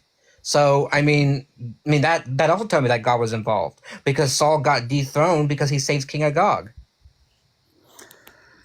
Right. So all of these figures that you're trying to use in the Old Testament, okay, none of them were ever claimed to be perfect, and none of them were ever claimed to be God themselves. None of them were ever claimed to be honest, to be 100% aligned. But didn't you say God. that they were inspired by God? Yes, that means, you're trying to act in the way of God, is when you're saying you're inspired from God. So why did God leave the story of the Bible to be up to unreliable actors? No, I don't know why you're laughing at that point. That makes no sense, right? If God wants us to understand a message, why wouldn't he want the message to be reliable? Why wouldn't he speak it into existence himself? Well, so that was supposed to be the whole point of Jesus Christ coming, and that's being... No, but he could have spoke a Bible into existence. So, what about for the people of the generations after? He has to know that we're going to be totally and utterly disconnected from that. Okay, so for you to believe that God exists, you need him to come down to you and say, "Here I am, I'm God." No, again, I'm just saying, wouldn't it make more sense if he wants us to have a particular message from him, for him to literally create a book himself by speaking it into existence, one in which cannot be corrupted? Yeah. So. I'm sorry, repeat your question, because I was about to reply to something. Couldn't he create one in which is not corruptible? Create a Bible that's not corruptible? Yeah, he can speak it into existence. If you go and read Jesus's writings and you go and base your life off of that, you may not be treated greatly, but you will be living, I would say, a just life. I feel like would be a good terminology for that. And so that did happen. I don't know of anybody that says, "Oh yeah, don't go live your life like Jesus said to," that you'll end up, that's a terrible way to live, and that's a terrible way to treat people. I mean, me and Matt would say that. Jesus has become a very world-renowned religious figure, no matter what religion you're in. So if you're saying that, I would have to ask you, what's your basis for being in a small disagreement that Jesus wasn't a just person? I know Matt likes Sir on this one. He already saw him on mute, so I'm gonna let him take it. Divorce is a moral thing to do. I think it's okay in almost any case. I don't think people should be forced to stay together. I don't think that sexual immorality is the only exception for it. I don't think that someone should have to forsake their father, their mother, their sister, their brother for one person. I don't think that being somebody who loves, saying that you're going to bring a sword, I don't think that's good. Jesus did say many great things, but so did Buddha, so did the different philosophies of Hinduism and of Islam and different things. There are many different things that I can take from all those religions without having to succumb to the idea that I need to follow these precepts of Jesus being supernatural and that I have to worship God in this way and all that things. And by the way, for example, I love Matthew 5, for example, and I love most of his message there, except for his message that for example, looking at a woman with lust is almost equivalent as having adultery in your heart. I think that's dumb. I don't see that as being. I don't think having anger is the same as murdering somebody. I get what he's saying, but I don't think that following those particular things is going to make me have a very righteous life. Okay, that was a lot of points. So I mean, where do you want me to start? I mean, anywhere. I just brought up the ones that were on top of my head because we'll start. I mean, we can start with the morality of the divorce. So, can you restate what you were saying that you didn't agree I think with? Divorce is allowed in almost any circumstance. I don't think any partner should be bound to their other partner if they because of XYZ. I don't think it's my business to ask why. And I certainly think that they should have the right to get out of a divorce if they're being abused in any way, if they're not compatible, if there's no intimacy, things like that. So that does clearly that very much disagrees with Jesus and the various churches around the world who are very much against that kind of divorce. Okay, so I first. We'll have to go. You kind of have to go back to the Old Testament on the divorce thing because God never said, that. Well, it's stated that God hates divorce, not the people, but hates the idea of divorce.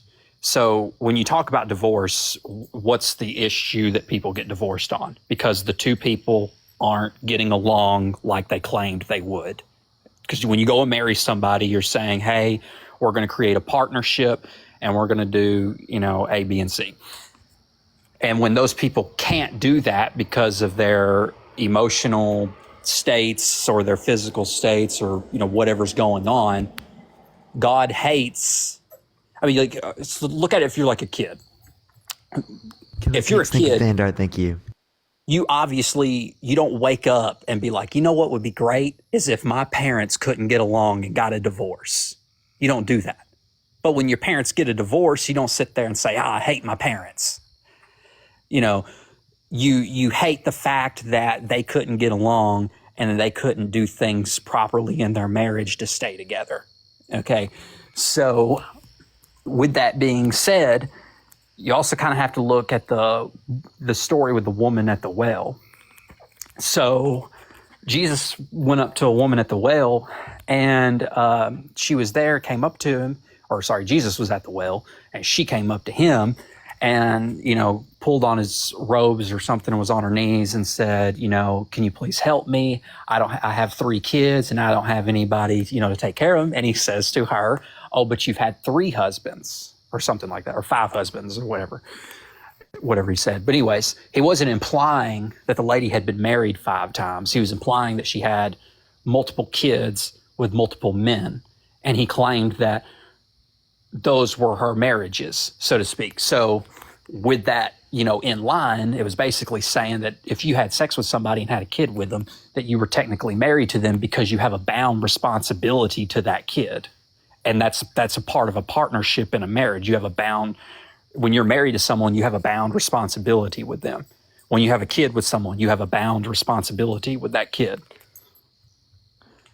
Yes, I understand the story that you're laying. I'm saying that the morality of it, the philosophy behind it, I reject that. I'm saying I don't believe that. I don't see as 2 people that have a kid, if they divorce, yes, that is sad and everything, and it's hard on the kid. But I'm saying that very thing should not stop them from getting a divorce, because I don't think people should live in crappy marriages. And so I'm saying that Jesus saying, as a commandment, do not get divorced except for this. Do not get divorced. I'm saying I very much disagree with that. Okay, so a lot of the Israelites, sorry, I got a dog over here barking, but a lot of the Israelites felt the same way you did, and that's why Moses introduced divorce to the Israelites. It wasn't. That was that Moses had introduced that concept to them, because when they got married to their people, they were like, well, God says we have to be bound to this person forever, but she's cheating on me and having, sex with this guy down the road. And, And then some of them were saying, well, my spouse hits me. And so then Moses introduced to them the word divorce and introduced the concept of getting divorced. And that was supposed to be I don't know if that one was supposed to be God inspired, but if I remember correctly. Well, how would you know, right? Because based upon your view, you can just dispute what in the Bible is God inspired and what's not. Well, because actually I think that he claimed that himself that was not what God intended and that he just made it up on his own. Is why I say that one is not technically supposed to be God inspired, because that he. But that wasn't said in other circumstances where you'd consider it not to be God inspired. Well, because those directly go against the Ten Commandments, which were the laws of God, okay, which have always been in effect, mind you, because it was okay. So wait, do you believe in Adam and Eve? Pertaining to kill Abel. Do you believe in Adam and Eve? Yes, but I don't believe, if you're going to go down the alleyway of saying that they're the only humans at that time, no, I don't believe that, and neither does the Bible. But you have no biblical evidence of there being multiple humans at that time. Yes, you do. The city of Nod. Wait. The city of Nod is mentioned in the New Testament in early Genesis with the Cain and Abel story. And it specifically states that there was a city called Nod, and it says that the giants lived there. And so some people speculate that whoever was in the city of Nod was like the fallen angels or whatever, because they were claimed to be giants. And it says that when they go and they had sex with those people in that city, that they created abominations. So can you say where in the Bible it says the city of Nod? Genesis 4. I'd have to Genesis 4. Genesis 4, yeah. I guess. So I mean, yeah, but the problem is that would, well, it still doesn't disprove that Adam and Eve were the first creation. And then that Cain and Abel. I mean, it just means that. I mean, I would interpret it, and this is based on just my understanding of redaction analysis, that whoever stitched that together, if it's a land of giants, well, giants aren't human, so it still fixes the point that Adam and Eve are still the first humans, Cain and Abel. And I'm pretty sure that it tells us, it doesn't say that Cain or Seth had intercourse with these people from the land of Nod, just that he found a woman, or that he found a partner. It does say that the descendants of Adam and Eve went to the city of Nod and created abominations. Okay, well, but you would say that they shouldn't create abominations, right?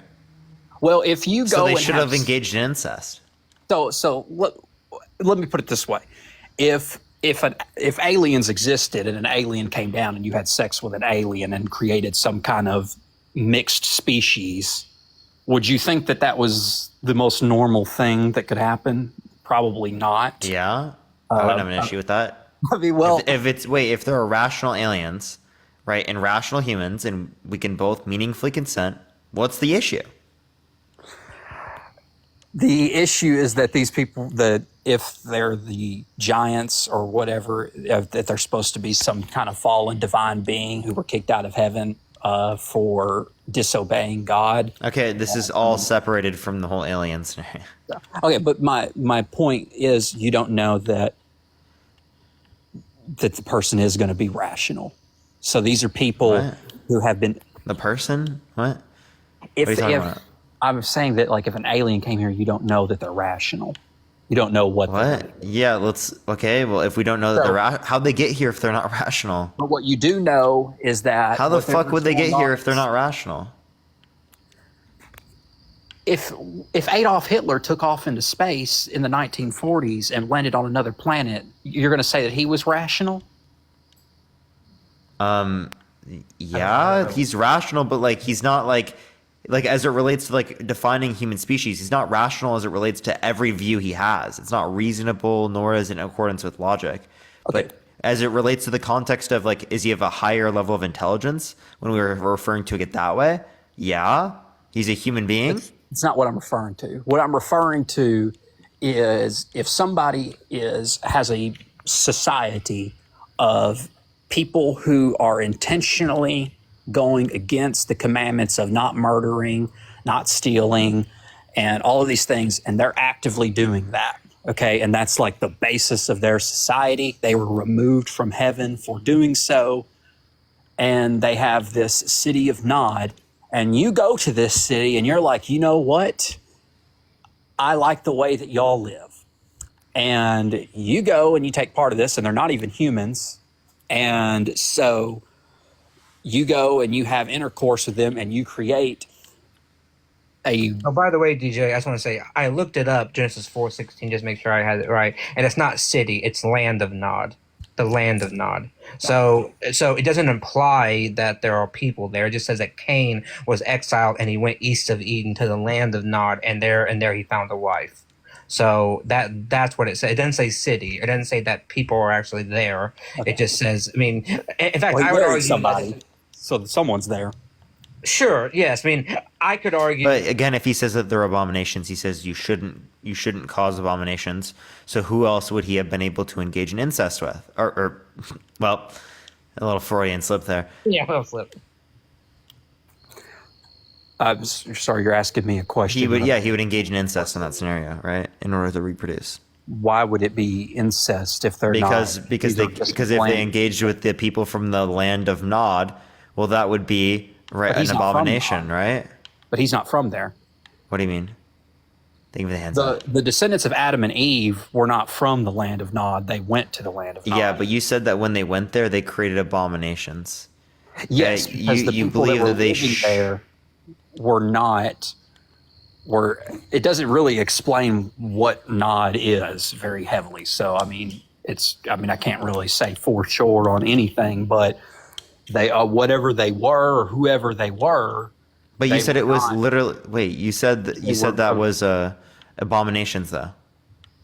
That whatever they were creating through sexual intercourse was named to be abominations. Appreciate the money gun. Thank you so much, Icy Pain. Okay, yeah. So again, they shouldn't create abominations. So who else could they engage in intercourse with that wouldn't create an abomination? Well, before, when it was just Adam and Eve, God took the rib of Adam and made Eve. And I don't say this is relevant. That's my point. Okay, I'm getting there. And so they didn't have sex with each other. And this is why some people speculate. Talking about their kids. It was an analogy. Yes, I know. Their kids, as far as we know, according to the accounts of the Bible, did not have sex with each other. But the thing is, how else did they reproduce? We're here. I'm getting there. That's where I'm going with this. So, and this is what I personally believe. I think that the whole tree of life thing was an analogy, because if you notice throughout the Bible, it'll say that it'll say that they bear fruit. And all of that, God will say, I'll make you very fruitful, or it'll say that women bear the fruit, and speaking of having kids. And with men, it'll say to sow a garden, it'll say that he's the gardener, it'll say to spread your seed, and all of those terminologies. Thank you, Ricey.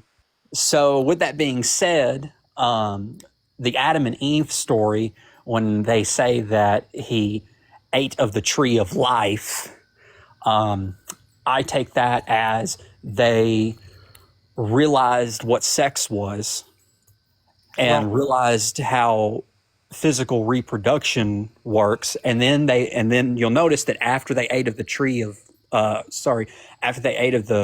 knowledge and evil, good, whatever that tree was called, it says they realized they were naked. And then they put leaves over themselves, and God comes to the garden, and he says, like, what's going on here? And they're like, why are you hiding from me? Who told you were naked? Is what he says to them. It's like, who told you were naked? And then the man answers, it was the woman that you gave me. She's the one who did all of this. And then the woman says, oh, well, this serpent or this being or whatever came to me and told me. And so from that, they had sex and had kids. And so they had kids, and their only options, obviously, are incest or to find somebody else. And so obviously they went to the land of Nod and they found somebody else. But you said they shouldn't do that because they're abominations. I've already responded to this. If you say the same thing again, I'm just going to be done talking to you. By the way, I dude. just want to say, by the way, this is why I love mythology, because there's so many interpretations. Like, when I read Greek mythology and Roman mythology and Egyptian mythology, I can just interpret however I want. And this is exactly what we're doing here. We're just interpreting mythology. Like, that's what we're doing, is we're just reading something, a story, a fairy tale, and we're saying, how can we interpret it? No, here's the thing. You're asking me what was their other options. They didn't have any other options. They sinned in the garden. They fucked it up. Like that's the whole point and moral of mankind is that Adam and Eve's choices that they made in the garden that day affected mankind all throughout history and all throughout history up to the present day. And so, yes, bad people do bad things, okay? That doesn't make it just. That doesn't make it right. That doesn't make it God-willed. You are responsible for your own actions and choices. And they chose to disobey God. They got expelled from the garden. And yes, their options were, if we want to reproduce, we either have sex with each other or we go out to this land of Nod and we have sex with these giants. And I guess they chose the latter. So abominations, they should have engaged in making abominations. I mean, it's a pick your poison at that point because of the actions of your. Yeah. So like, I'm just asking, which one should they have done? I mean, if it was me personally, I guess I would have chose the giants too. I mean, I don't know what you want me to say. So they should have created abominations, but isn't abomination something that's bad? Well, and that's where I say that I don't. So I think that still yields a contradiction. Knows because it doesn't really clarify that very heavily. It just says that, for all we know, I mean, yes, an abomination is a bad thing. Yes, and that's why the earth got flooded. That was the whole point of the flood. Okay, so if abomination bad thing and incest bad thing, how do they procreate without engaging in bad thing? You don't. That's what I'm saying here. It was the choices of, and also giants. I don't. How would that work with humans? Because if everything about them is giant. 8 to 9 feet tall. So the world's tallest man that we have recorded from like the 1920s, he was like, I don't think he was fully 9 feet, but he was like 8 something. So you're talking about that kind of height range. But we're not talking about. He also, I just want to say, also, wasn't he like infertile too? Because that was a result of like a health condition. I don't know the full context because he died of what his health condition was. Like he died young. So. Andre the Giant was 7 foot something, I think. And he was pretty up there, and he wasn't infertile. No, but there's a difference between being 7 foot something and 9 foot something. Well, that guy wasn't. I don't think that guy was I don't think he was. No, but the guy you're talking about, I know you're talking about. I mean, but he died like in his 20s or 30s, and because his height was a result of a gigantism, and it caused severe issues with him. And he died. Not only did Giant, by the way, he did. He was like 7 foot something, but he too had issues. I'm just saying, like, I think Giant. Yeah, I just. So what you're saying is that everyone who descended from Seth and Cain is half giant, half man. From their descendants. But here's the thing: I don't know for fact. Parker and I are half giant and half man. I don't know for fact that they had intercourse with a giant. I just said that it says that some of the people from the land of Nod, it says, were giants. That doesn't necessarily mean everyone, because you got to remember Neanderthals exist and they're not categorized as Homo sapiens.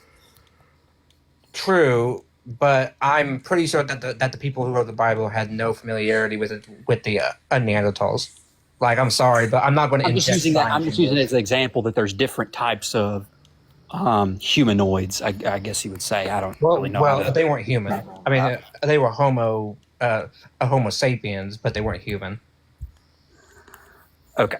Anyway, so so back to what I was saying earlier, though, if one person's bad choice can set up to where you have bad choices as well. And that's the whole thing of us being in a perpetual state of hell is because of the choices that happened with Adam and Eve, we are now all bound to this life of sin. I guess how you would put it is that, you don't always have the best options. You don't get treated the greatest. And that's why it says in the Bible that it is hard and nearly impossible to keep the commandments and keep the laws of God. And Jesus says that himself. I mean, he says that, he literally says that his people are so bad at keeping the law. He says, I'm going to make you jealous, and I'm going to go to the Gentiles, and I'm going to offer them into my kingdom because you won't accept me. And then his people killed him. So, all right, I think I'm done with this conversation for today, but appreciate you coming out, man. Okay, thank you. Y'all have a good night. Peace out. Peace out.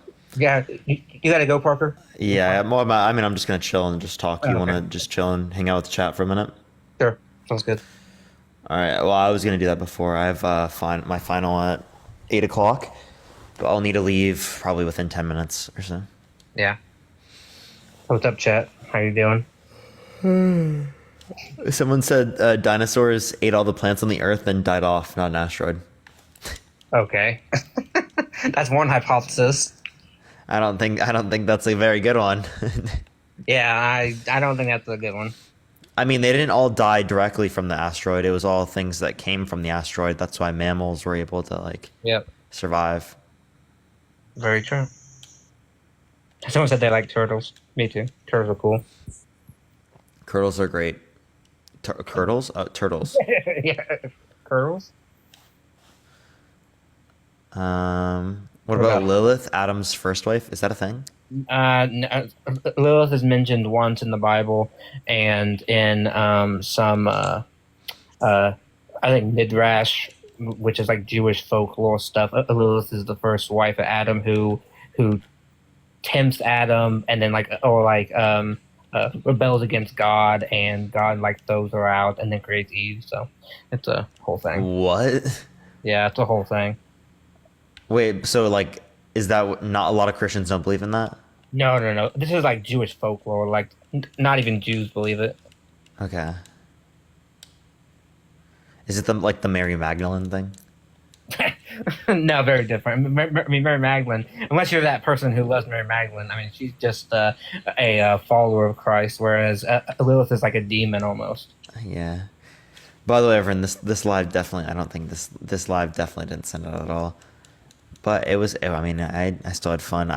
Tomorrow, I'll probably start out on I might hit a few restarts or something on this account or the other one. You coming back on later, will come back to chill with chat. Just to say hi to everyone after I graduate. W. Yeah, I'll definitely do that tonight. So if you guys want to look out, if you guys want to hang out, I'll be on probably in a few hours. When are you done with school? Tonight. I have done every final except for one. T- 2 hours. Yep. And I don't even really have to do much for this. It's literally a presentation. So we watch all their presentations, and then my group member presents. And then he has to wait about a month, and then he'll have a very expensive piece of paper. Yeah, fucking stupid shit. It's actually I was my friend got his diploma, and I was like, wow, 4 years for that, dude. That's crazy. It's amazing. When I got mailed all for a fucking piece of paper, and I'm looking at my diploma, wow, all that money for this piece of paper that's not even online. For a fucking piece of paper. Someone asked, did I go to school? Yes, I went to school. I have 3 degrees. I'm sad you're getting off. I don't like getting off, but I fucking love going live so much. It's actually unbelievable. My major was economics. Is crazy. Yeah, I was economics. Now I'm okay, I'm not done yet. I'm getting ahead of myself. Hold on. Is yours a Bachelor of Arts or a Bachelor of Science? I'm actually not sure, but I think I can check. Because I have a feeling it's going to be there was only one for we're at the college I go to. Oh really? Okay, so then probably a Bachelor of Arts then. What's the difference? Science is obviously for the hard sciences and for the sciences. So, for example, I have, it's arts. Okay, a platform said arts. So I have a Bachelor of Science and a Bachelor of Arts. So my Bachelor of Arts is in poli sci see. psychology. Yo, Jenny, thank you for the $20 on Venmo. Thank you so much, Jenny. I really My Bachelor of appreciate that. Science is in library science. W Jenny in the chat. Thank you. Here, I'm looking it up right now. Let's look it up. Available at my school.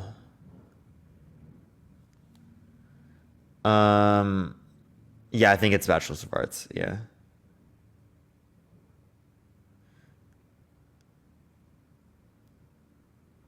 Yeah, it's a Bachelor's of Arts. What's it called? Are you there, Matt? Whoa. Oh, we got echo. My echo? My echo? Yep. Oh Yep. my god. Hold up. You got your account back? Oh yeah, I got it back immediately. Hold up. Appreciate the little crown. Thank you. I didn't get mine back. Thank you for the little crown. Thank you, CFD. Thank you. We still got echo, I think. You got to swipe out, I think. RFK ended live like an hour ago. Yeah, he was on for less than an hour. Like, why do politicians do that? I get it's like a lot of stuff, but like on a TikTok live, if I was able to like host a live with fucking any of the presidential candidates for like a few hours, that would be like top tier. Man. Like with Marianne Williamson. How you been doing, Parker? How you been doing, Matt? Good, just good. I have my last final here in a second. Period. 20 minutes, so I gotta leave here in like 10. Period. Keith, thank you for the $20. I appreciate it. Yo, can we get a W Keith in the comments? Thank you so much, Keith. I think I might have a problem, and I don't know how to solve it. Well, that's why Final ever chat. So, chat, do y'all remember my Appreciate you, ex-boyfriend who keeps calling his current girlfriend my name? I think I've heard this. Yes. That is crazy. He called me the other day, and he said he did it again. I'm sorry. She hates it. She better break up with him, to be totally honest. Oh my god, dude! Like, I'm sorry if that happened so many times like that. Like, I don't know how I would feel. You gotta go. Like, Yeah, I don't know if I could deal with that. That is wild. He called me the other day and said he did it again. I was like, oh. No, how do you do that though? Like, how do you do that? Like, cause I don't know. I don't know. I had a long-term ex that I broke up with, and I never did that with my current girlfriend. He said, because mind you, by this time we hadn't spoken for weeks. I don't know why he still did it. And he was like, he was on the phone with her, and they were like both kind of tired, about to fall asleep, and he was like, he's like, all right, good night, Julie. That's wild. So fucked up, dude. Her name isn't even close. What is her name? Can you say it? I think it starts with like an E or some shit. I don't remember her. Oh wow. It's bad. It's really bad. Dude, is there even like a similar like pronunciation? No, not even close. That's just rough, bro. That's lucky, dude. I don't know about anyone else. If that shit would have happened to me, I would have Cried. contorted into a neutron star. I would have collapsed into myself in For pure real. rage, confusion. Like, also, but that's another thing. He got to deal with that because I don't know what's going on there. But also, chat. Should I text him? Nah, ignore him, block him. No, not the X. Oh, okay. I was about to say, block him. Sound them mods. Sound him. No, he's cooked. His urethra is fucking fried. I'm done. No. But yeah. No, it's another guy that I've been talking to. But actually, no. Chad. It's just Chad is just big, but I don't like him. Should I text him? Oh. One in the chat if I should text him. Do it for the plot. It's a canon event. It's a canon event. Chad, remember when I told you guys about the Hazier clone? I'm seeing some I'm seeing ones. Do it. I'm seeing some ones. I see y'all are sick individuals. I don't know. Okay. Ooh. Not no, two. It's running up. It's running up. So 1 in the chat if I text Logan, 2 in the chat if I don't.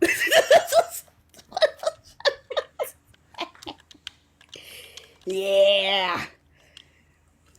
Yup, y'all are Okay, we got ones. y'all are troublemakers for sure. But now we got twos. Text Dean. Oh, I see a lot of Help. twos. Oh. I need a quick poll. I'm about to go live. I cannot. You have to go live to get their opinion. Just to do a quick poll. Just to get their opinion. Well, okay. Well, I'm mainly seeing ones. 4B. I didn't say. Come 4B on. is crazy. It doesn't matter. He has a vasectomy, so like, you know. Oh, but no, doesn't 4B also say yeah, no so you can't have any heterosexual relations. sex? Yeah, no you can't, sex. You can't Yeah. have relations with him either. But look, I'm just gonna, we're not gonna. 3B. You're not. You know what? That's a free one. He's not hetero.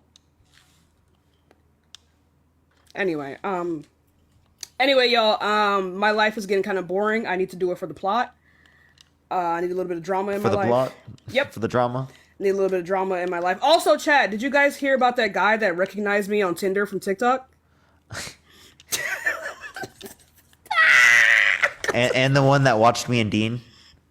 The same guy. Oh, that's the same one? Oh, he recognized you? Apparently, he didn't realize that it was me.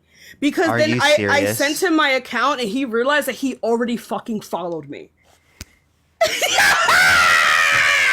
How do you not realize it was you? He was like, wild. "Oh my god, you're Tashika," and I said, "Yeah."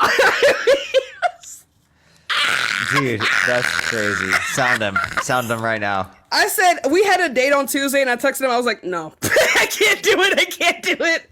I can't do it. I can't do it. No. I can't do it. I genuinely can't do it.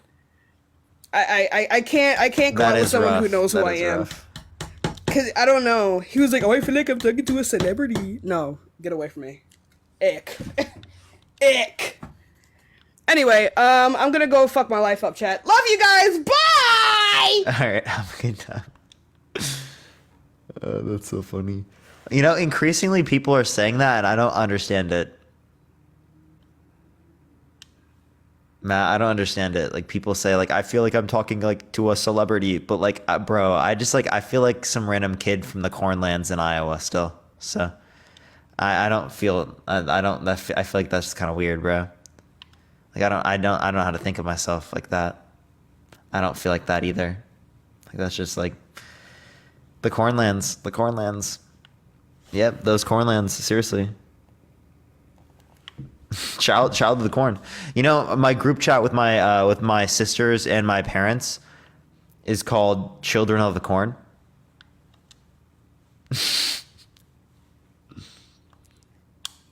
Top tier name, huh? Wyland? For real. How corny, I know, right? Can people hear me? Skincare routine, Accutane. When I was 16. Yeah, lucky. Yeah. I didn't have acne as a kid, so I didn't have to. That's a W, honestly. That's a flex. It is. My poor sister had it, but I didn't. All I get is my teeth, bro. I didn't even need braces. That's it. Well, look at you. I know, right? I don't know. Acne wasn't fun though. Yeah. Everyone around me had acne, or at least a few things. I had nothing. Like my face was like clean as fuck, and I was like, oh Yeah, bro gets the best skin possible. I have dermagraphia and I have acne, so I would have dermagraphia flare-ups. Like whenever, like sometimes when I would have bad acne too, and it was like really bad. Fuck acne. I haven't had a good dermagraphia flare-up in a while. No, that's good. No, those like feel so weird. I don't know how to explain the feeling. Me too. Accutane is awesome. Yeah, it was for me. I've heard that it's had some negative impacts for a lot of people, but like, I mean, I have a great experience with it. I definitely felt emotion for like the first time. Like I'm not trolling. That's actually what it felt like. I felt like I identified my emotion for the first time in my life. Nice.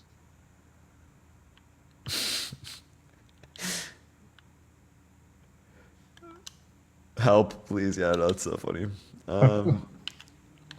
I feel like that's relatable if you're on Accutane. I also had like these like things on the side of my. Yep. Like that was terrible. Like I had crusties, bro. That was so gross. There's a medical term for it that I don't know. But whatever the fuck that shit is, that shit's gross, bro. Yeah. It wasn't too bad, but like it would literally It's a fungus cut. infection, I think. Oh no, it wasn't that. It would cut for me. and Oh, it's stuff. cut. Okay. Yeah. When I was Or, young, I mean, it could be. Maybe it like, is. dry edges of my mouth, and it would get like, yeah. Yeah, super dry like that. And then, yeah, I had cystic acne. Like, I mean, it wasn't like.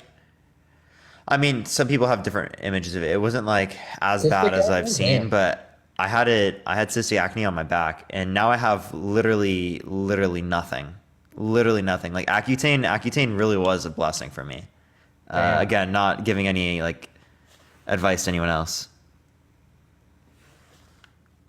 Yeah, I don't have that problem. Damn. Is Harry live? I don't know. He might be going live here for soon. I gotta get going. Yeah, you do. All right, y'all. I love y'all so much. I will be done when I see y'all here in a minute. Have a good one. I love y'all so much. Peace out, everyone. You can go raid Harry. Go to Harry J Sisson, spam Parker raid, spam love from Parker, everyone. Harry J Sisson, spam Parker raid, spam love from Parker, everyone. Parker raid, Harry J Sisson. Love y'all so much. Peace out, everyone.